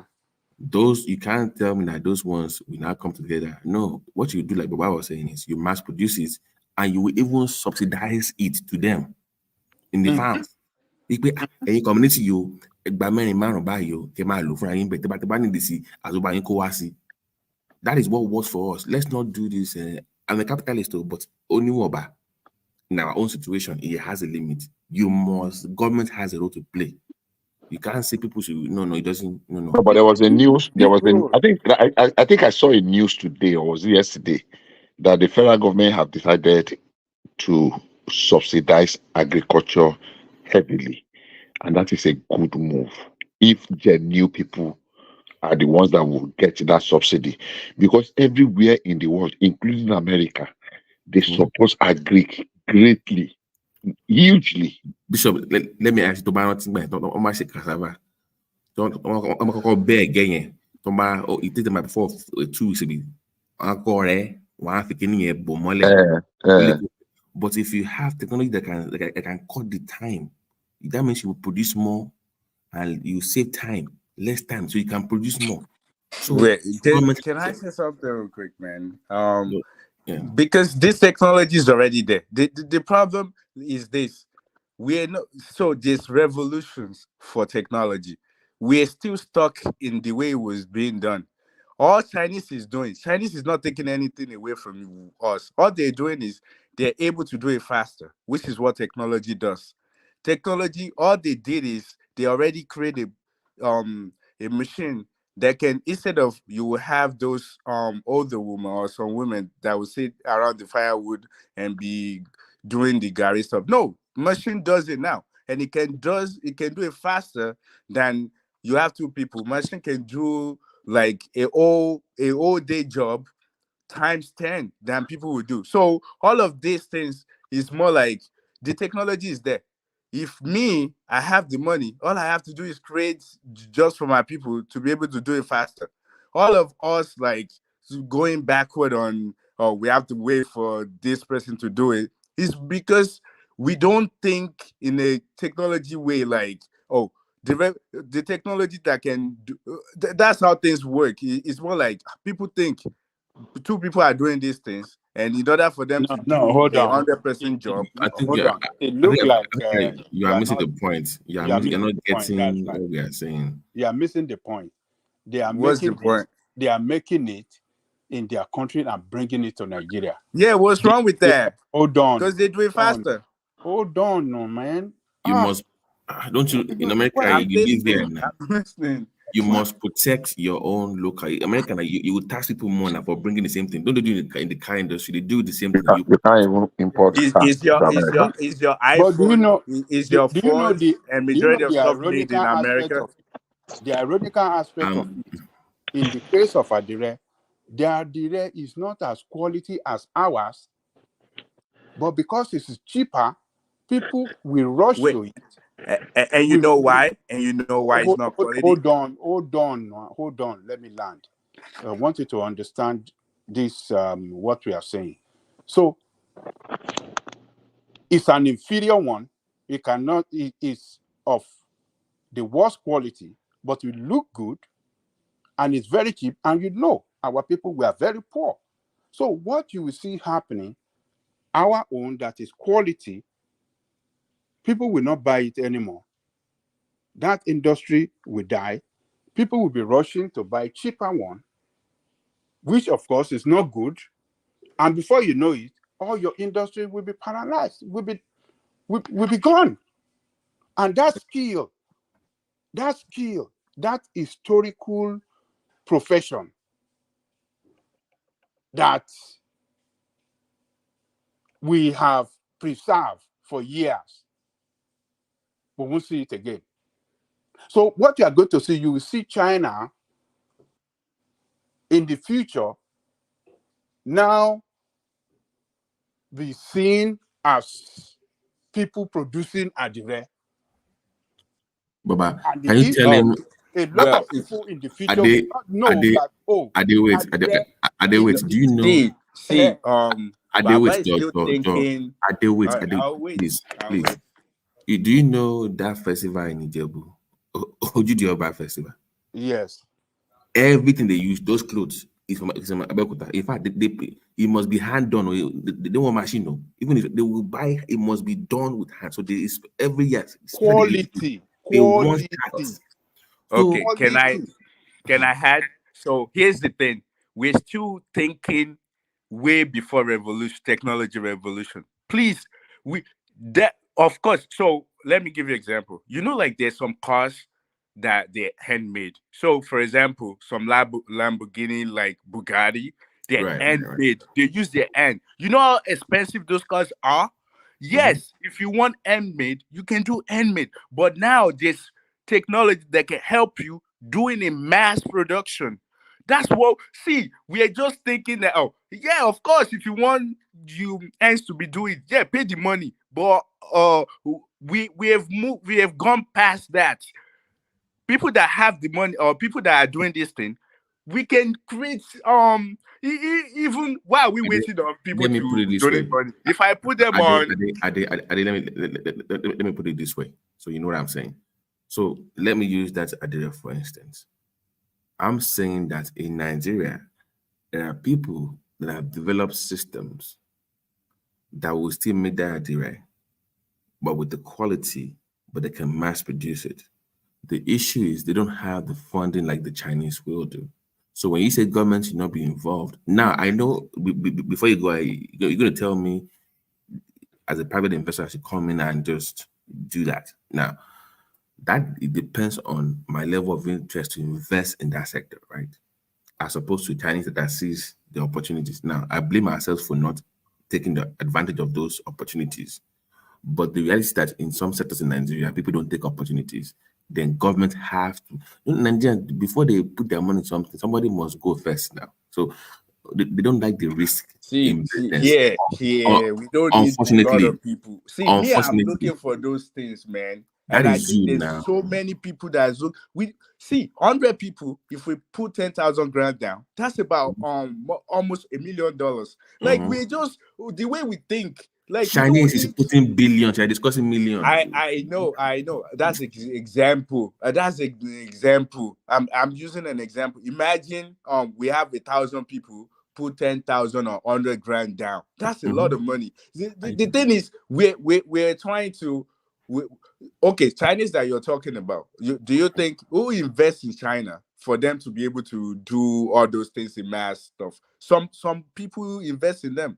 So it's more like we have to start from somewhere. We can't just be like overlooking things. The thing they're doing, we can do it. They buy the machine, they have the knowledge to create the machine. Of course, the machine is there. Let's just buy it. And make sure our people are have jobs and doing what they like.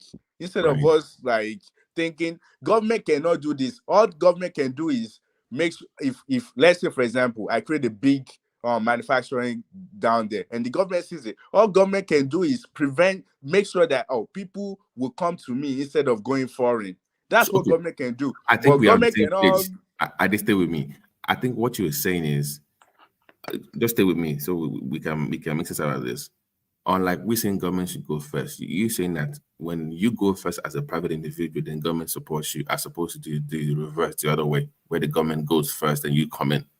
I think we are pretty much like you want the private initiative to come in, invest in that, then government will back them up, as opposed to government coming in first and then you seizing the opportunity. Yeah, isn't that the same thing that's going on with the fintech in Nigeria? All those companies that they're worth billion of. Do you think government help them? No, but government now see how big they are. Now they want to help. They want to assist. Like we can't wait on these people to make policy for us or to do. They will never do it. We have to Okay. So let me ask you. So how I've seen some impressive inventions in agriculture in Nigeria. Why do you think people are not investing in those small companies? What do you think the problem is? Since you say we can do that, so why? Not because we don't have the tech. There are people that are doing it in Nigeria that like I've seen rice separation, I've seen all those things done by Nigerians. But why do you think we Nigerians are not investing in those companies to help? What do you think is going on? Okay, what I think is that one of them, I don't know everything, but I think one of the things that I think is this. Knowing what I've heard and my parents or every other people that I've known went through when like they put their money in Nigeria for anything, I think it scared a lot of people to actually be able to be like, okay, let me have my money work for me. Let me just send it. I like this thing. Thank you very much.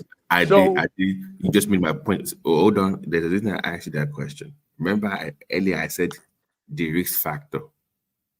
The Nigerian mindset is not the same as the Chinese. Nigerians, before they put their money in something, They want to see somebody taking the risk first. If it works, everybody jumps in.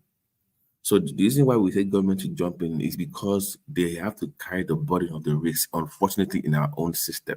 We're not as capitalists like the way they do it here or in the East, where people will take risks, they do the analysis and they invest. In Nigeria, it's different. Government has to bear that risk first. Before I know it's sad. I know it's bad, but that's just the reality. Like Here. I heard you speak. I see the passion. I know that you have Nigerian interests in mind. Let's say you decide to create a fund, organization where people can come to your place and fund different stuff. Do you think, me knowing you, that you live abroad, and I've seen some young people actually do that. There's a guy that I watch online that is doing similar stuff. He went from here to Nigeria and he's doing stuff like that. Do you think I'll be scared to actually put my money on you or that personnel that I don't know him from anywhere, but I've seen him through YouTube. Like, he's doing stuff, he's getting people. He has similar stuff where he wants to build like a estate and farming and stuff, and people are investing in it. Do you think I won't trust you more than just be me that I haven't spent like more than a month in Nigeria and 10, 20 years? Let me reply you. It's a very easy response. So I was in a Zoom call like a month ago where I think I called the letter into this. We had a discussion in the other room on the platform. It was a long hour discussion. So there are about 50 items from agriculture that the Nigerian manufacturer is forced to export because we don't have enough of it in Nigeria, right? So the aspirants now want to come back to Nigeria and build companies that can make those same produce. That way they can corner that market because it's guaranteed, right? Those companies need those things. So if I can make it in Nigeria, they will buy from me. Do you know what the government official in that meeting was talking about? Guaranteed sale. If I make it in Nigeria, guarantee me the sales.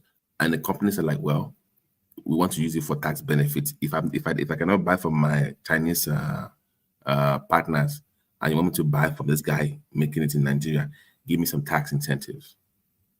That was the deal that they were making. That was the role of government. Once those deals were made, like sugar, cassava paste, all those things they were talking about, we can make it for you in Nigeria. We will have people coming. More money started pouring into those sectors. So you will start seeing Nigerians making those things that they ordinarily import from abroad. My point to you is that the Nigerian situation is different. People need guarantees. Like we don't have financial houses like we have in America that can say, okay, we're having a seminar, we're having conferences for businesses. Oh, we raised $4 billion for the sector. We don't have that in Nigeria, unfortunately. Wait, can I ask you a question? Let me ask you a quick question. Yeah. The Gary that we drink in Nigeria, right? That you just go to market and I want Gary and I'll just go there and buy Gary. What is regulating that? What is stopping those people? What can be a block that can block them from selling that Gary? Is there any like policy in place? Because Oyade, like I said earlier, if you know I'm very into this because one of the topics that we actually discussed, you can go watch the video and I know. See, wait. Before you move, just answer that question. I'm trying to understand something. Is there anything that will block like people that sell granite? You look like when I was young, we just buy off shelf granite and Gary. Is there something policy in place for that? Let me finish. I'm talking about the value chain of cassava. Not Gary is the one we consume. My point is there is more we can do with cassava than just Gary. So I'm saying that the value chain itself, government has a role to play.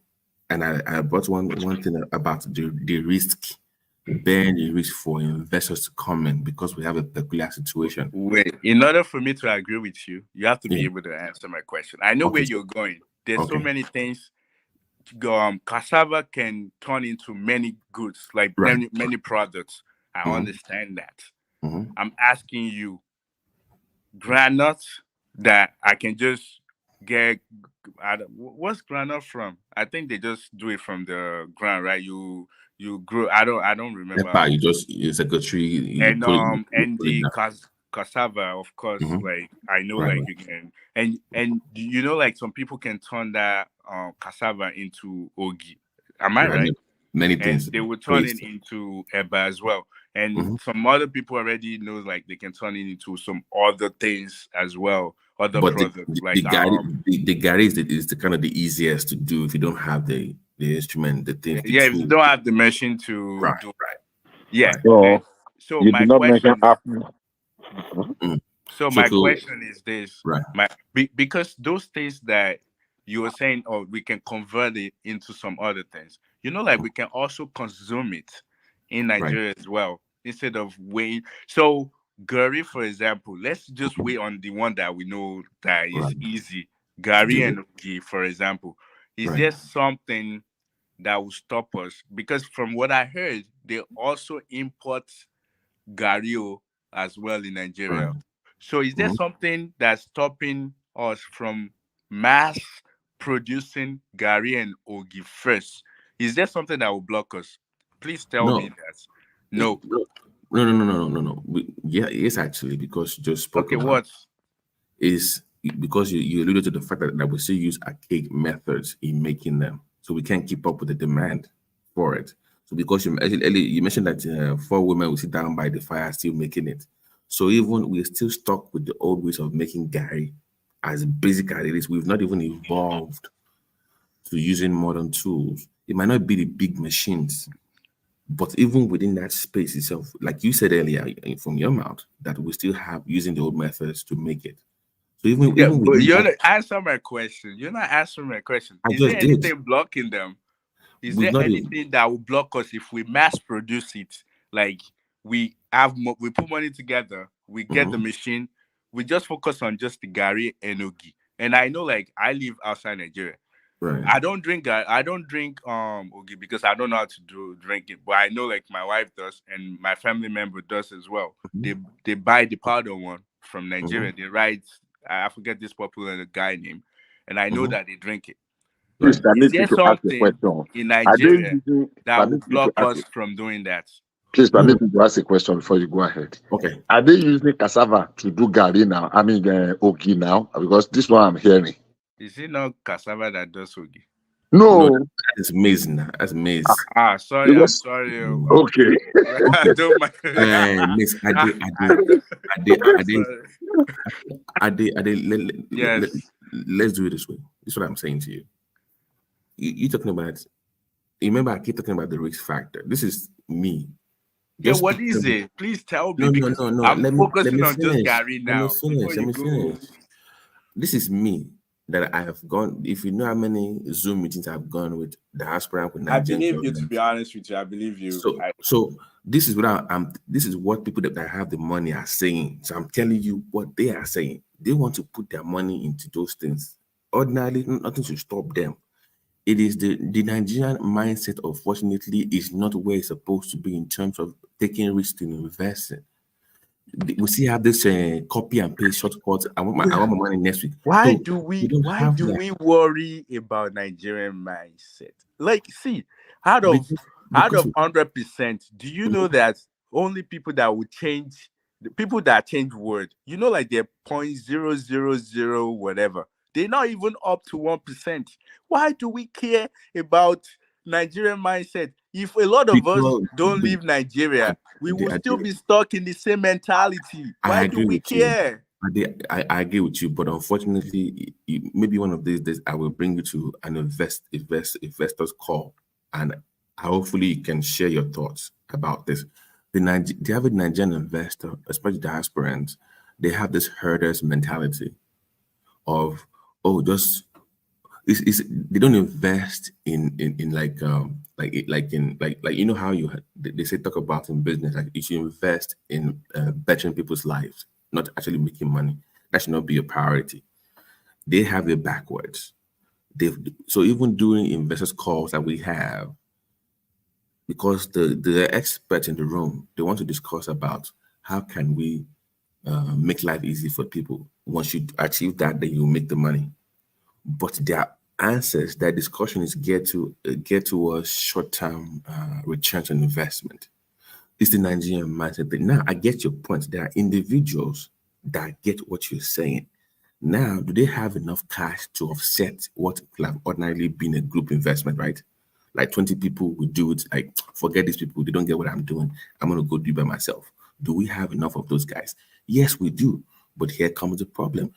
Someone that has $5 to $7 million as a Nigerian investor, based on what I have seen that day, if somebody has $5 to $7 million as a Nigerian in diaspora, the man will not even look at Nigeria at all. He will go put his money somewhere else in a different country or in the stock market in America.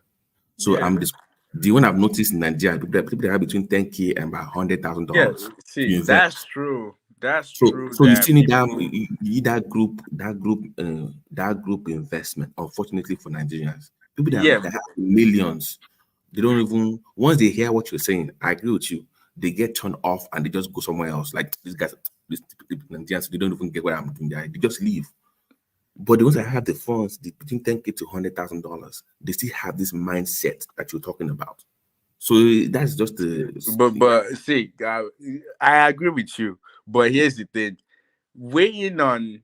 So when you wait on people that have the money, because okay, for example, a lot of people don't trust anything that has to do with Africa or Nigeria. So it's more like I have this money, I'm going to take this huge risk on a country that anything is not really organized. But what I'm saying to you is, I just like dump all of that. I'm like, Gary is something that every one of us drink. You can be rich as F, like you still drink Gary. And for example, we shouldn't be importing that.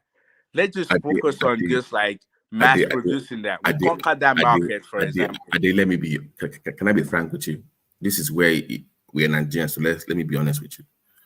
When it comes to cassava, for instance, because we did a breakdown extensively about cassava or those products, those guys that have those cash in the millions, like you're talking about, they are not investing in Nigeria to sell to Nigerians. That is I'm being honest with you right now.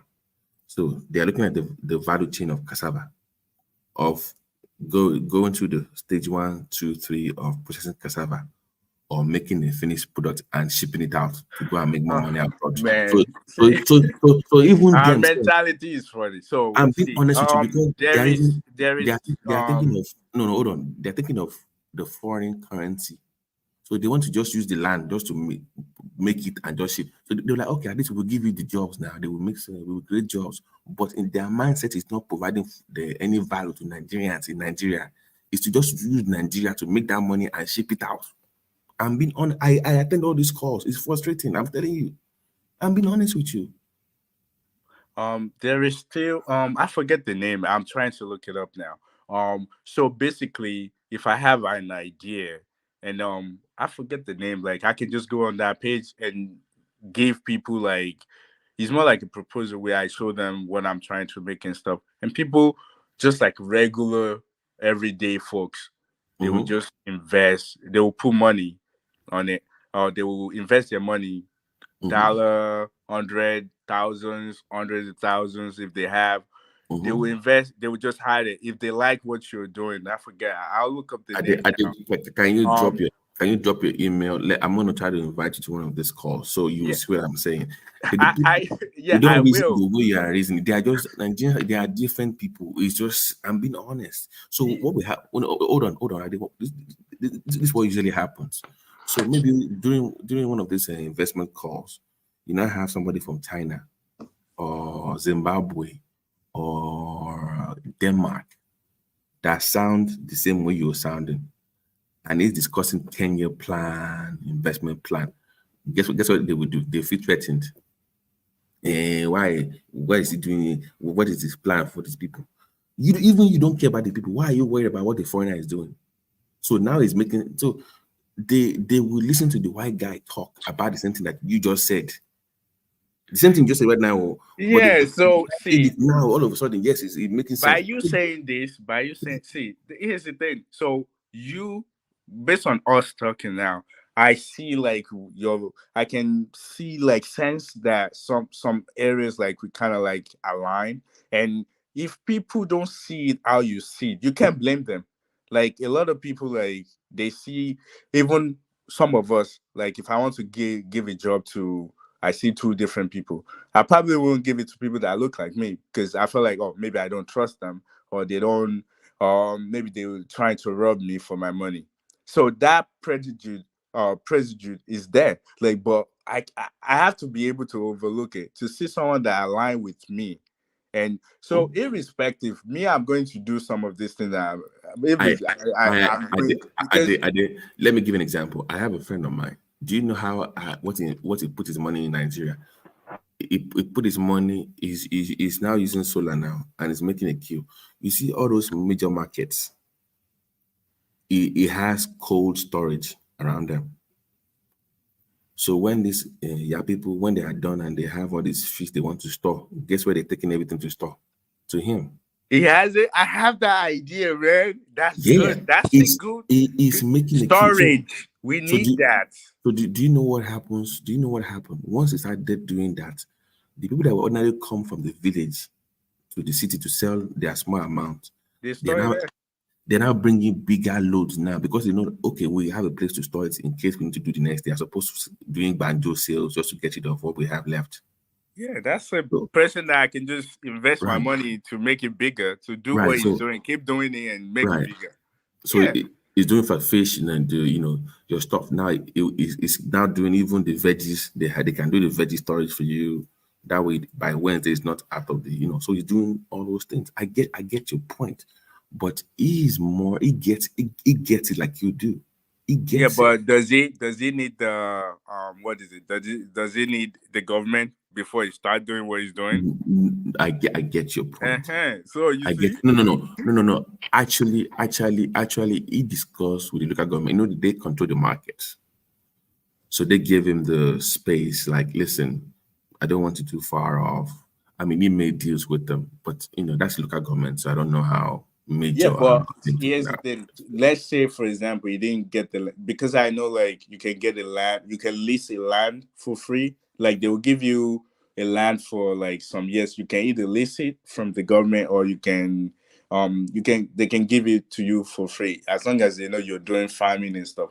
But if we decide that I didn't want to work with the local government and get a big acres of land, and he's doing the same thing that he does now, No. Do you know why it would not work? Because those markets, they have unions. This is politics. There's also politics in. I have shops. I'm telling you, just because we're discussing, I have shops in those councils. There's politics in the market. They have their own unions too. Go to A, don't go to B. Go to C, don't go to D. So if you align yourself with whoever controls the market, it makes it easier for you to bring. Yeah, but that's life. You can't go to any market without like having to deal with people. That is the politics part that government helps you out with now. They help you out with the allergies and that one. The government has a role to kind of. You think you need government to do that, to go to the market, people like. No, local government is different, and I'm telling you, it's a different space when it comes to that. I can take that one for free. You see those even people that sell issue, they have their own union. I'm telling you, issue people. Yeah, but that's everywhere. They all have to have like a group thing. But I'm saying, do you need government in order for you to have deals with them? Right. No, do you know what happened? Because they can say, okay, the head of these people come to our office. So you negotiate with the head. They make it easier for you, especially because you don't want to be fleeced. Because there's this attitude of, he came from America, he came from London. You don't want that tag on you. Yeah, so I understand that part. But you should be able to do these things. I mean, it just makes it easier. But I get you. I get you. I understand. Yeah, but my investors calls, I enjoy it when it's value chain investment is beautiful. I'm telling you, if I show, let me find a link for you. The top 50 items that industries in Nigeria are forced to import because we don't have enough. We don't even sugar. We don't have enough for manufacturing. They don't have enough in Nigeria. As big as it doesn't have enough. So if you see, and they even listed the substitutes like sorghums, tomato. It's amazing what we can even go back home and make. And guess what? Government is making this with diasporans.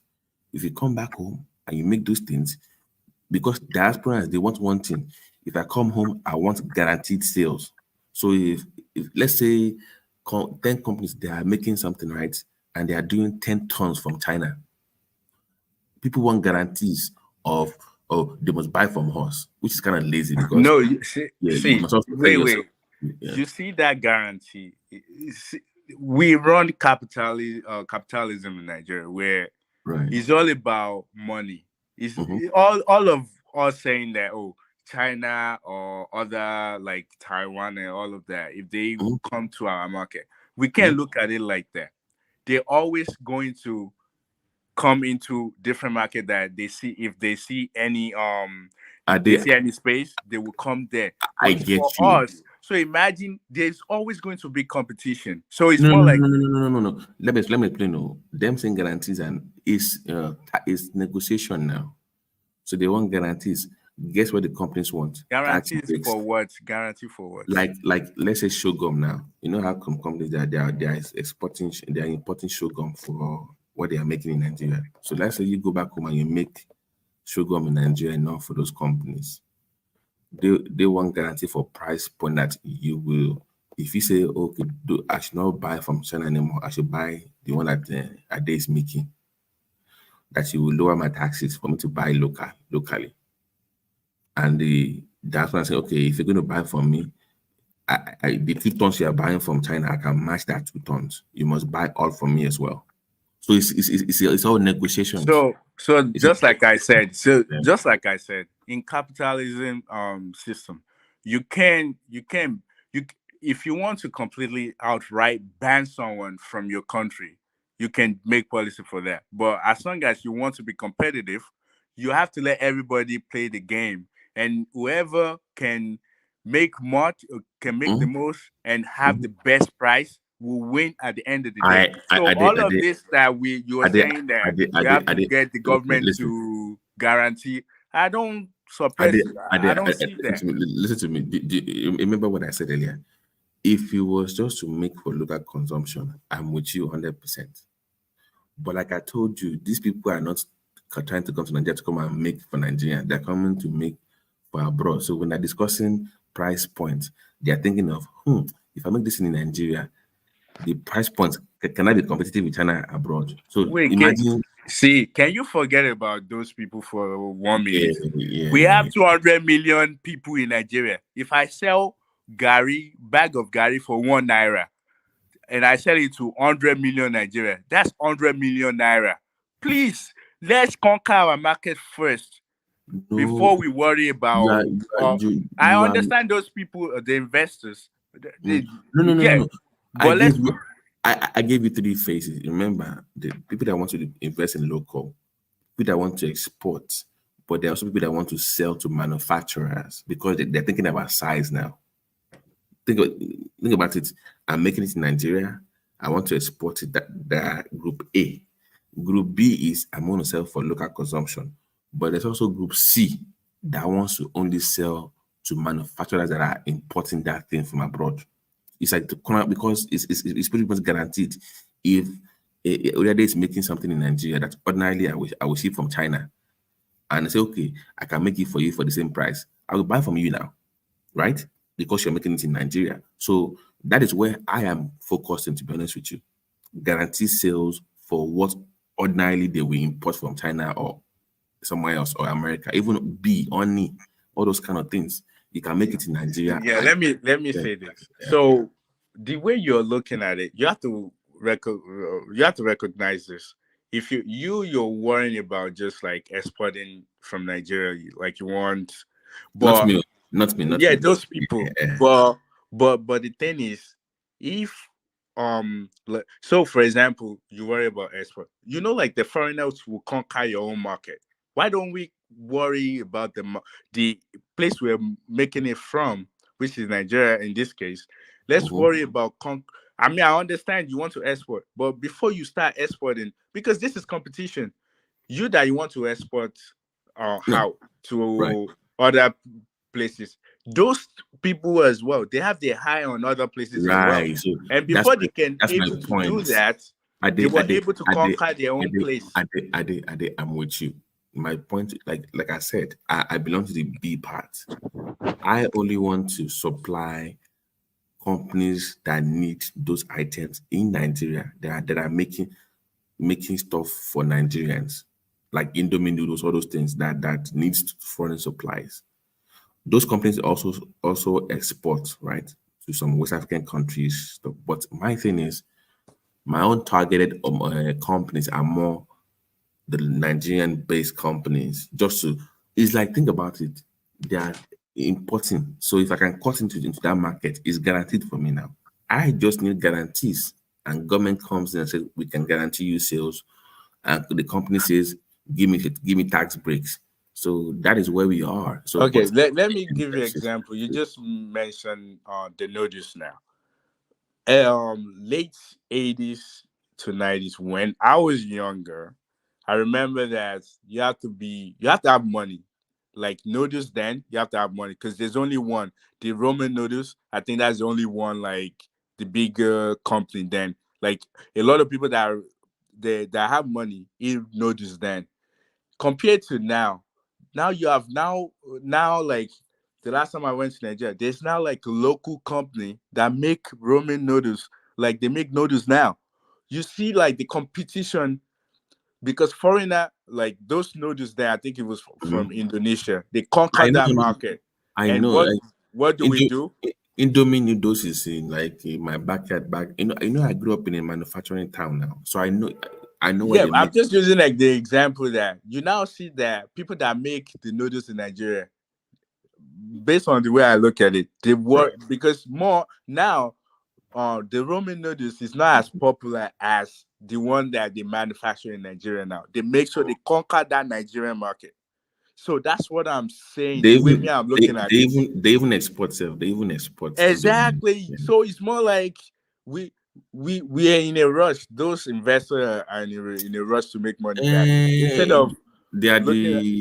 the 3 to 4 years. I want my money back, dummies. They're always annoying. Like Jesus Christ. Yeah, they're in a rush, but because to be honest with you, like there's a lot of small things in Nigeria that I think we can conquer. So like the granules, for example, and like if I go to African store now, I see like those ones in a bag, like they make it modernized. Like we go some of those they start like they're making themselves instead of just the local one that they will make in plastic bag and just tie the head. Now they're making like the fancy, you know, and I think like there's a lot of things we could do. Like the Gary, for example, if you go to African store here, it's now in like a small bag. Instead of Nigeria, if you go to Nigeria, like you see those roadside ladies, like they'll be using like a small bowl to sell Gary for you. Like you make it more fancy, and people,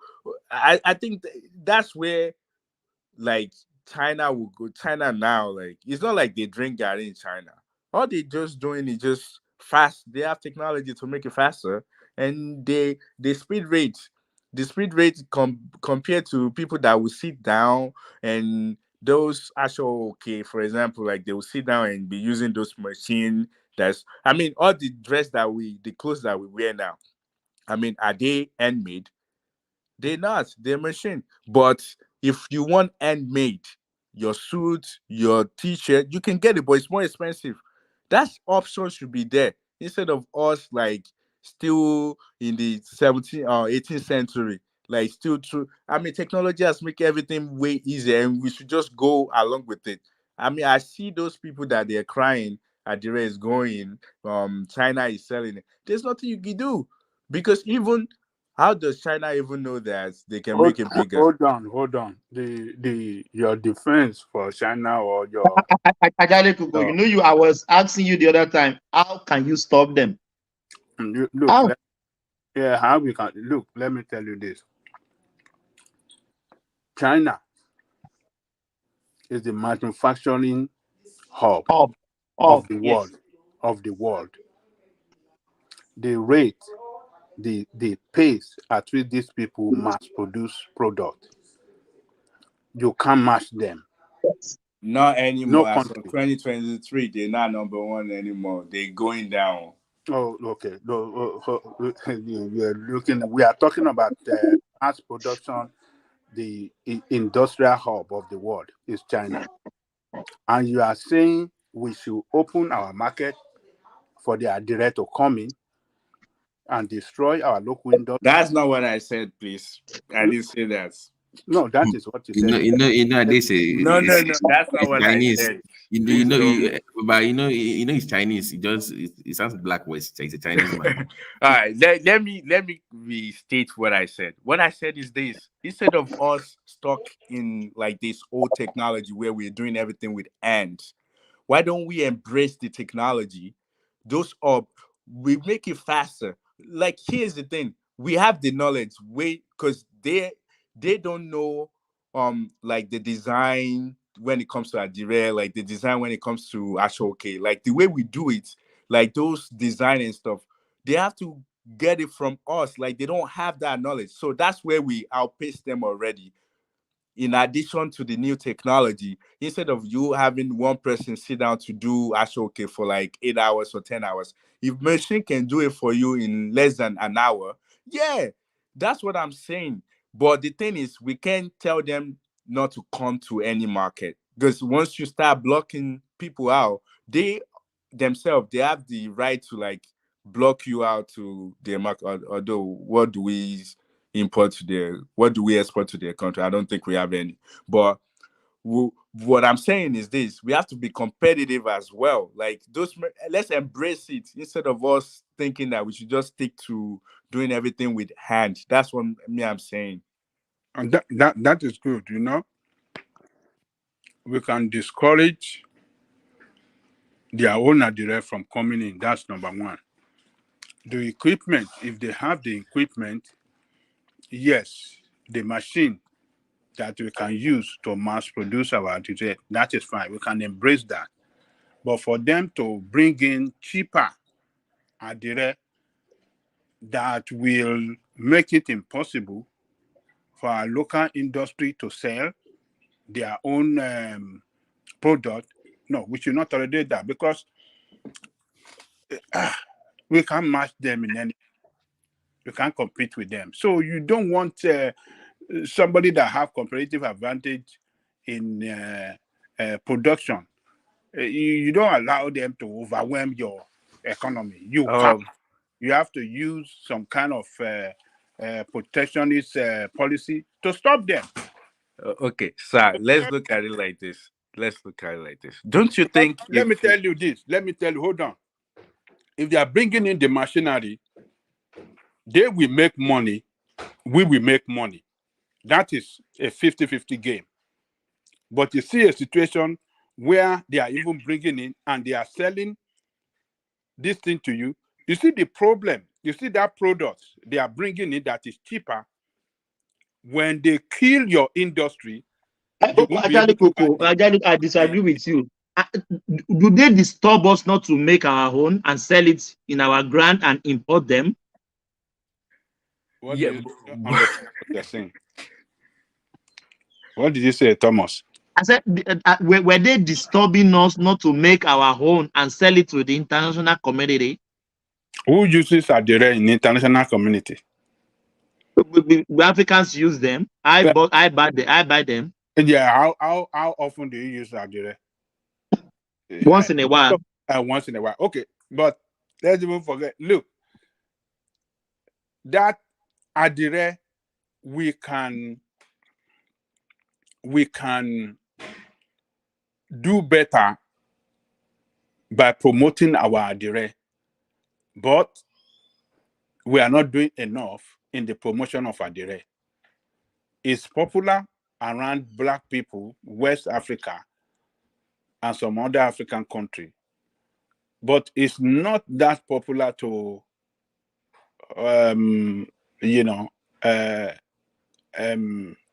let me say, outside black people. It's not that too popular. Yes, some Igbo that have visited Africa, also, you know, Nigeria, that are so. Evangelical. Can you? Okay, I'll wait for you. I want to take you on a different angle. Evangelical. Yeah. What is so special about Nigeria? Nigeria anybody can go out to Walmart or any of these store and get the chemical and make the same different pattern and change No, not make it. This is the, you see the way you are chain talking. link patterns on their And you t-shirt are and all that. that is the way it is easy. It is not that I easy. mean, if you say that it's unique to us, yeah, but I mean, the uniqueness is only limited. You can't bring a fabric of 20,000 and you say you want to dip it in the one color, the paint and make it. The only issue is it's just meant for attraction and attraction only. You and I are not going to put on that and say we are going to work with it, you know. So that's why I said, what is the No, value of already promoting it? we have a place in Nigeria that is identified with the reproduction, and they serve not only Nigeria but the entire West Africa and some other countries. That so it's an industry where that create job that contributes to the economic activity of the state, to the GDP of a particular state. So when that adire is cut off, or we allow it to be killed by importation of what do you call it, adire from China, then the state will stand to lose more. The state will lose more revenue because they Wait, make can I say? in Can I that say this? industry in that state. Dangote have attempted to have industry for production of Ankara. Dangote have tried. He failed because of this cheap one that's coming from his company. His industry collapsed. Okay, You can see Dangote in oil is bidding fantastic. He has tried some other businesses, even tomato. He failed. Can I say this? Because of imported tomatoes to Nigeria. I mean, tin tomato and other tomato products. He failed. That is not good for So, our. Wait, did you watch the can I video of say something real that quick? Nigerian producer of tin tomato that was given a bad review and decided to take the lady to court or something like that? Are you familiar with that story? Yes. Yeah, but it wasn't made in Nigeria. That tomato thing, they imported No, from his China. So factory is in Nigeria, according to it's, him. no, there's no factory in Nigeria. They manufacture it from China. Are you sure? You have to listen No, to that is not the what the interview. guy He said, didn't though. manufacture in Nigeria. He didn't. You He mean did that not. the man said producing that tin tomato? He's not producing it in Nigeria. He just order. He has China do it, and he just import it in. They don't Wait a minute. manufacture tin Can tomatoes somebody in Nigeria. corroborate this on this platform? Because what I No, heard that was well, the picture that guy was painting is that he produces it No, in no, no, Nigeria. no, no. yeah, Just look it that was up. what He I heard. doesn't. That's what he said on the China's TV. No, he didn't. He didn't. He's not manufacturing. He even said it. He said that I already make arrangements with the what is it? The manufacturer to send me stuff, and because of this lady saying stuff, listen to him He carefully. claimed to have his factory here in He have factory Nigeria. here where they make That's what he said. I that's mean, what he said. They make tin tomatoes. I don't believe yes. that. But I want to create. I want to say this thing As that a matter of fact, it was making Prince. It was making reference to him plowing money back into that business more and more. I guess he was living abroad before and decided to come back home and invest money into it. So now they're saying that he's importing that product. I'm not so sure yeah, because majority of what we in Nigeria, they're being let me they're find being out. imported. Like you have I forget the name I'm looking for. Like you have people that would put it together for you and they will ship it to you based on what you want. So based on what I listened to and what I heard him said, he doesn't make it in Nigeria, but he has people that supply him. Yeah, he's a supplier. He has a supplier. That's the word he used. He has a supplier that supplied them to him. No, but no, that is Because not a, it was no. it's That is manufactured not this thing the in Nigeria. manufacturer. Because I remember the bone of contention was it was salty or something like that, what's and it the said name? What's the name of that product? I You think can look something it up too. Frisco or something like that. Yeah, If we you can look look at it the up story, too. To be honest with you, from I'm driving right maybe now. I I can't even. misunderstood you, but It's not from a what I heard, distributor. It's not a distributor. It's not representing. And somebody on the comment section have fact It check this. produces it in Nigeria. That is what he was saying. all right. So what was he importing then? If he's producing it in No, Nigeria? the paste, tomato paste. I mean that they will convert So to so all he does, I don't yeah, that's what I'm saying. So all he does is he just put it in a tin and seal the tin. He didn't create the no. the Hold paste hold itself.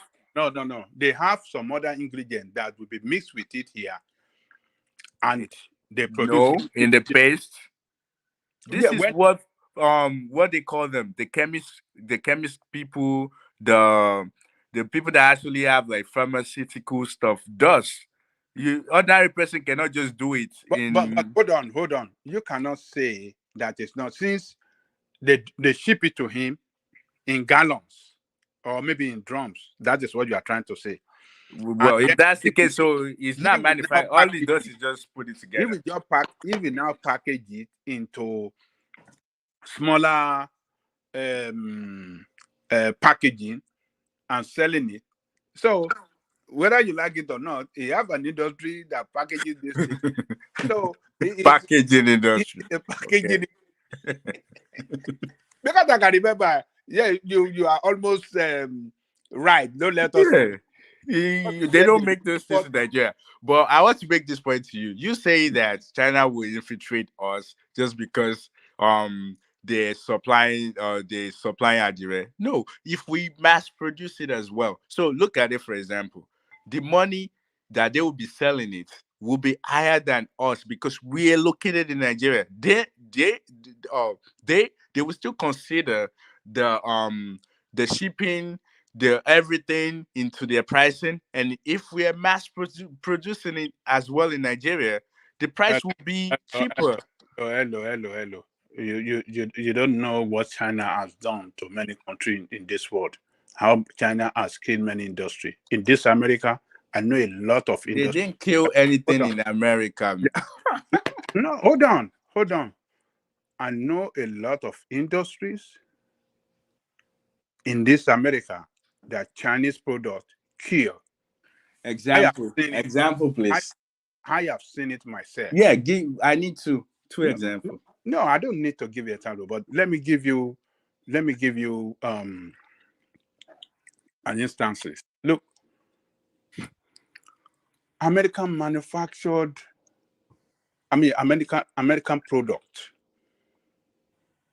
they are known for quality.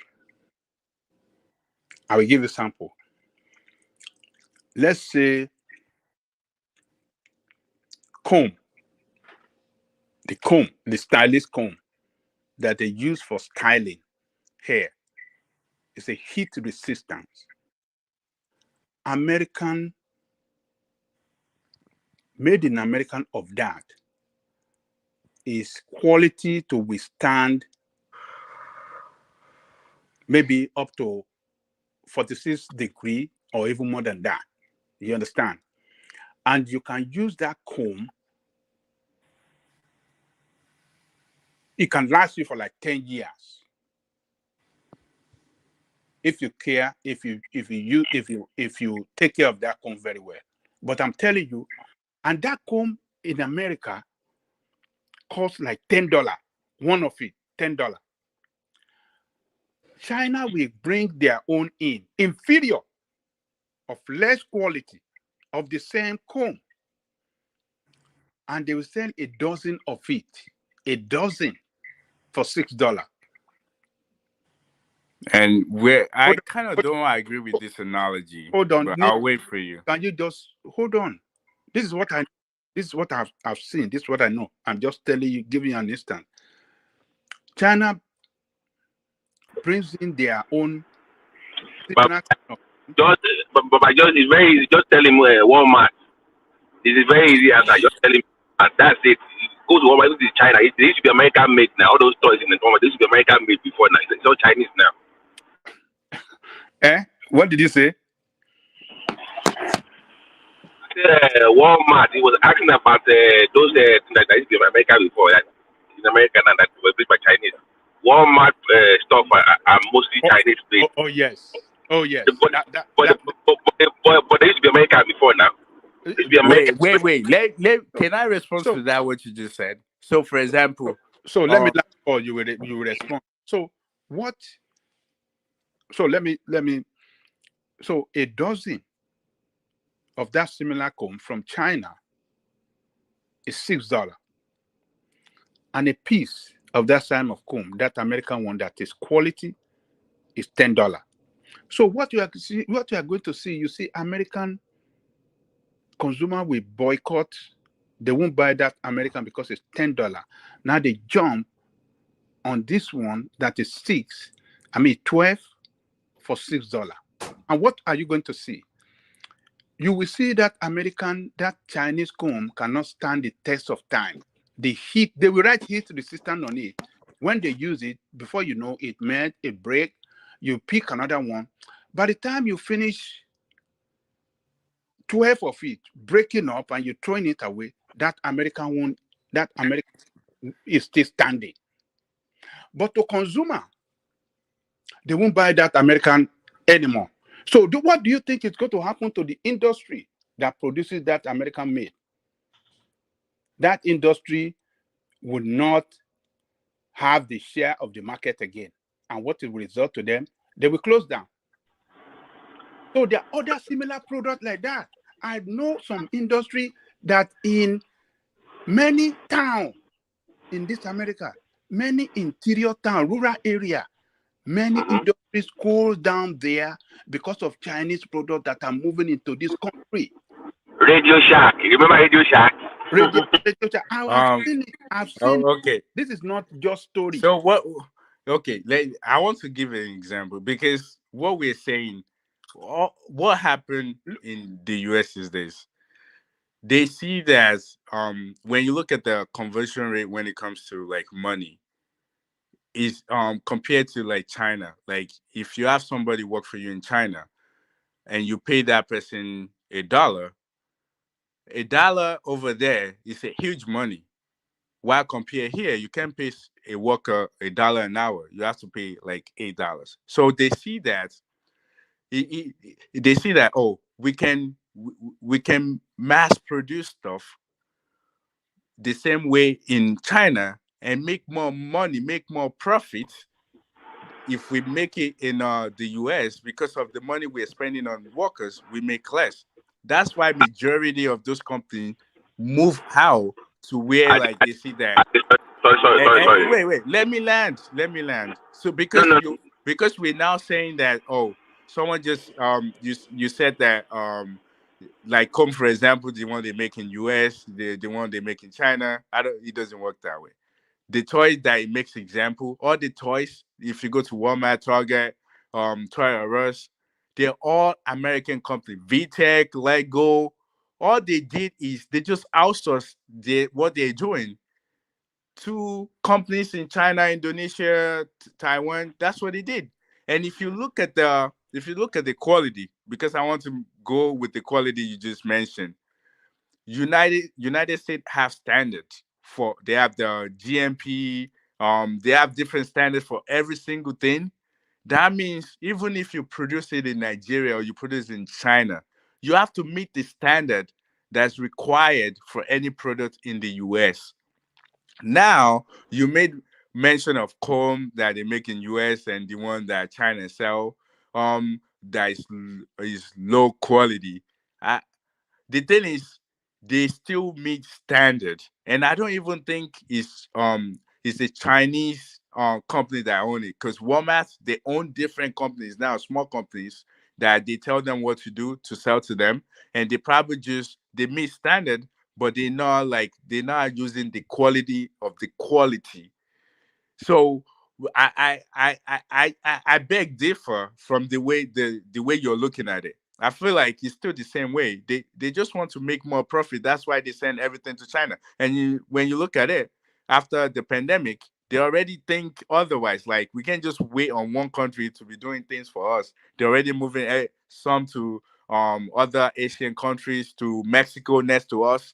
So and a lot of are coming back to the US as well. So I just feel like those companies that you think China has, the American company that outsource to them.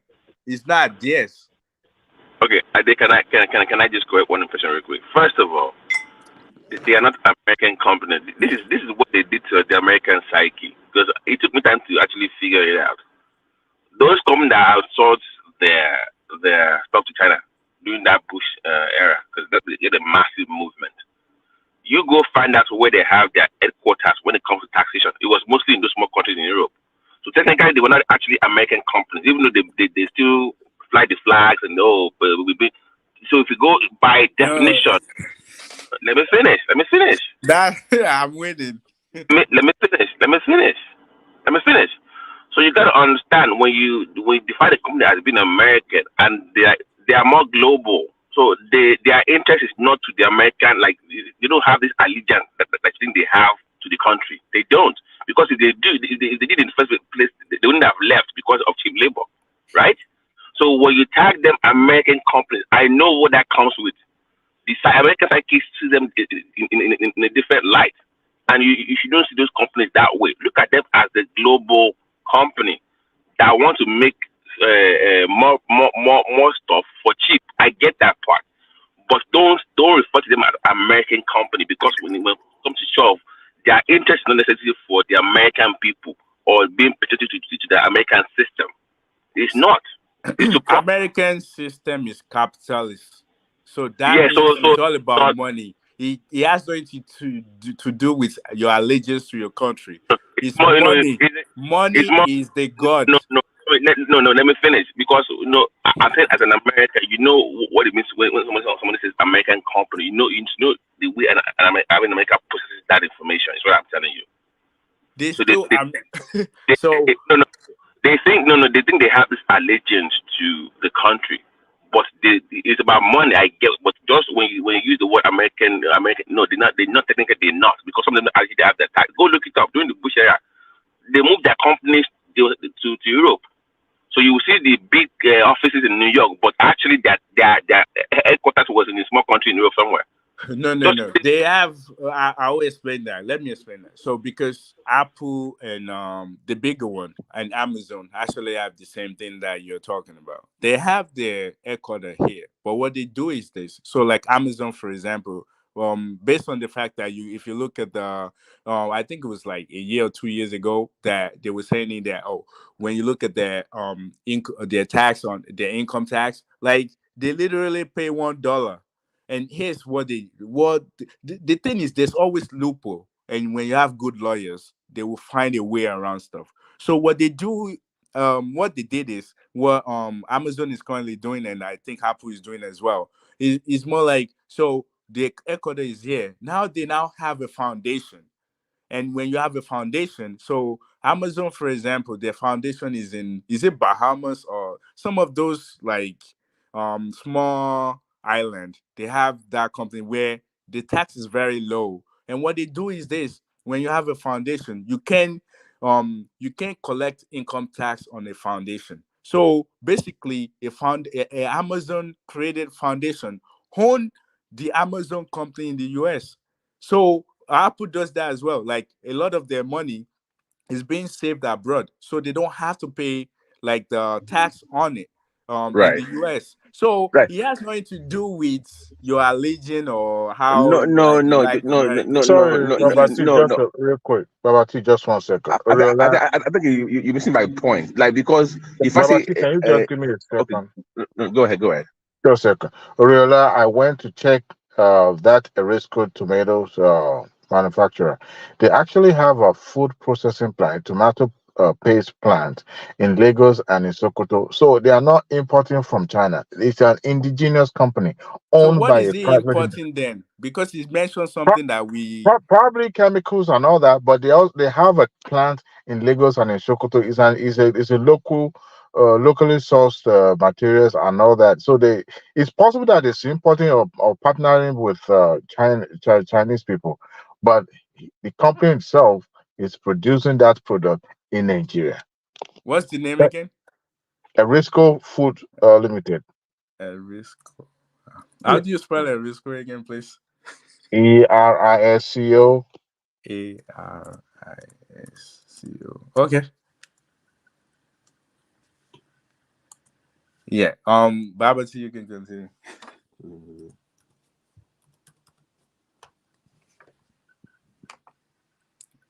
Yeah, you can continue, Babati. Can you hear me? Can you hear me? You see something? I'm hello? Yeah, I can hear you. Am I on now? Yeah, you're on. I can hear you. Thomas. Yeah. Yeah. Thomas. Yeah. Thomas there. No. I think the system is not working here. Yeah, we can hear you. We can hear you. You can continue. I was gonna ask him to take us through the topic of the day, and let's talk about the topic. The Peter Obi issue. What is it? Ti bọ́nú kínní náà.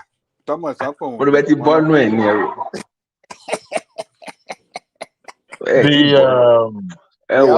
Peter Obi thing I'm tired of it, to be honest with you, Jare. Every day.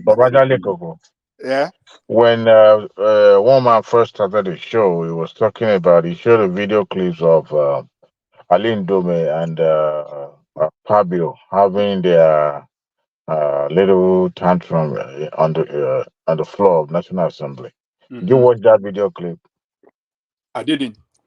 So we played it before, just at the inception of the show.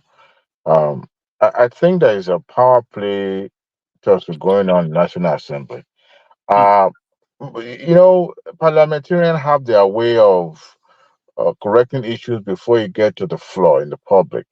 And if anything, because usually when they go to the closed door session, that's where they trash each other's out, chew each other, and cause each other responsible. But when they come into the public and in front of camera, they're trying to act gentlemanly and comport themselves.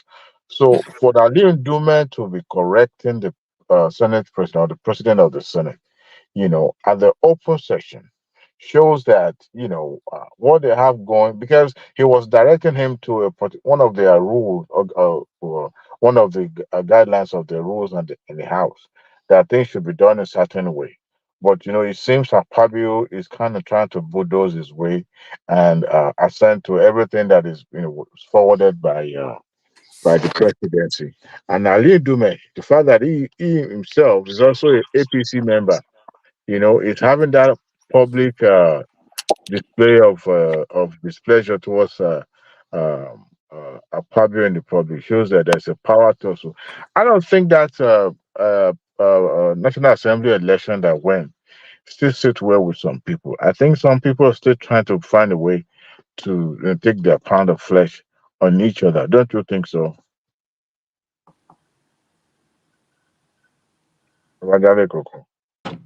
Adewale, I think what is going on behind the scene, we don't know. But the action that Ndume took to walk out of the Thomas, can you add me back on the laptop? Okay. Thomas, I'm not sure that it looks like he's busy doing something. He can't hear anybody. So, Adewale, for Ndume, Ndume was the campaign manager of, was the director of Fabio for Senate president. So yes, but he was doing it grudgingly. Grudgingly. He wasn't doing it with all fanfare and all that. He was doing it, I guess, because the party, they said in South Africa, so maybe that's the reason why he wasn't doing it just like, I'm happy doing it for this guy. Yeah. So for him to walk out, it showed his total displeasure, and it showed that something is going on, or something has been going on behind the scene that is out of control. They can't control themselves as well in the public. It shows that there is division among them. And secondly, the guy that Api called, Api Abo. Abo Abo has Abo He said he's an hero, democracy hero. That guy is smoking Igbo. No, if what he's smoking is more than Igbo. Abo has accusing finger at Akpabio that is the one responsible, is the one that went to Appeal court. Appeal court to take him out.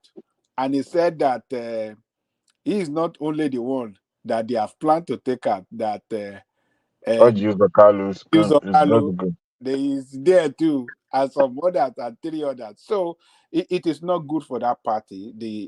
For APC, they are the one. Don't you think the exuberance that Pablo is, displaying, is going to be a stumbling, or it's going to create a lot of logjam for him?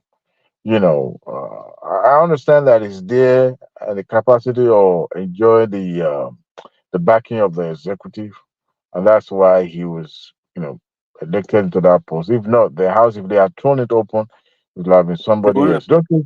When that one, it was Tinubu. Yes. That gave him that mandate that is enjoying today. So if the rest of the colleagues feel that is not representing them well, and he is looking like he's trying to act like Studi, or run the assembly like a Studi assembly. Robert Town. They might turn against him, because if some few members, let's say 1/3 of the APC, join hand with PDP and Labour, they can take him out. Yeah, they could, but because that Yari faction, they know themselves. Yeah, but of whose interest? Of whose interest? The executive have enormous power when it comes to, democracy, and within that power, they display that during their own in-house election, to the point that the presidency has to handpick their principal officers. So, can I say something real quick on the tomato? Sorry, I didn't want to. I'm just gonna mention them. They don't. I just read their page now. They're not manufacturing those things in Nigeria. They have partnership with Asian company. Like even on their webpage, they just say tomato processing in Lagos, and they were like, the project involved construction of tomato processing plant. They haven't. I don't think they started anything. The only thing they do that makes sense here is we partner with Asian tomato paste producer to establish whatever tomato plants, processing plants and stuff. So in so they Nigeria, wrote it on their webpage that they're just processing or importing. Did they mention importing from China?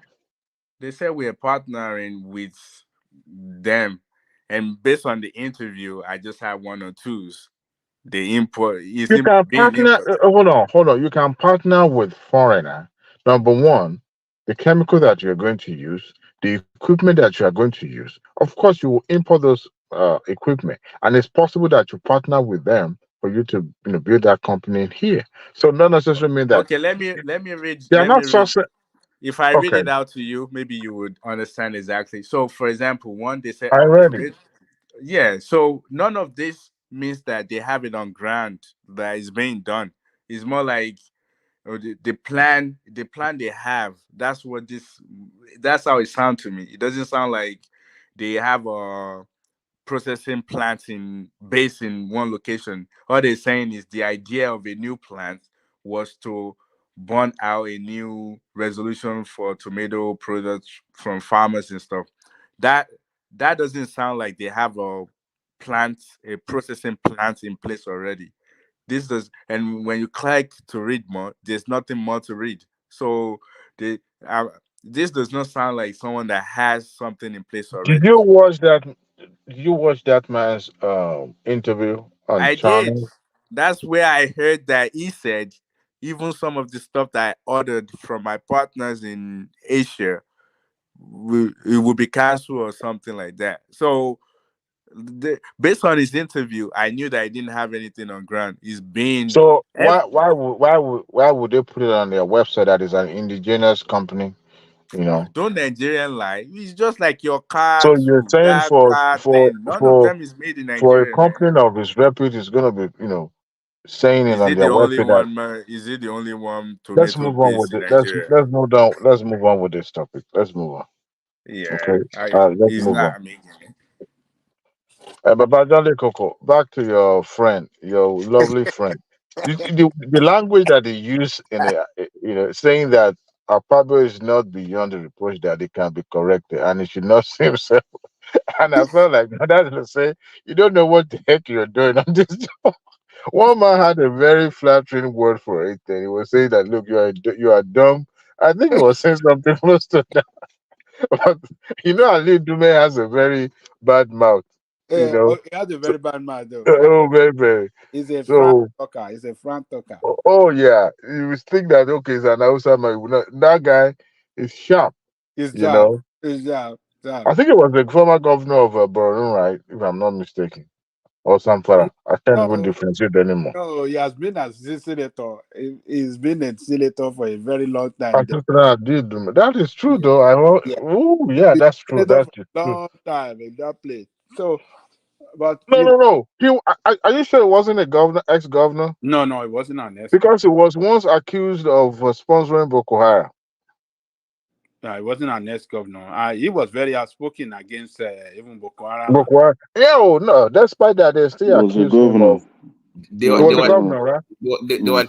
they were, okay, can we just get to it? How long do you think before they get rid of this guy? To get Pablo? who? How long do you think he will last before they get rid of him? Because The way I'm looking at it, it's not looking good for him. I'm telling you. no, no, no, no. See, it seems they are firmly, his faction are firmly in on ground when it comes to power in So National Assembly. the same way, no, the same way that happened during OBJ. How did that work out for the senator back then? No, Does it not? no, OBJ era is a difference. It was like Okay. a more or less No, trial and no, no, error no, no. era. They were no, just stay with me. What I'm really asking you is because what it boils down is to what is the relationship between Akpabio and Tinubu right now? Because that is what it boils down to. If something is happening in that area too, that is where the issue is. So No, the there's okay, nothing bad happening between okay, Tinubu and Pablo. okay, As a matter of fact, it's Tinubu's stooge in National Assembly. It's simple as ABC. okay. So okay, that's my question. If they're Yeah. good, then he gets to keep They it. are they are family. They are okay. They are more than good. They are show me body. They are that is his mouthpiece in the National Assembly. Can you imagine? It's gonna be tough for any faction in National Assembly to uproot him just like that. It's gonna be a tug of war if that is going to happen. I Never don't say think. never say never. Yeah, but you see, there's benefit in being a power. I mean, a party in power. And when you are in the center, you don't want to distance or to excommunicate yourself from the corridor of power. Because number one, you ostracize yourself and you'll be left in the desert. So you don't want that while you are still active, in politics. You don't want to do that. Except your hands has already touched the sword, and ask demand what killed your family. Question: what does he do wrong? Has he done anything wrong? Because I It don't. was it was just I think that was something like Babadele could say something bigger than what is being displayed, at the open session. Uh you could see the disdain, you know, both of them have for each other at that moment. Because if you are going to be correcting the president of the Senate, not in the open. Yes, you are trying to draw his attention to certain section of the parliamentary guiding book. It was mainly about how he's conducting the affair of the National No, Assembly, and it was like, can you speculate like what do you think is really going on? because they will tell us one thing, but something else. What Yeah, to be honest, I can't really tell. I cannot really tell what because is going on. it can't just be that it's the way it's It conducting. is, according to him, his grievance was that they can't just be a rubber stamp. That some of the things that they are rushing, that some of the senators are, some of them are not aware. They don't go to the parliamentary session. They will attend and they will leave. That's the way they do. So, and for a two-third quorum to be formed, they must have enough in the house. And to be honest, the parliamentary guided body didn't say that certain number of senators must be, on the floor before they can take a vote. As long as there's enough number to form a quorum, then that's it. So I think Ali Dume is seeking for more time to, carry the entire house along, so that they will know that, okay, tomorrow there's going to be a very important vote and all that, or special reading or something like that. But Akpabio is doing it like, okay, sharp, let's go. But Akpabio is claiming that they needed to do that to expedite some of these bills so that they can move on to the next, because they have a lot of things, to get it to. And Iduma is saying, no, we need to slow our rolls. But I think it's beyond that. Like it's beyond that. It's beyond of, because something that is coming for our party from APC now. I say our party. Usually during the OBJ, they said it's a family affair. They just find a way to solve it behind the scene. You won't hear anything in public now. So But when it started, degenerating to the point that is now watching their linen definitely in the public now, that is when people will start. I will not be surprised tomorrow headline says, "Oh no, the video happens this week, right?" So didn't really make headline per se, but I think the party will rally them in. They will find a solution to it, to the point, because you can't have such high-ranking principal officers having such display, at the National Assembly and state. It's no big deal. No. If it is Senator Abo now, we will say, well, he's used to. It's a big day. Ndumbe is the chief whip.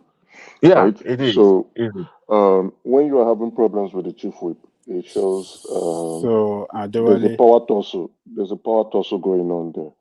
I think a couple of the senators are really unhappy with Fabio, and there were rumors of impeachment, and that was when he changed the standing No, order. impeachment is not on agenda. You remember they passed a bill now that no newcomer to the National Assembly, or Yeah, especially it to the was Senate, that will because of become. that rumor of impeachment that made them change their standing order. So what I can tell from all this going on is Akpabio has not consolidated power in that Senate properly.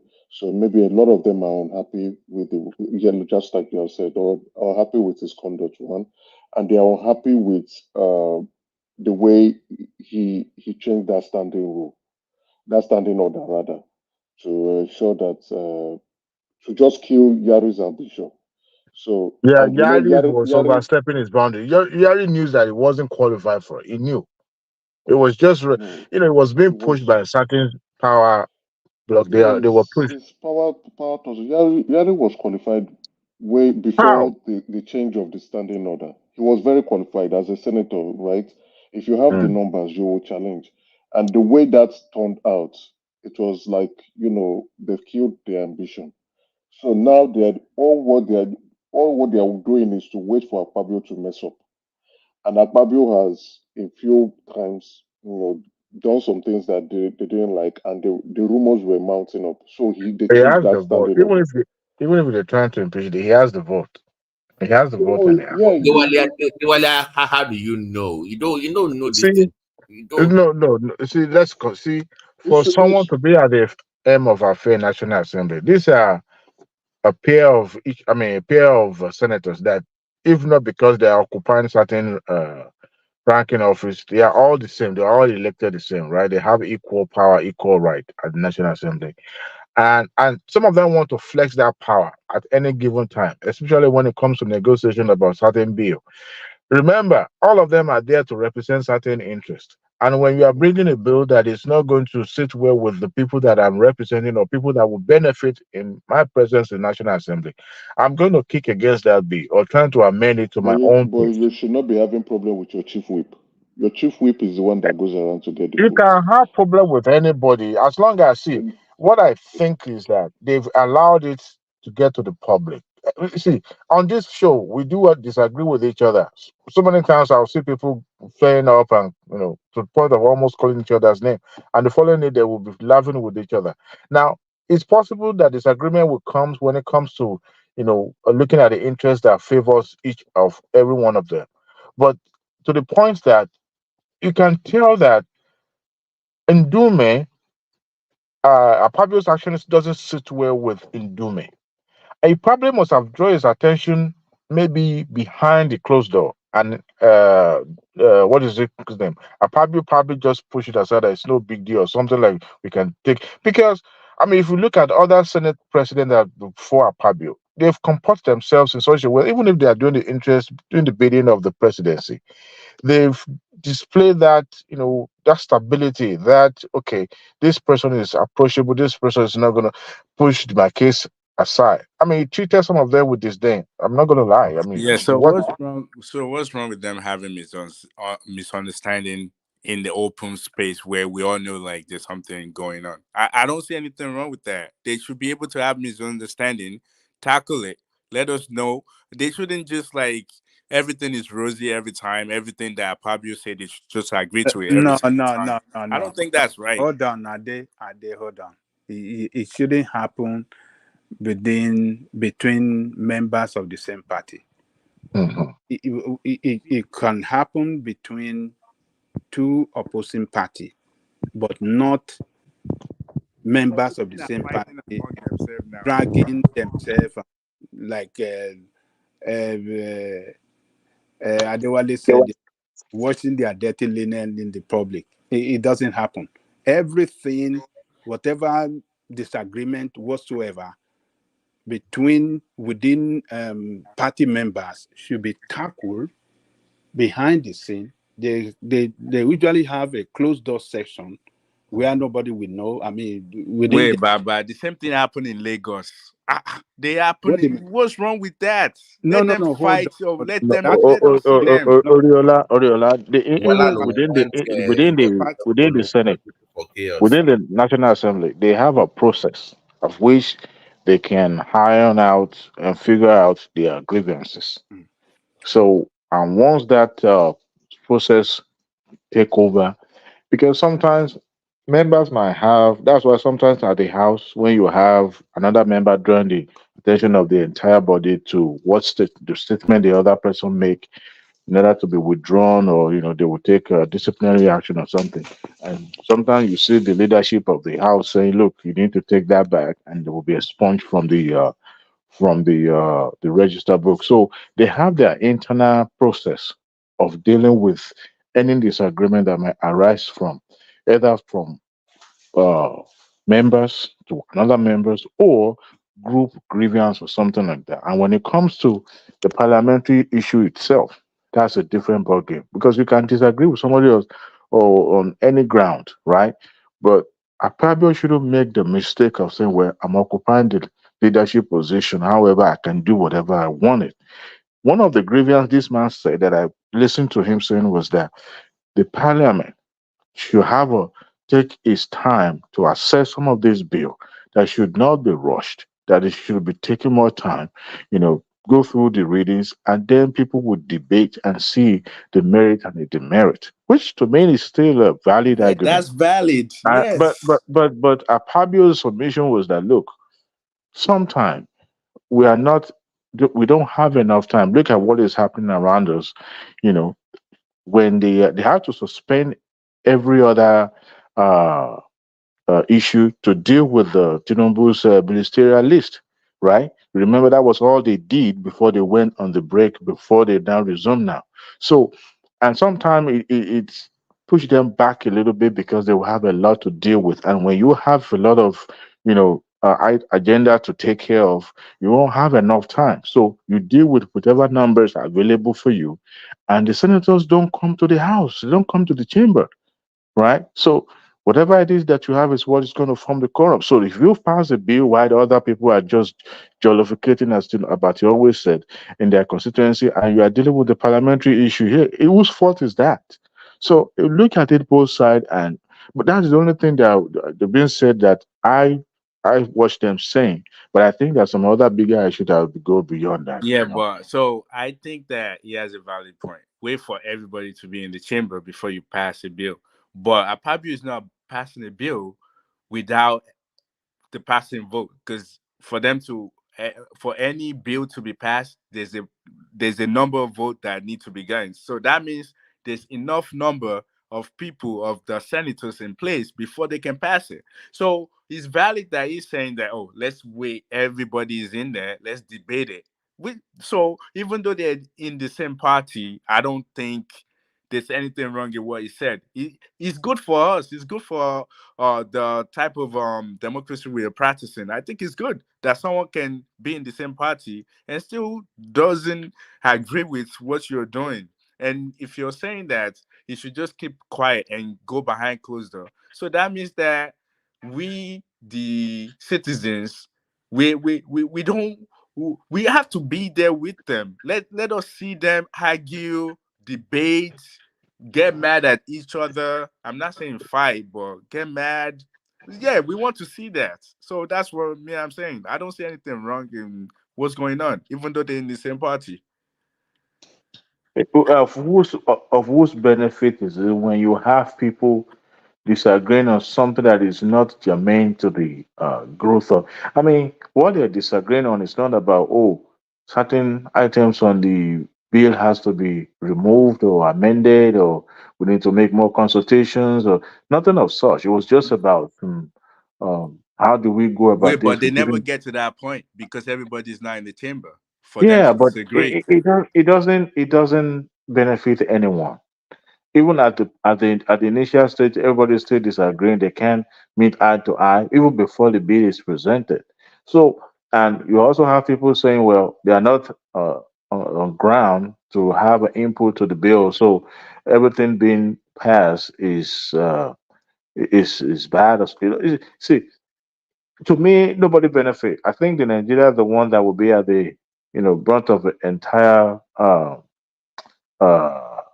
two So the fight. point that you were making is you don't see the point for them actually debating stuff. You don't want him to bring it to the forefront. You No, no, want no, them to no. do it behind No, closed door. I'm not saying they shouldn't debate. What I'm saying is that if they are not disagreeing on fundamental issue that is related to uh, bill or passing the laws. Yeah, but they never get there.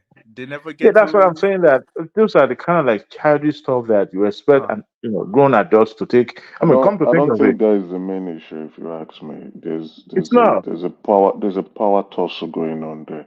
That's what they are saying is what they want Nigerians to hear. That's not the main issue. I think they are really, really angry with what Akpabio did, changing that standing order. I think that was the problem. So many of them are really angry and frustrated. All they say bills, no, and they're not the ones signing the bills over a quick. Even in the last in the 10th senator, the last one, the Ahmed Lawa, they are the ones still doing the same thing. So what is the difference here? They are really angry with Akpabio. There's a power tussle going on. So that's why I said for your chief whip to be upset to the point he has to stage a walkout, right? And you are now having a closed session to discuss. There's a power tussle going on that maybe we might get to hear later on. It's not about the bills. It's not about the bills. So It's what do you something think is it really. might be? What do you think it might be? They want him out. It's they want it not. Maybe they want that power to like we can get you out if you don't play ball with us, right? Or they threatened with the impeachment, and what he did, he changed the standing order. I believe that is what is getting them upset. He did that without many of them being around to vote against it, and that's why they are really upset. So what the opposing the senators who could challenge Akpabio, who could muster like an internal coup and get him out, or that we still have the numbers in case you want to misbehave. He has really killed that dream for them. So of course they are not going to be happy. It might be to a point that the president may step in to calm them down from the look of things. The bills that, oh, you are not giving us time, that's a lie. They've been doing it in the past. That's a lie. They've done it multiple times. They've signed bill within hours or without even reading what is going on or debating. So there's a problem, a power tussle problem that is going on in that Senate that they are not happy with Akpabio about, that would probably come to light at some point. But you know, if Ndume was the first person to support Akpabio, one of the first senators to support Akpabio, and also led his campaign amongst getting the votes from other senators. You know, if Mega, he was doing it grudgingly. It wasn't. See, there was no enthusiasm display when it came to. I think it was a Sleep TV or channel. He was saying, okay, they gave me an assignment. I have assignment to do. However, his body language betrayed him, and he was making some comments that I could tell that this guy was just doing it for the sake of the party unity, nothing more, nothing less. well, He I can't say that, but you know, he was the first person. He was one of. Sure, not that he was the first senator to come out on TV to say he wants to also run for Senate president. And then maybe when he saw the hands or the undertone from the party, he was also Mm. the first to Because he rally attested behind to the the fact Akpabio. that money actually changed hand at the National Assembly. He said it on Yeah, national. yeah, I agree. He collected the money, No, he's saying that then again he did. when it was asked, I think it was a Sleep TV or channel, It was channel. whether whether he was aware of money changing, and he said, well, yes, it's possible that money is going. It was more or less saying, yeah, it's true, but at the same time, I have a job to do, and you know. Let's be honest. These guys, they know what that problem is, and if they don't manage it properly, we the public will know. But what I can say is, it is not the bills. No, it is not it. What they were saying is, what they want to say, they are unhappy with Akpabio. And today, plenary session showed that unhappiness. And for him, then he left and they had a closed door session. Maybe they may reach out to him to discuss with him later on because he's a very vital member of the party. He's an old senator. He's the one who goes around to engage others for the vote. So Akpabio really needs him. If Akpabio loses him, I think he's the most important senator in that place apart from Akpabio. Those other one who are majority senate leader and minority senate leader, those ones are just holding title. He's the one who goes across party line to discuss with others to you know mop up the votes. So if Akpabio loses him, it shows a coup is coming, and that coup is coming seriously. I So don't think the president will let it get to that point of exactly having a right, coup because it will exactly, be the yeah. and again, now with the change of that standard, change of the standing order, Undome is an old senator, so he has strong grounds to challenge Akpabio for the Senate president. He has strong grounds, right? But it So doesn't apply to him though. He is a veteran in the National yeah, it Assembly. doesn't apply to it. That's why I say he has a strong. You understand? If there's anybody who will challenge, he's one of the candidates that can challenge, and he's also from they can rally around him. The Yari group can still rally around him to challenge Akpabio. So Akpabio needs to be very careful. It appears he has not earned the respect of most of the senators in that house. I mean, the way he even carried himself. Look at other previous president they've had. The Saraki, they come across like a professional. He is sitting out there like a jester. Sometimes I've watched his body language and the way he addresses. And look at the first pass that he made the last time. He was talking about sending prayers to. I mean, for a country that is still highly sensitive as they are, and then you were going out there, making some statement that are enough to light you up with the kerosene. It just doesn't speak well of him as a leader of that body. He should have comported himself in a very professional way. And you come into the house with a hat with a Jagaban insignia and all that. I mean, who does that? But Adewale, don't you notice something about Fabio? He talked like Peter Obi, be Bentenyi Fomonu. Like this, I don't get it. It doesn't. You know how Mr. Obi speak Are you like saying what we it's speak. slow? It's slow. He's very It doesn't slow, come very. across as yeah. If honestly, I don't know. I think they said it was in Nitel director or something like that when it was in the private sector or something. I'm not so sure. But the thing is, I Somebody that doesn't command respect, like order, command. Some people speak, you shake like Dino speaking, like that I charisma. beg you, are you putting Dino in the one which People bracket are you respect putting Dino? Dino. People actually respect Dino. Is that what No, you're saying? no, Dino is like a tout, like when you say that real garage boys kind of sort of.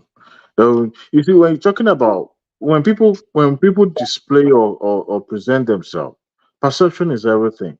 Now, when Saraki was at the end of our fair in the National Assembly as a Senate president, he displayed and presented himself like a professional, even though if he's going to disagree with any member at a particular time, you will see the way he will come across, not in a very disrespectful or distasteful manner. When what is this guy's name? The current chief of staff, when he was the speaker, he was firmly in control to the point that it was even more. He carried himself so high that you would think that he's the Lord of the Manor in the National Assembly. I could remember there was a public inquiry that was on the national television. It was made public then, and I think it was no, it was during the ASU strike, and the National Assembly stepped in, or his own office stepped in, and was trying to mediate that issue, and he came to the venue of the place and was working with that air of arrogance. That's the way I perceived it. But you could tell that he was carrying himself in a very professional way. But Apadio appears to me as someone who is just there to let's get this thing done and go to beer parlor and eat pepper soup and be done with the whole thing. Well, let's see how it's gonna end. I think they will work something out. They'll work around it, and everybody will be back to their way of doing things. Anyway, let me digress a little bit. Baba Angelico could mention something earlier that caught my attention. He talks about the BDC, the Bureau de Change system. Uh, are you guys still there? Hello? Yes, Adewale Ife. Oh, Baba Angelico, yes. You see, I supported that idea. They've been argued over and over that it's either the federal government let the financial sector absorb this group of people or disband them completely because they don't add any value other than just adding to the speculative uh, field. And some of these people, they hold this dollar, knowing fully well that the bank doesn't have enough and the government doesn't even have enough. So the last resort is to patronize them. You remember when Emefiele accused what is this guy's this particular website, the website that everybody always make reference to, which wasn't even an official web medium to Aboki FX. speculate. Yeah, Aboki FS. And people thought it was a joke then. And Aboki FS was gaining prominence then because every now and then people say, oh, go to Aboki FS. Not that it was the only authentic, more than even CBN, all right, or A and I window or anything. So to me, well, politicians are behind it all. The government shouldn't have granted this license, this so much. And if you look at what it takes to even get uh bureau de change license, wasn't that much. At the point in time, it was like maybe you have a 500,000. Then they started changing, making amendment here and there. And these folks doesn't have anything when it comes to the value because they are the one that is speculating and holding it. So I think it's high time the federal government or the CBN actually either I ban it think they will regulate them. You because can they ban have them. to be strict. If you ban Why them, not? it's a source of employment, right? Look, You see, can't. see, see, see, see. When sorry, Mika, when in 2005, I believe, or 2004 or 5, I was still in banking then. When Soludo came and Obasanjo administration came with the uh, 25 billion capitalizations of the financial banks. Look, they thought it was a joke. They thought it was a speculation. Remember, Soludo was coming from academic. He was never a banker, right? They're trying to find to send emissary to Obasanjo to reconsider situation that they were just coming out and all that. And said, look, this is what we are going to do, and there's no going back. As a matter of fact, some of the MDs of the bank suddenly became sick. They weren't sleeping anymore. They were going up and down because they've worked for this for some of these banks, and they don't want you to go down the drain like that. So they started looking for money here and there. It was only Senate Bank and a GTB that was able to mop enough from the public before other banks started doing their IPO and public placement. So what am I saying in essence is that who is benefiting today? The entire country, because some of these banks were able to establish themselves in the foreign land. They've dominated the West African market. UBA is doing fantastic.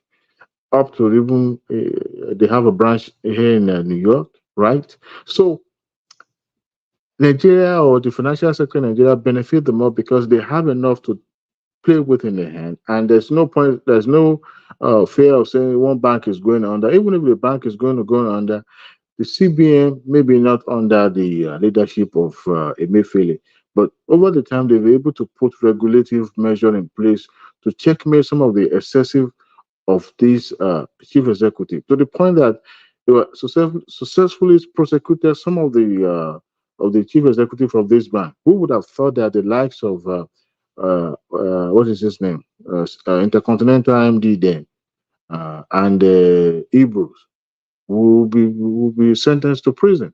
So what am I saying is that when there's a political will, political power, yes, you can do it for the benefit of the entire country. And now we haven't seen any bank going distress or going under simply because of that single and some other measures put in place. So yes, we can do it. I know it's going to incur some political wrath, if I may say, but even if it doesn't do it now, well, it's more or less like postponing the doomsday. If it's going to wait till the second time, it maybe it will not be able to do that, or whoever is coming after him will reverse it. But I think the high time he put his foot down and said, look, there must be something done in this sector whereby these folks, because whether we like it or not, or if we don't want to pay attention to it, they are a huge contributing factor to the downfall of Naira completely because the way they speculate. Today, you go to patronize one Aboki man on the streets of Lagos, and will tell you this is, it won't quote the CBN. That's not what it's going to quote. It's going to tell you this is how much is being sold in the market. Which market? The street market. And nobody, I mean, who regulates anybody? They will regulate that space. We have so many people participating there. Not just like currently we have 5,000 BDCs, right? That number is too much. It's too much. That is for the licensed one, or The that's for the licensed one, licensed yeah, one. yeah. So there you now have the unlicensed one. So they're going to Even regulate that space. And one way to do that, like what you have mentioned. Emeka and Adewale, quick question. Did you guys hear anything about the new Naira swap anymore, or we are back to the old? We've been back to the old for a I long think we're time. back to the old. Officially or It has not been forcefully? communicated. It has not been, but Cardoso is not looking at changing the naira, like going ahead to print new naira. So and what he has said is that there was a lot of fraud involved.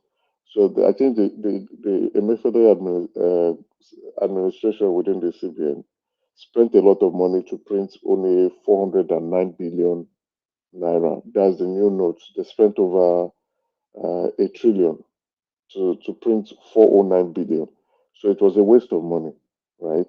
So why would you spend so much to print something in short supply? I don't think they will go ahead with that plan.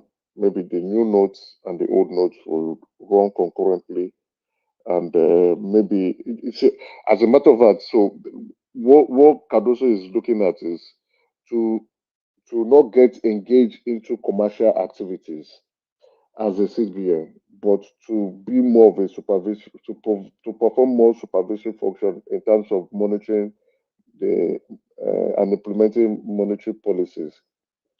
So his biggest headache is that unification of the FX.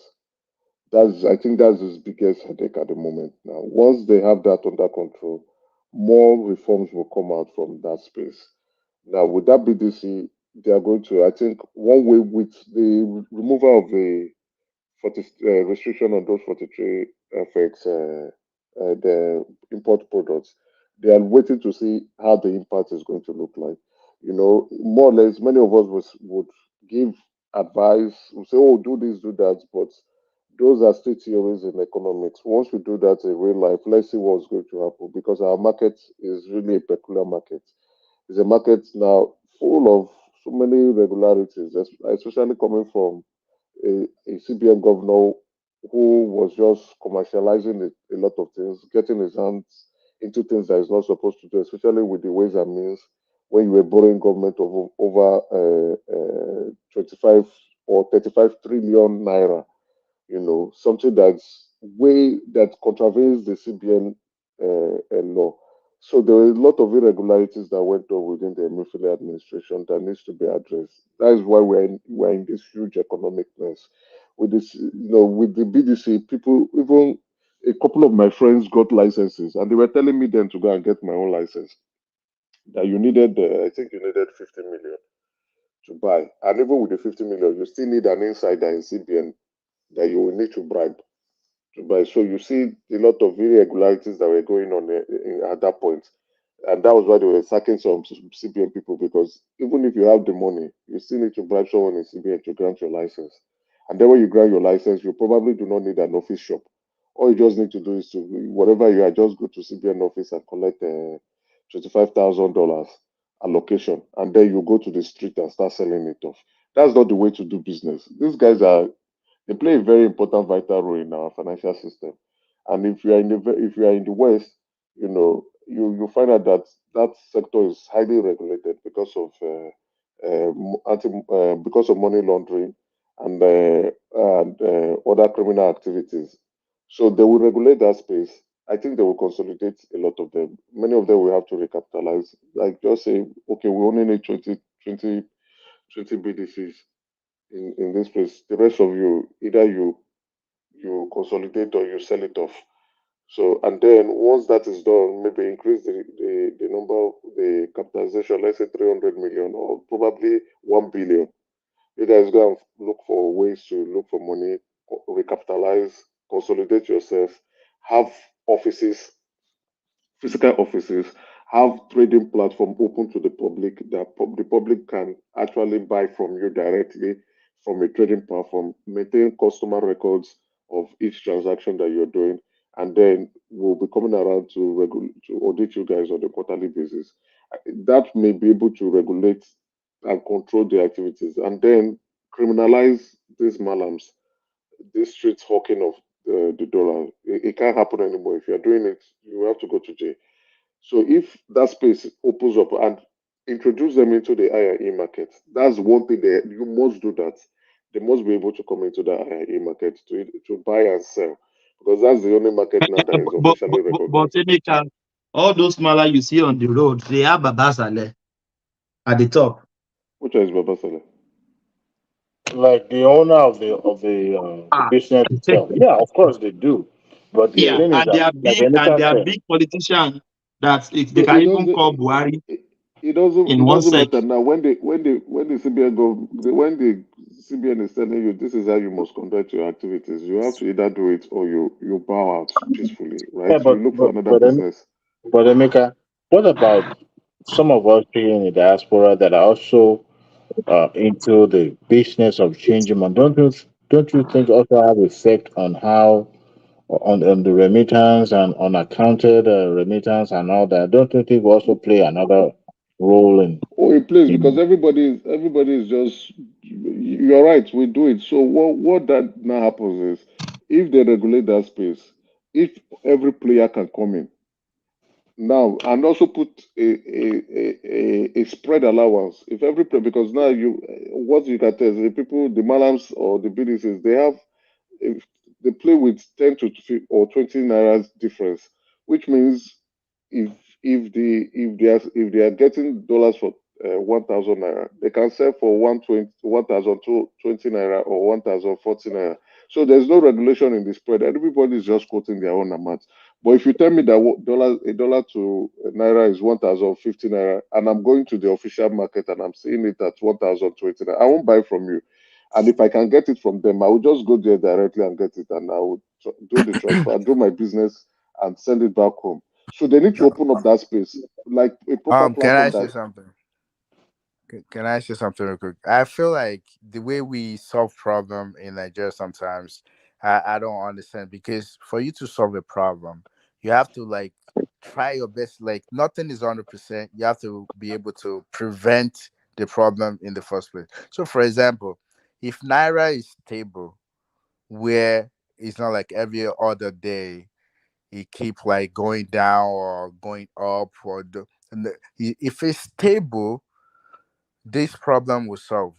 Like, so for example, do you know, like, even people that live in Nigeria, may I'm talking about like the top people, not even the top, like some middle class as well, they all save their money in dollars. They have domiciliary account, because they know, like, I can have my money, I can have a billion naira in my bank account today, and tomorrow it can become half of that.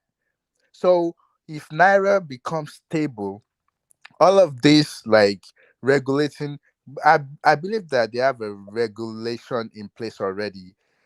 It won't really matter much, because, for example, someone that now, like, a malam can wake up tomorrow, get money through central bank for 700, and decide to sell it at higher rates, like selling, could allow more, like 1,000 or 1,002, won't be able to do it if if naira becomes stable.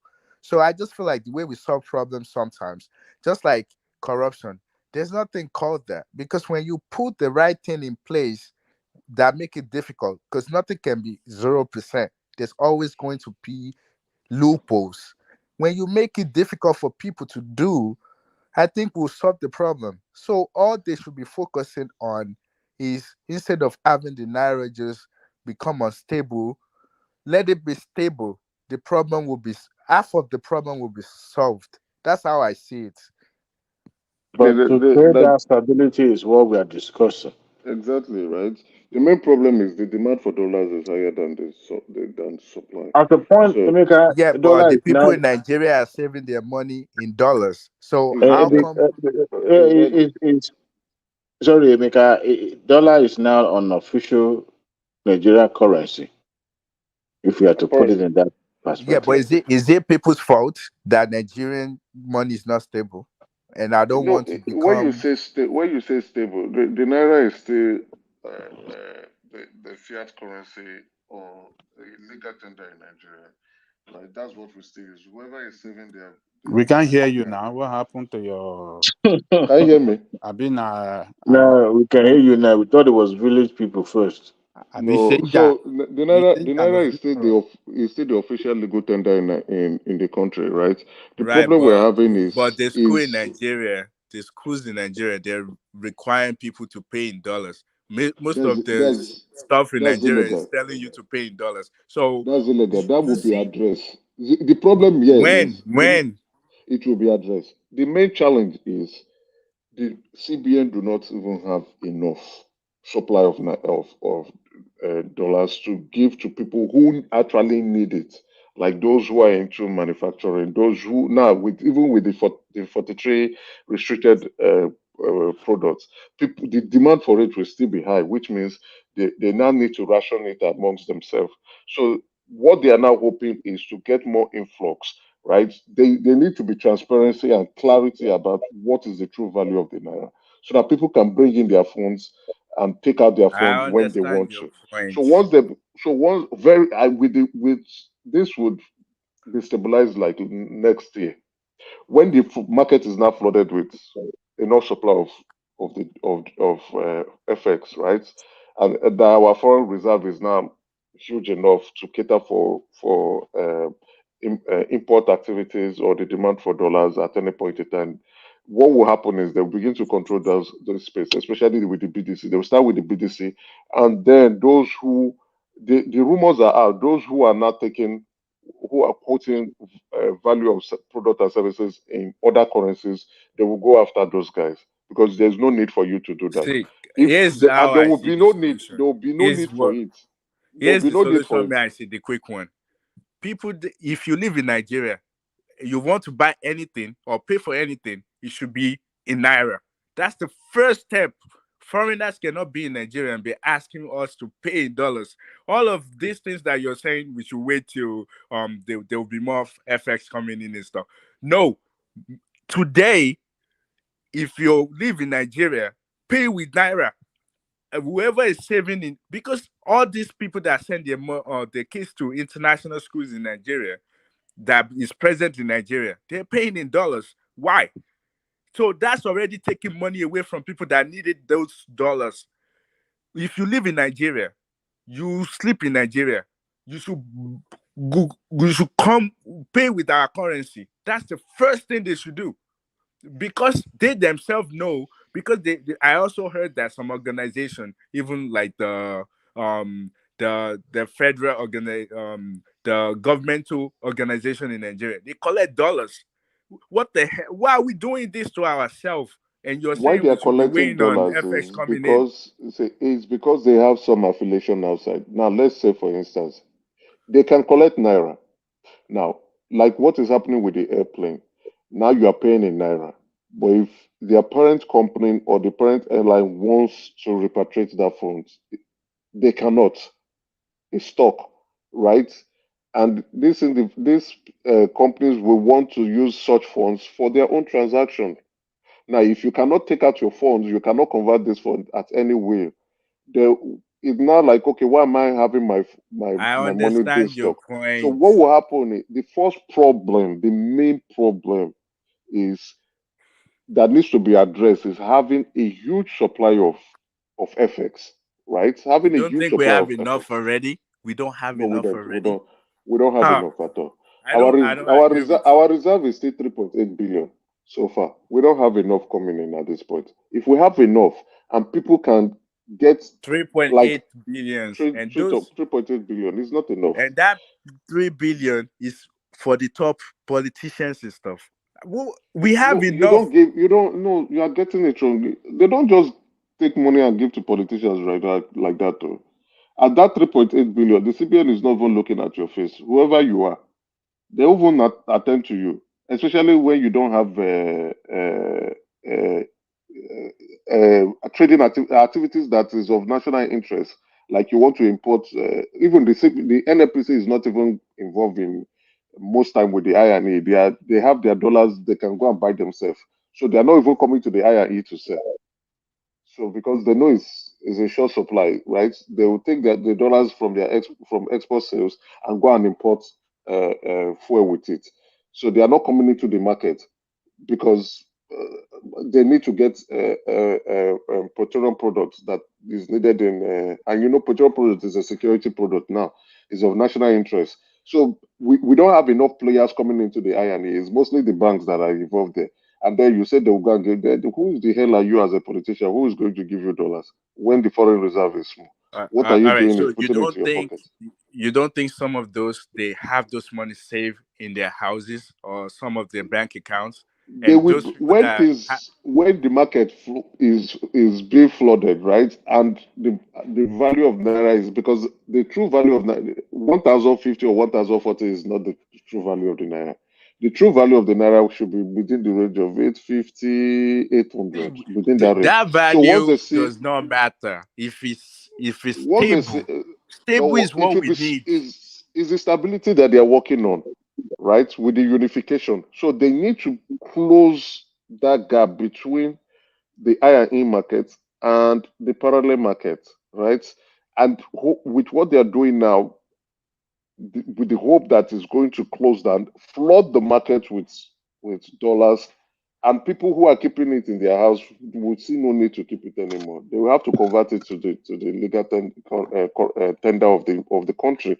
Why are you storing money? If you see that the dollar is losing value against the naira, you will bring out your dollars. Emeka, I have something to do, guys. If you don't mind, I would like to shut it down. If you don't mind, please, because nobody will bring for people in, nobody to control the section.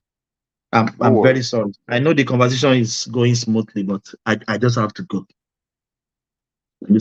Thank you, everyone. Yeah. Hajale Goko, thank you. Emeka, thank you. BT, thank you. Everyone, thank you.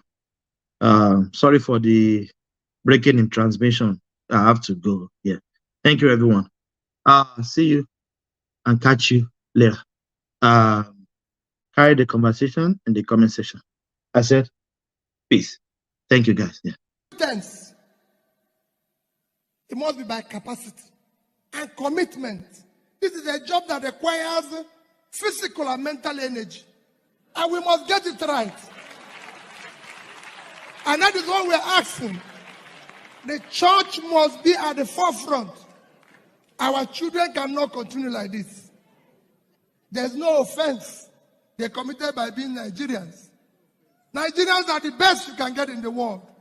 And we have the energy to change this world.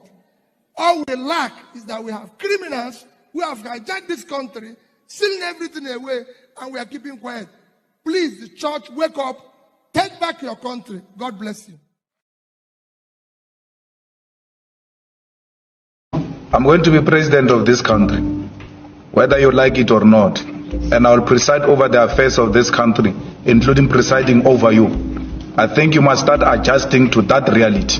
The sooner you do that, the less chest pains you'll have when that reality comes.